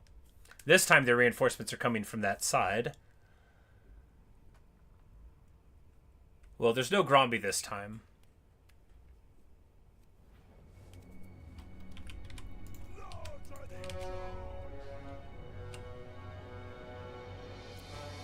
Oh my god, that is a rough setup, though.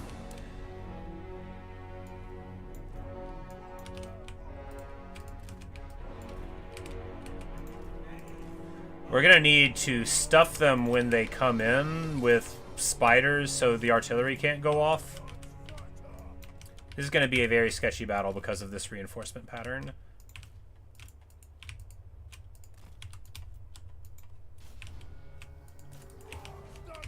Oh, good. They're all over here. Well, we might lose.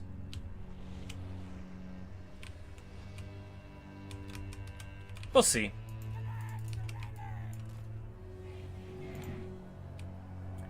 You know, at least the Flingers match up very well against these fools and, you know, get it done there.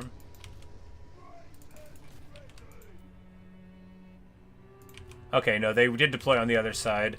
Well...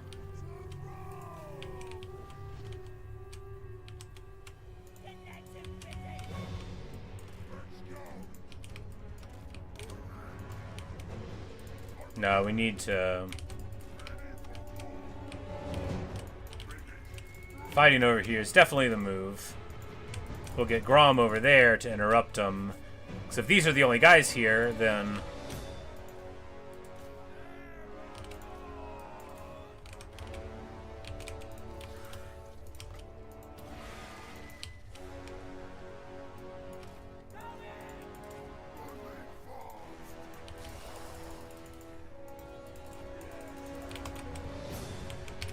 seconds here.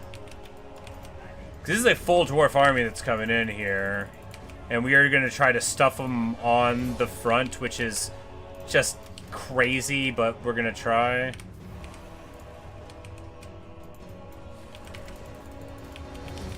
And then Grom is going to try to not die over here while we do it, because we cannot deal with that amount of artillery. But if they just come out right here, they won't get to artillery us.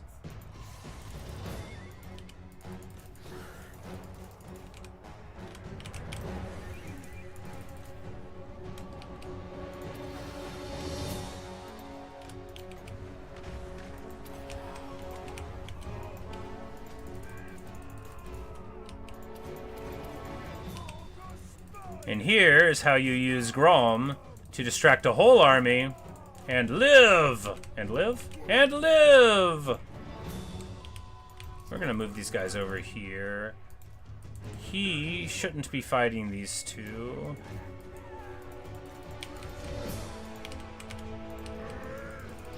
But the thing is that this is working perfectly, actually. Yeah, perfectly. Wow!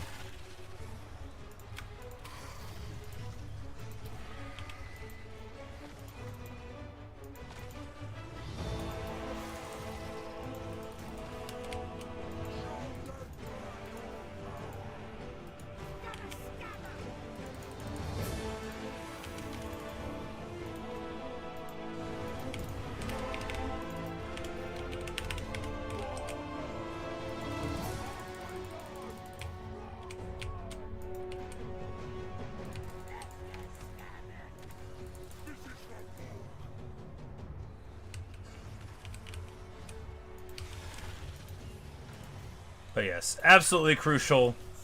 And we did exactly what we had to do. Identify reinforcements and stuff them on it. You know, is it sporting? I don't know. Was it necessary? Absolutely. Look, we already fought 7 stacks, okay? This is stack 8 and 9. So, you know, you're going to have to cut me a little slack.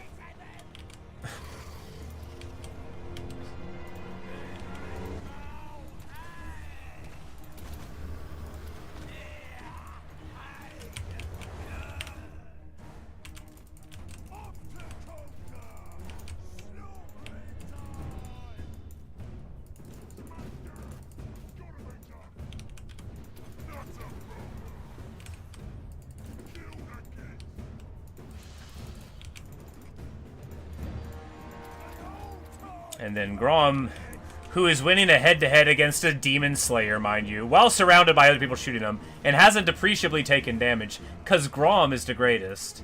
And yeah, Demon Slayers don't have primary AP like Dragon Slayers, the heroes, do, which I thought I remembered correctly last night, and I did.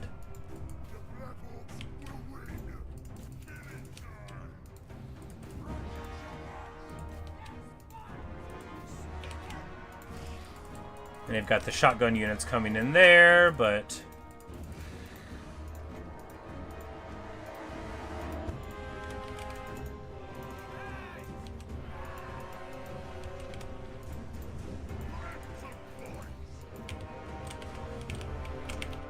yeah, so Grom breaks out, and now we're going to get in here to these fellows on the hill who are actually doing really good against our Black Orcs, right? Troller torpedoes are anti-large, but they're also just big damage armor piercing, which gets done enough. But there we go. And then these fellows can continue carving up the Grudge Rakers there.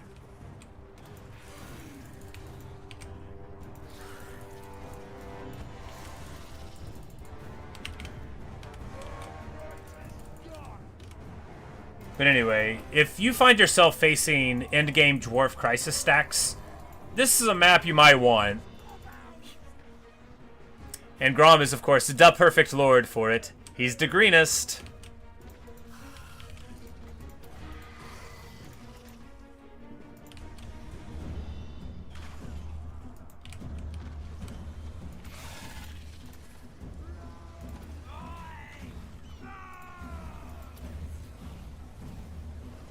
And that guy lost the people that were surrounding him and helping him, and now he's fled. Boom, baby. And there's the army loss on him. Get wrecked. Of course, Slayers don't army loss, but it's pretty easy to convince them to die when no one else is helping them. Boom, baby.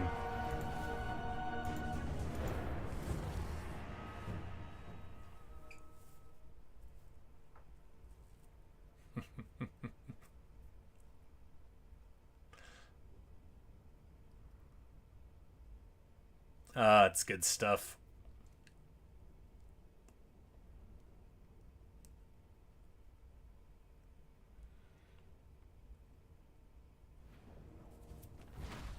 Brutal and cunning, as well as cunning and brutal, is Grom. And there you have it. Another what? They got 2. This is the last fresh stack coming in. And then everybody else has already got beat down by us, you know. Alright. They don't have Artie. They're screwed. I invite you to the same battle map. To witness a redux of battle number 1, only where I don't have any scratch once they get to me. The Black Orcs are largely toasted. The Chariots are almost entirely dead. What we have is a fully functional Grom.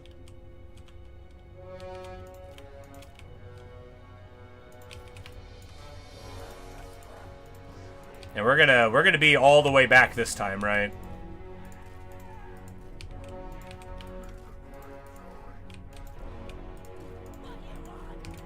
Not with the flingers, obviously not with the flingers. This'll be easy. I'm not worried about these armies, you know. But you know, the infantry is, you know, 100 now, not 300. It's we're a lot weaker than we used to be. But we got Grom. Grom's the greenest. Okay. I don't know if you've heard about him.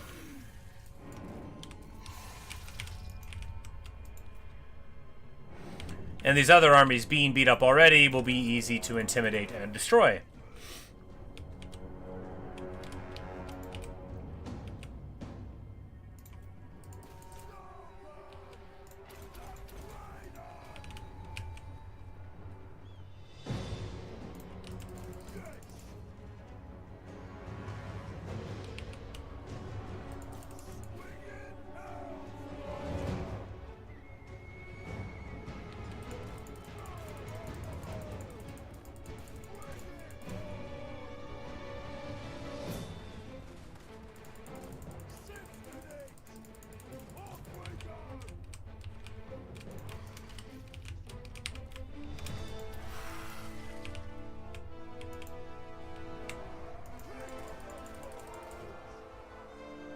Grom loses a little bit of leadership just for being surrounded so badly, but immediately gets totally fine.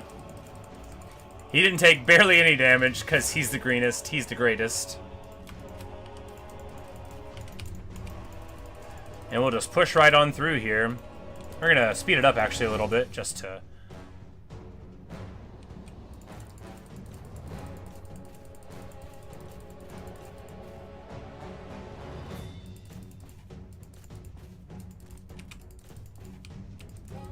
push right through, because you see Grom can just push through any amount of dwarves. Any amount. Don't make me a liar. Grom, push! Push!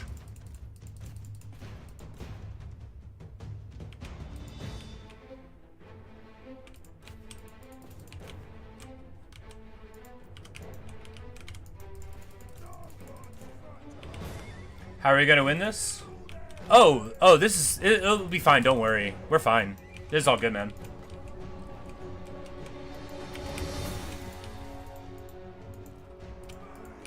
Yeah, the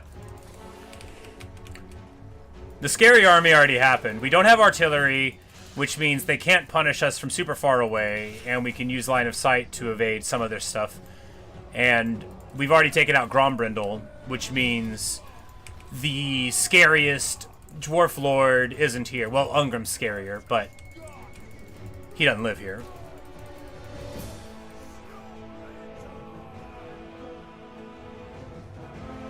Oh, beautiful. Running all the way down that ranger line.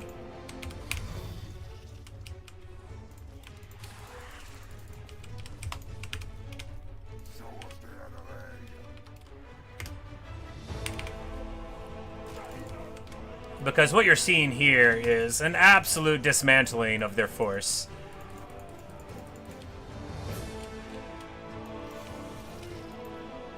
And by deploying so much further back, we actually get like another minute or minute and a half of a skirmish phase, which is going to allow us to have even less casualties, which I probably should have done, you know, at the very start, but of the other fights. I didn't think we were going to fight 4 battles in the end turn, right?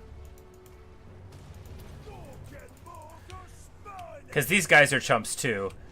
And importantly, a lot of these armies are already beat up pretty bad. And once they've already taken a lot of damage, well, not too hard to convince the rest of them to die. Chariots on its way! Rock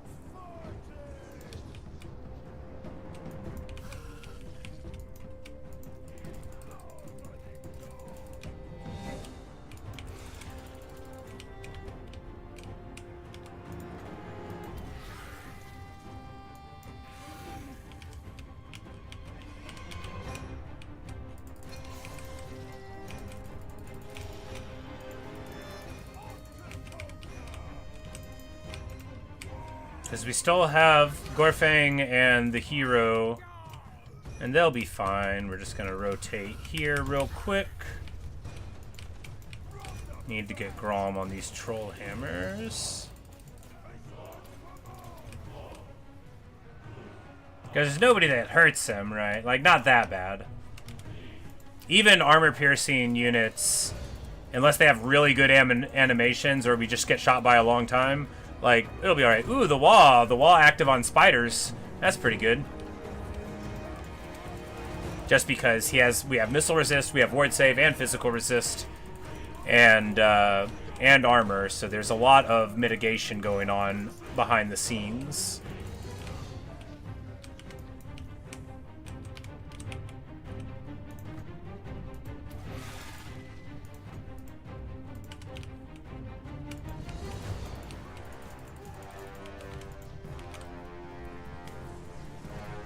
Yeah, the Grom being a crazy chariot character is what makes this possible, right?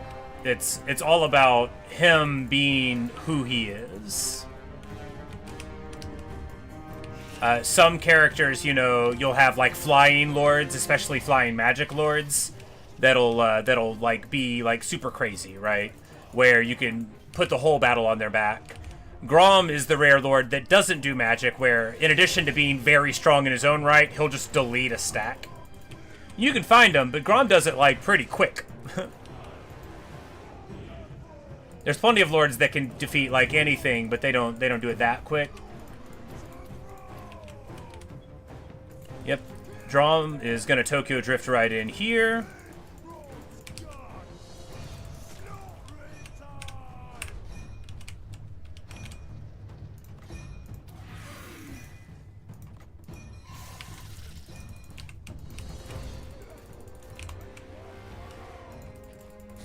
But here, so as we're using the summons to keep them pushed back, you know, this is what we should have been doing the other time.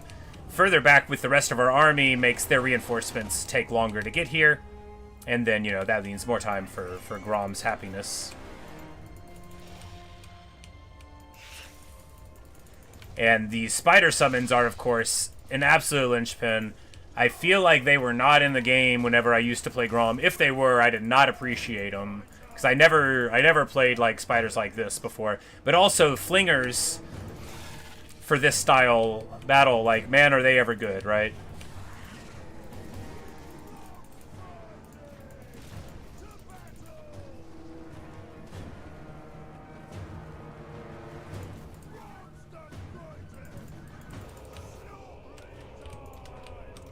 Interesting. Turn 30 kilogram. And not only doing it, like running through like 400 armored dudes like they aren't there. It's beautiful. So of course you think, well, it can't just be one guy. So you send down another army, and another, and another. And none of them come home.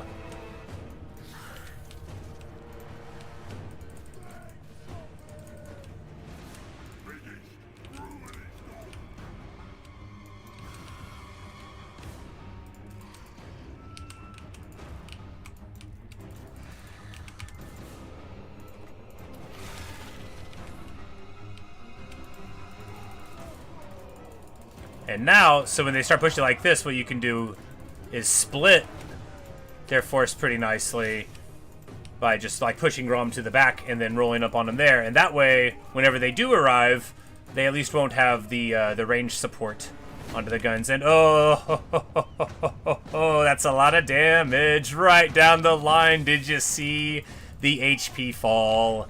I was there the day Grom slew the Emperor. I was there.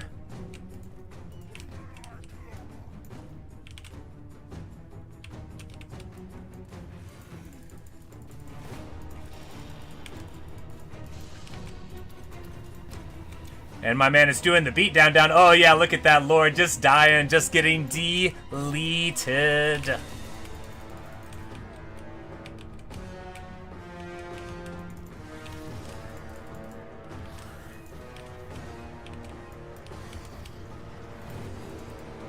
So here, by fighting right here, also we force them to get up on the crest of the hill to shoot their powder weapons, which, if they're in range, which means they'll all stack, and then we'll be able to run right over them. And if they're not in range, well, then they can't do it, and that's good too.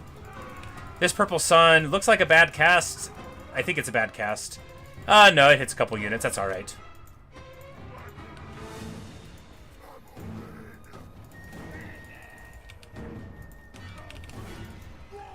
And this dude deleted that one lord he was fighting and is doing very nicely against the other ones. In Grom's army, you always want a Black Orc War Boss because Grom isn't going to be able to stick on a single unit. We took the bonus versus infantry instead just because of so many spiders. But the Black Orc War Boss, before you can get something like that, or I mean, you could get a giant. Which I think after this campaign, I'm swear by the giant from now on.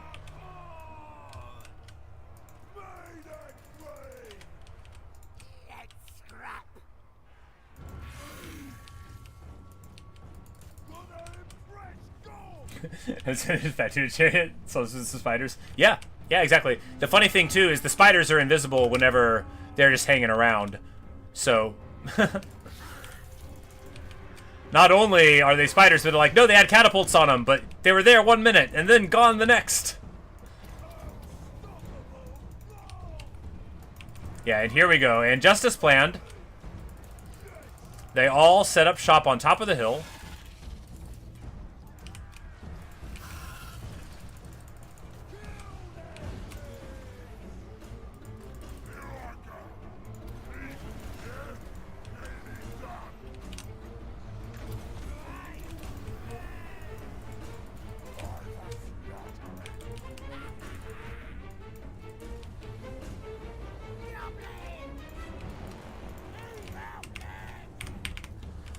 Gorgeous.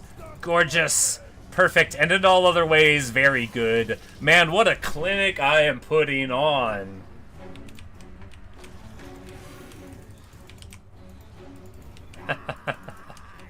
Oh. I've never had this good of a time.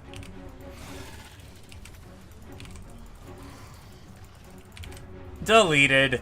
All of them fall before the mighty Wa. I can't. You know, my Chaos Dwarf stack was so much stronger than this stack in my head, but man, oh man, is Grom just purpose-built for deleting some dwarves. 8,500 value in this one, and you can't even see the bottom of his health bar. He's still at full health. Oh my goodness. But there, the Grudge Rakers getting a salvo in on a spider and just doing like a couple thousand damage. Now, that's the thing about these Grudge Rakers. They are very good units. You got to stay on top of everything. But everything in our whole positioning and gameplay was stopping them from shooting just as planned, baby. Just as planned. Deleted.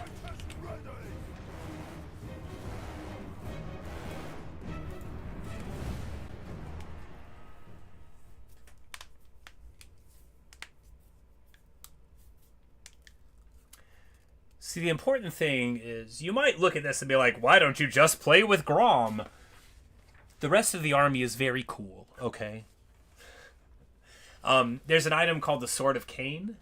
Everything which you may not have heard of. I don't know if I can get it now, so it's amazing. It gives you a ton of damage, and its vortex ability, it makes you unbreakable.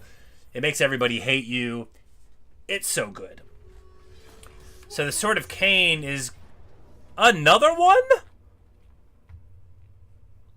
Is taken from the Shrine of Cain.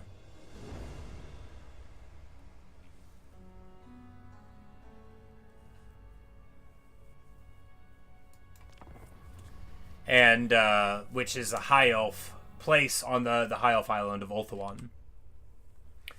The thing is that once somebody has the sword, you can kill them and take it. But the only people that can claim the sword from the stone are high elves. They're the only ones who can build the building. Are so many of them? Okay, so there's something called the endgame crisis, which happens at the end of the game. And my endgame crisis was the dwarves. So all the dwarves came back to life, and they all got really big armies. And that's why this is happening. I didn't realize there were this many here. I was expecting what I would call some armies, and instead we got what I would call a lot of armies.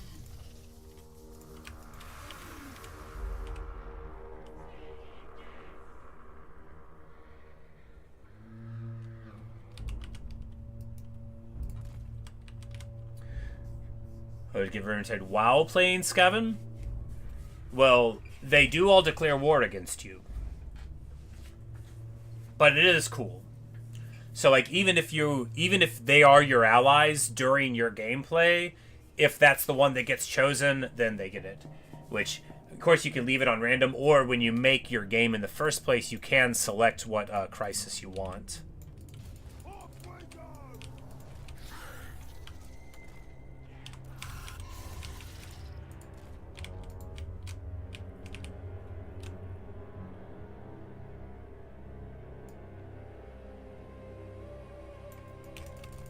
And this dude's army was, like, really small, right? Yeah, this is just like a guy. Molgo of Zorn. But yeah, so... yeah, it's, it can be really annoying, too. So, like, say you're playing Empire and you've been broing out with the dwarves all game long, and then the crisis happens and it's dwarves. So, like, your best friends all hate you. Or your dwarves and the crisis is dwarves.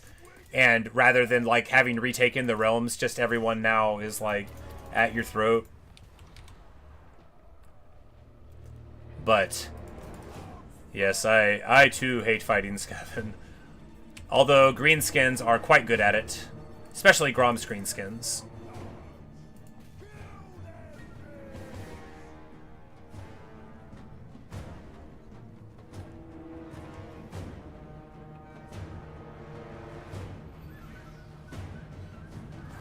We're just going to sit here and pound on him. Yeah. Hit him one more time and then probably lose the charge bonus.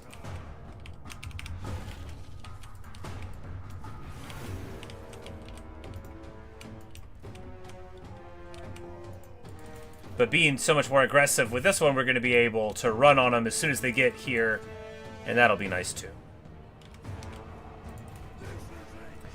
But yeah, sometimes I disable the endgame crisis, but usually... what I do is set it to activate upon long victory, so you get your achievement and you get your reward, and you know the campaign's, you know, you're done with it, and then you can figure out, you know, where the campaign wants to go from there.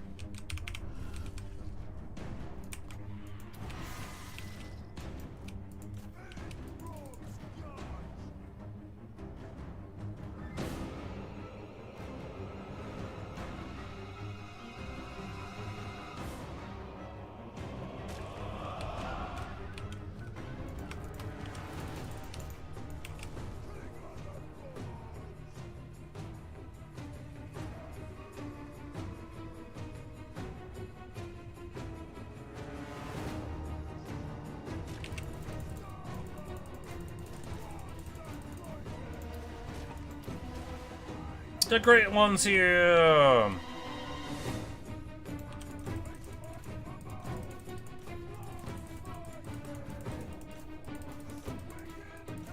We're just gonna run up the side here. This is bowling for buzzards. Oh!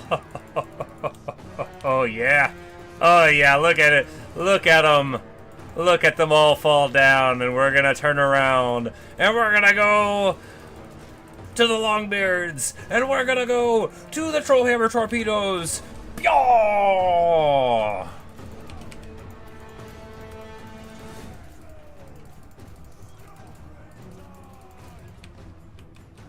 Just a classic reference for you guys.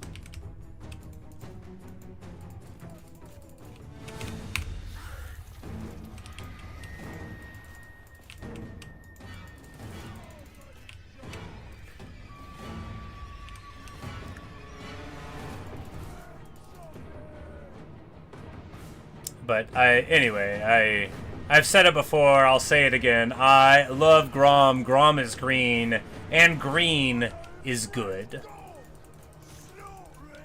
And he is so green.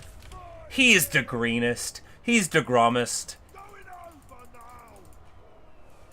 Foe Seeker coming up.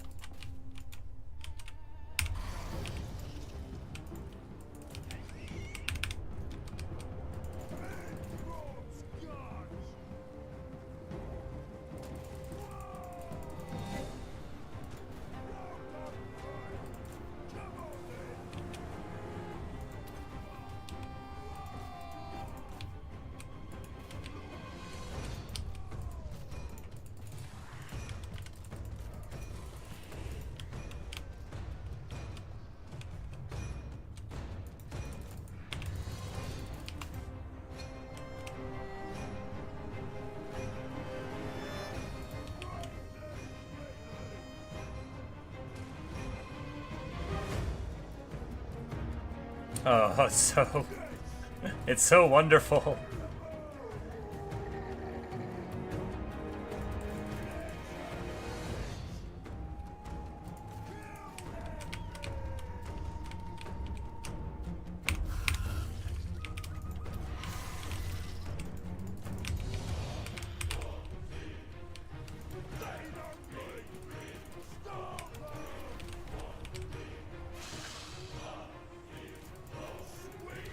And we're gonna try to get the sickest. Oh, look at that downhill. Oh yeah. Oh there. Keep on. Keep it running, Grom. Keep on. Don't slow down. Oh yeah. Can't stop. Won't stop.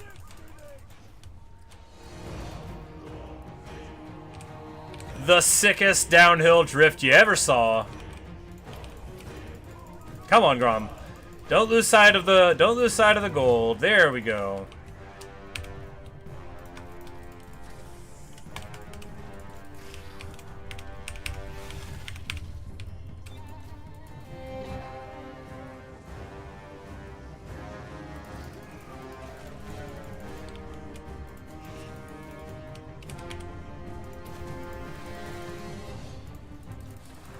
Hit a wall there for the spiders to get with on the charge. We'll be able to charge another one before they get to our troops, I think. Doing awesome with all of that. All right, now they've got a concave firing in at Grom from uphill, which is, you know, we're just going to charge right up at them and get around back of it. See how they like that. Oh, yeah, they thought they were clever. They thought they were good and smart. Yo!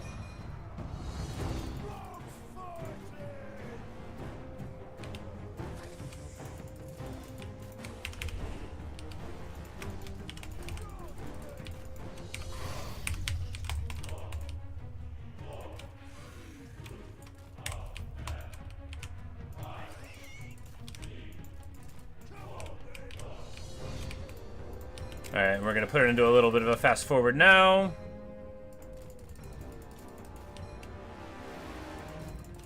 Just for a little bit.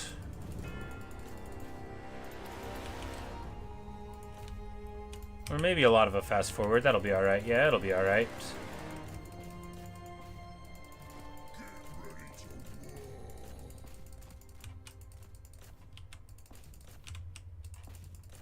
Yeah. Beautiful stuff. We get to just charge on in. We are the fastest.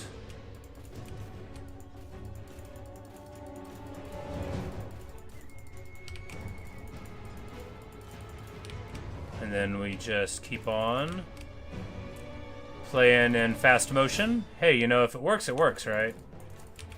And honestly, since we got the battlefield into a position where we knew what we could do for a bit, it's nothing but efficiency. Drift in, drift out. 1, 2, 3, 4, 5.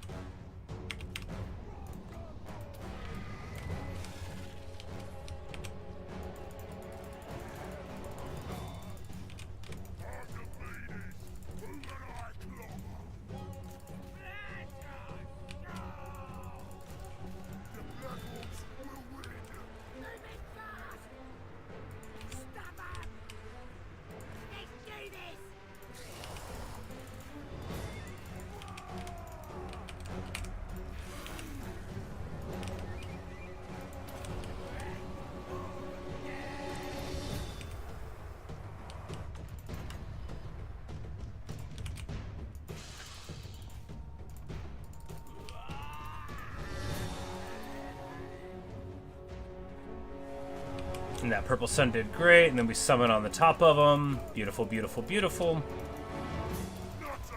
And our character killer comes in and does just what it says on the tin. Oh yeah, there he goes. Look at how he makes them fall. It might have been a spider, who cares? Not me.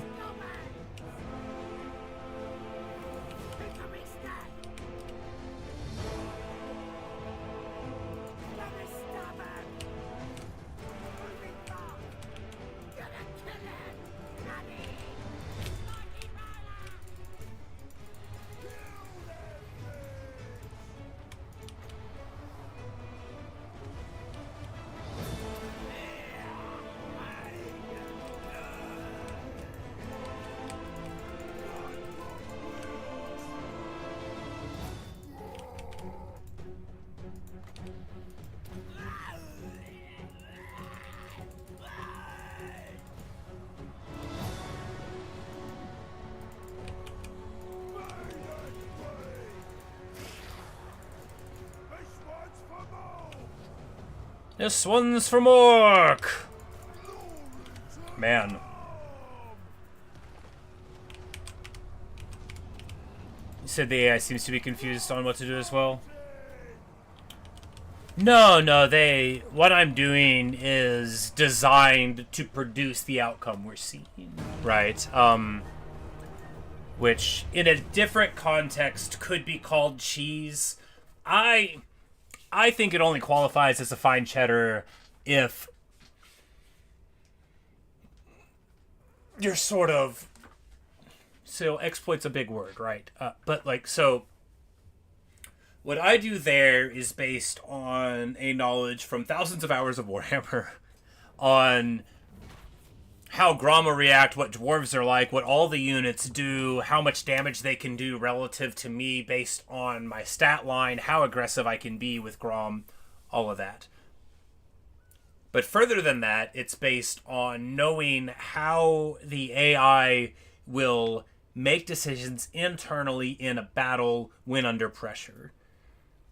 So what it looks like there is they don't know what they're doing, but I actually was interrupting them all the time. First step of a battle is I'm like, hey, we lived through the intern, baby. The first step is, posturing. You have to figure out, the AI is going to figure out where they're on the battlefield, where you're at. If they have reinforcements, they'll often try to wait for them. Almost always. This is very important, and that's the behavior in all those battles that you were seeing, okay? So if we know they're going to try to wait for 2 minutes, we can still make them attack. There's a break point. Look at all the bells tolling for thee.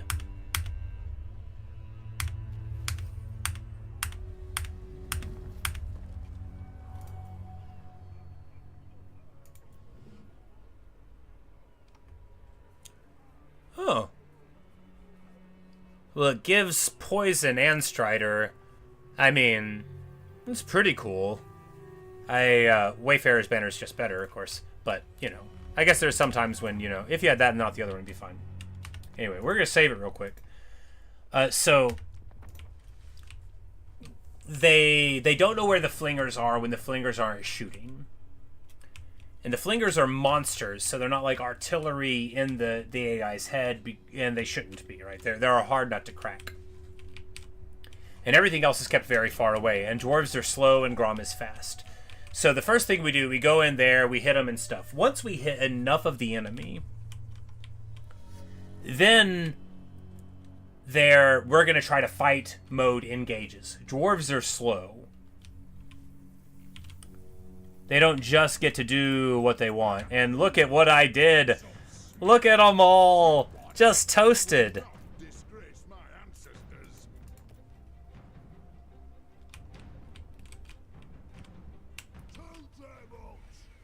Alright, so I have no time for this.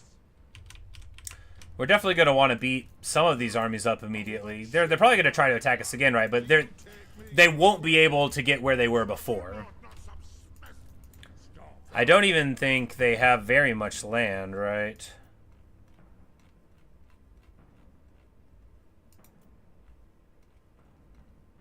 Yeah, they only have 3 settlements, so they're not going to even have the ability to rebuild these armies, not really. So we've already defeated them, you know, in a way. They've got all these armies, but, you know, even if they put them back together again, how can they bring them to bear? So, to come back to the fix. So, when we engage with Grom and kill an amount, it's not like a ton. We kill an amount of their guys. Let's cook up an elven foie gras real quick. Grom needs to cook.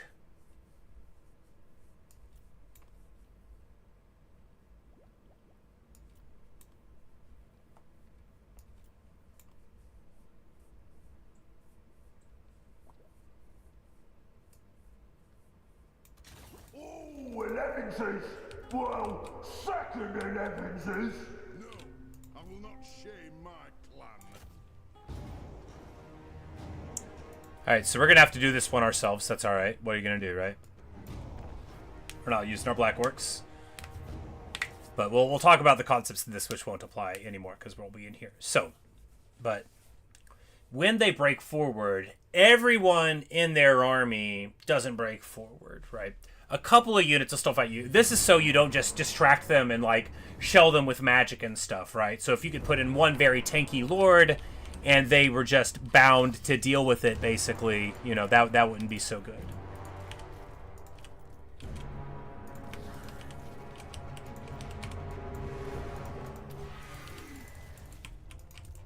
And here they have, like, crazy artillery. We're just going to charge across, though. It'll be fine. So they're ranged units, because they can shoot at Grom or get into a position to shoot at Grom. We should try to juke that. They're going to stick around to try to shoot Grom. Great, right? So far, so good. The melee units that are stuck on Grom, they're going to fight him, but they're not going to send 12 units to fight Grom. You know, a couple, a little handful, and then they'll be good. You know, that's that. Everybody else breaks forward, and the ranged units are at the back, right? We've split them apart, and Grom is the meat in the delicious greenskin sandwich. We run around in the back some, and then the front gets split up. We run up there and start running around in the front, because we don't want them to get too far away, right? We bash them, run over. The ranged units in the far back, now they move forward to the midpoint where the other ranged units were. The ones that were shooting at us while we were running over the middle ranged units. Now, it's great, because Grom disengages where he is. They're all clumped. He runs over all of them. Now the ones in the front are moving forward again, and you just sort of slide up there. So you that match that we just did, where we had him at the back, Grom, that whole time, we started at the back, and then we just weaved up. We were escorting them. It wasn't they didn't know what to do. Every time they would have moved too far forward, we sent Grom in to interrupt their mobility again. And kept on shelling all the ones that moved forward. So the flingers, the spider webs, lower the speed and vigor when they hit you. So speed is speed. Vigor is the stat that affects everything you do. Your, your weapon, your melee attack, your speed, your armor, all of that gets affected by vigor. Perfect Vigor eliminates that, so Grom never gets tired. But all of them, as they're trying to move across, are getting hit with those webs, which slows them down and slows down their vigor, so it makes them even slower again. So by the time that they're trying to move, they're even slower than slow dwarves normally are. All of this comes together to give us the ability to do that. And that AI was, the reinforcements had them on the side of a literal mountain where they had to curve around it. If they were on like a big long thing, they wouldn't have done what happened there. But because the shortest route was to move through it, that's what they did. The only reason we won all those fights is that all of those things came together the way that they did. And I'll take it, you know? And I'll take it. Because I earned it. No one earned victory more than me, you know. Nobody.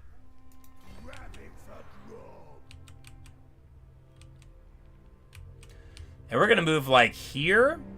That way, if they want to come and fight, they won't be able to reinforce every army onto us. Because we want to have our army in condition here. Alright, so spiders are fine. We don't need another regular artillery. We definitely need more spiky rollers. I mean, 2's a good number, but... Alright, what did we have before that we lost? Spiky rolla, maybe... the squig thing, you know, I did like the squig.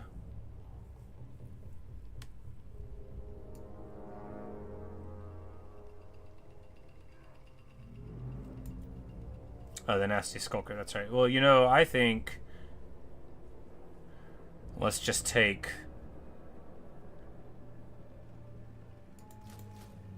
a couple more black orcs, right?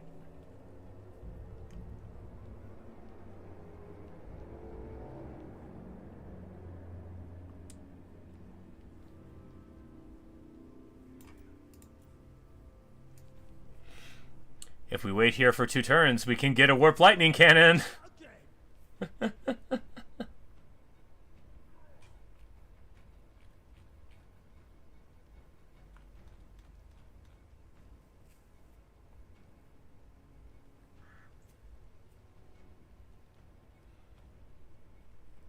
mean, I kind of want one, but... You know, is it good or whatever?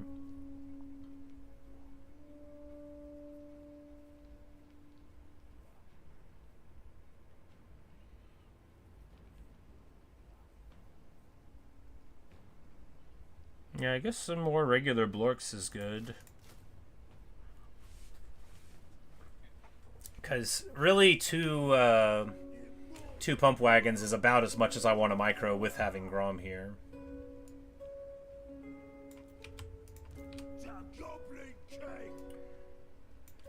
What? What a time.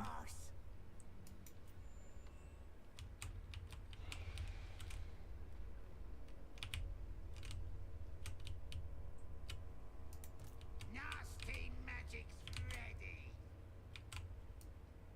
Away. Now's the time. The boys are restless. What?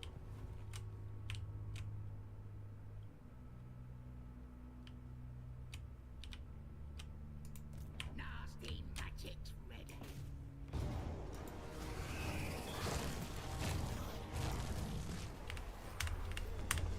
We destroy Carcassonne again. Positive night goblins. Killer.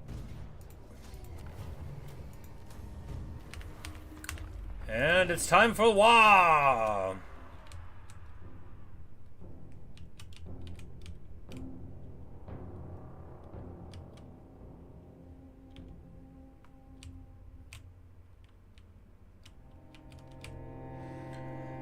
But who do we Wah against?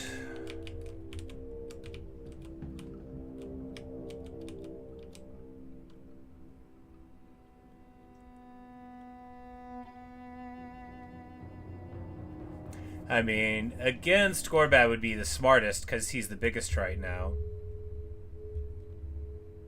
Maybe we'll just hold on to the wall for a second. Because I would like to get Wardzog on our side first. And then all of his armies can wall for us.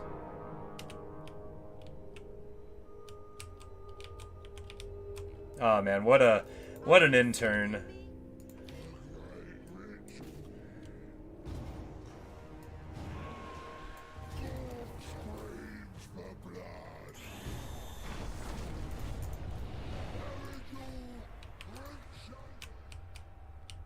Because we just beat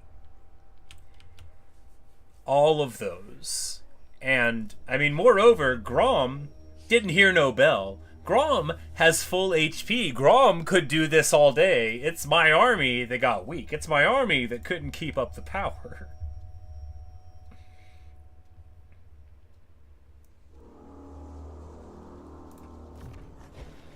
And we don't even have juiced up Black Orcs. They just got little juice boxes, barely any. Man, what a couple of great battles. Oh, it's 5 hours on the clock for the video now. Okay. Look, I wouldn't have wanted the title to not happen.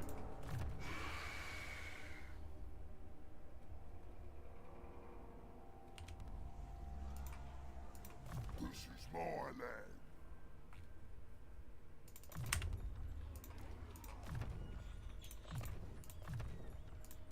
Born for war.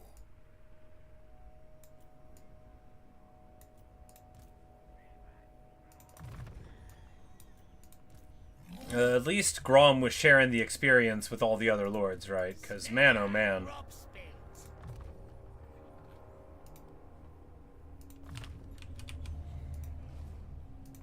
Fine. So everyone in his army is level 50 after that, right? Floated and unstoppable. Yeah, has been. I get some items? I mean, not really.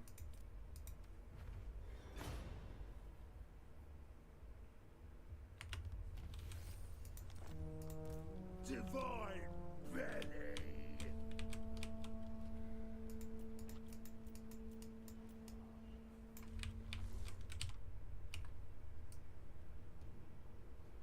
Dispels it.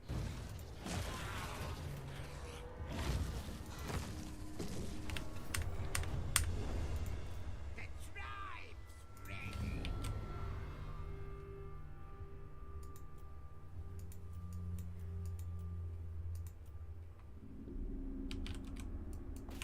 I'm like, oh yeah, that's right. You're sending him up here.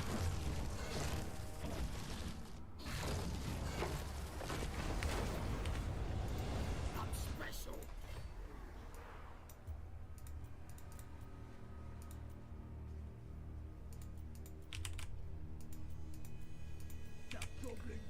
I think some of them might come to try to fight us, but, you know, they only have one real army at this point. Time for this.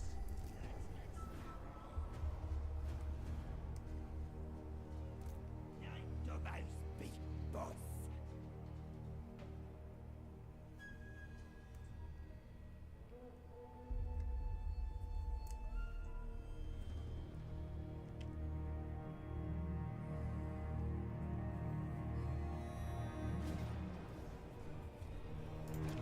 Oh, whoops.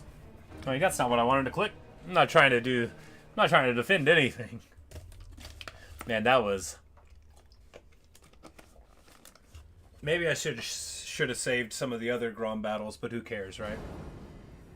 Who cares?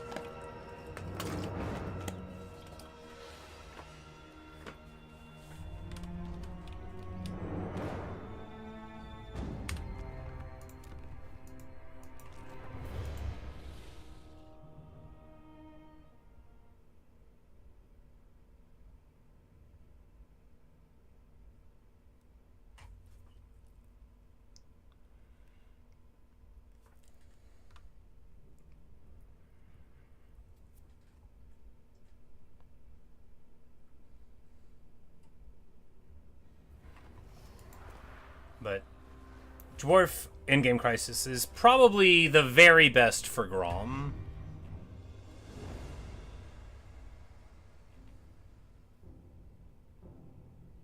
It's like, you know what, actually... Yeah, this is a good time to stop. We might come back to the campaign another day, but I'm like, you know, look, we already beat all those stacks, and I'm hungry. But there we have it. You know, there's still parts of the world we didn't conquer, but I feel like honest, like after all of those dwarf fights, you know, we got to use our army and Grom to his fullest extent and like really, you know, sink our teeth into the glory of it. I feel like now maybe it'll be time to start something else when we play Warhammer again. You know, I hadn't played Grom in 3, and I hadn't played any Greenskin campaign to completion in 3. Grom's the best. Grom's the most fun.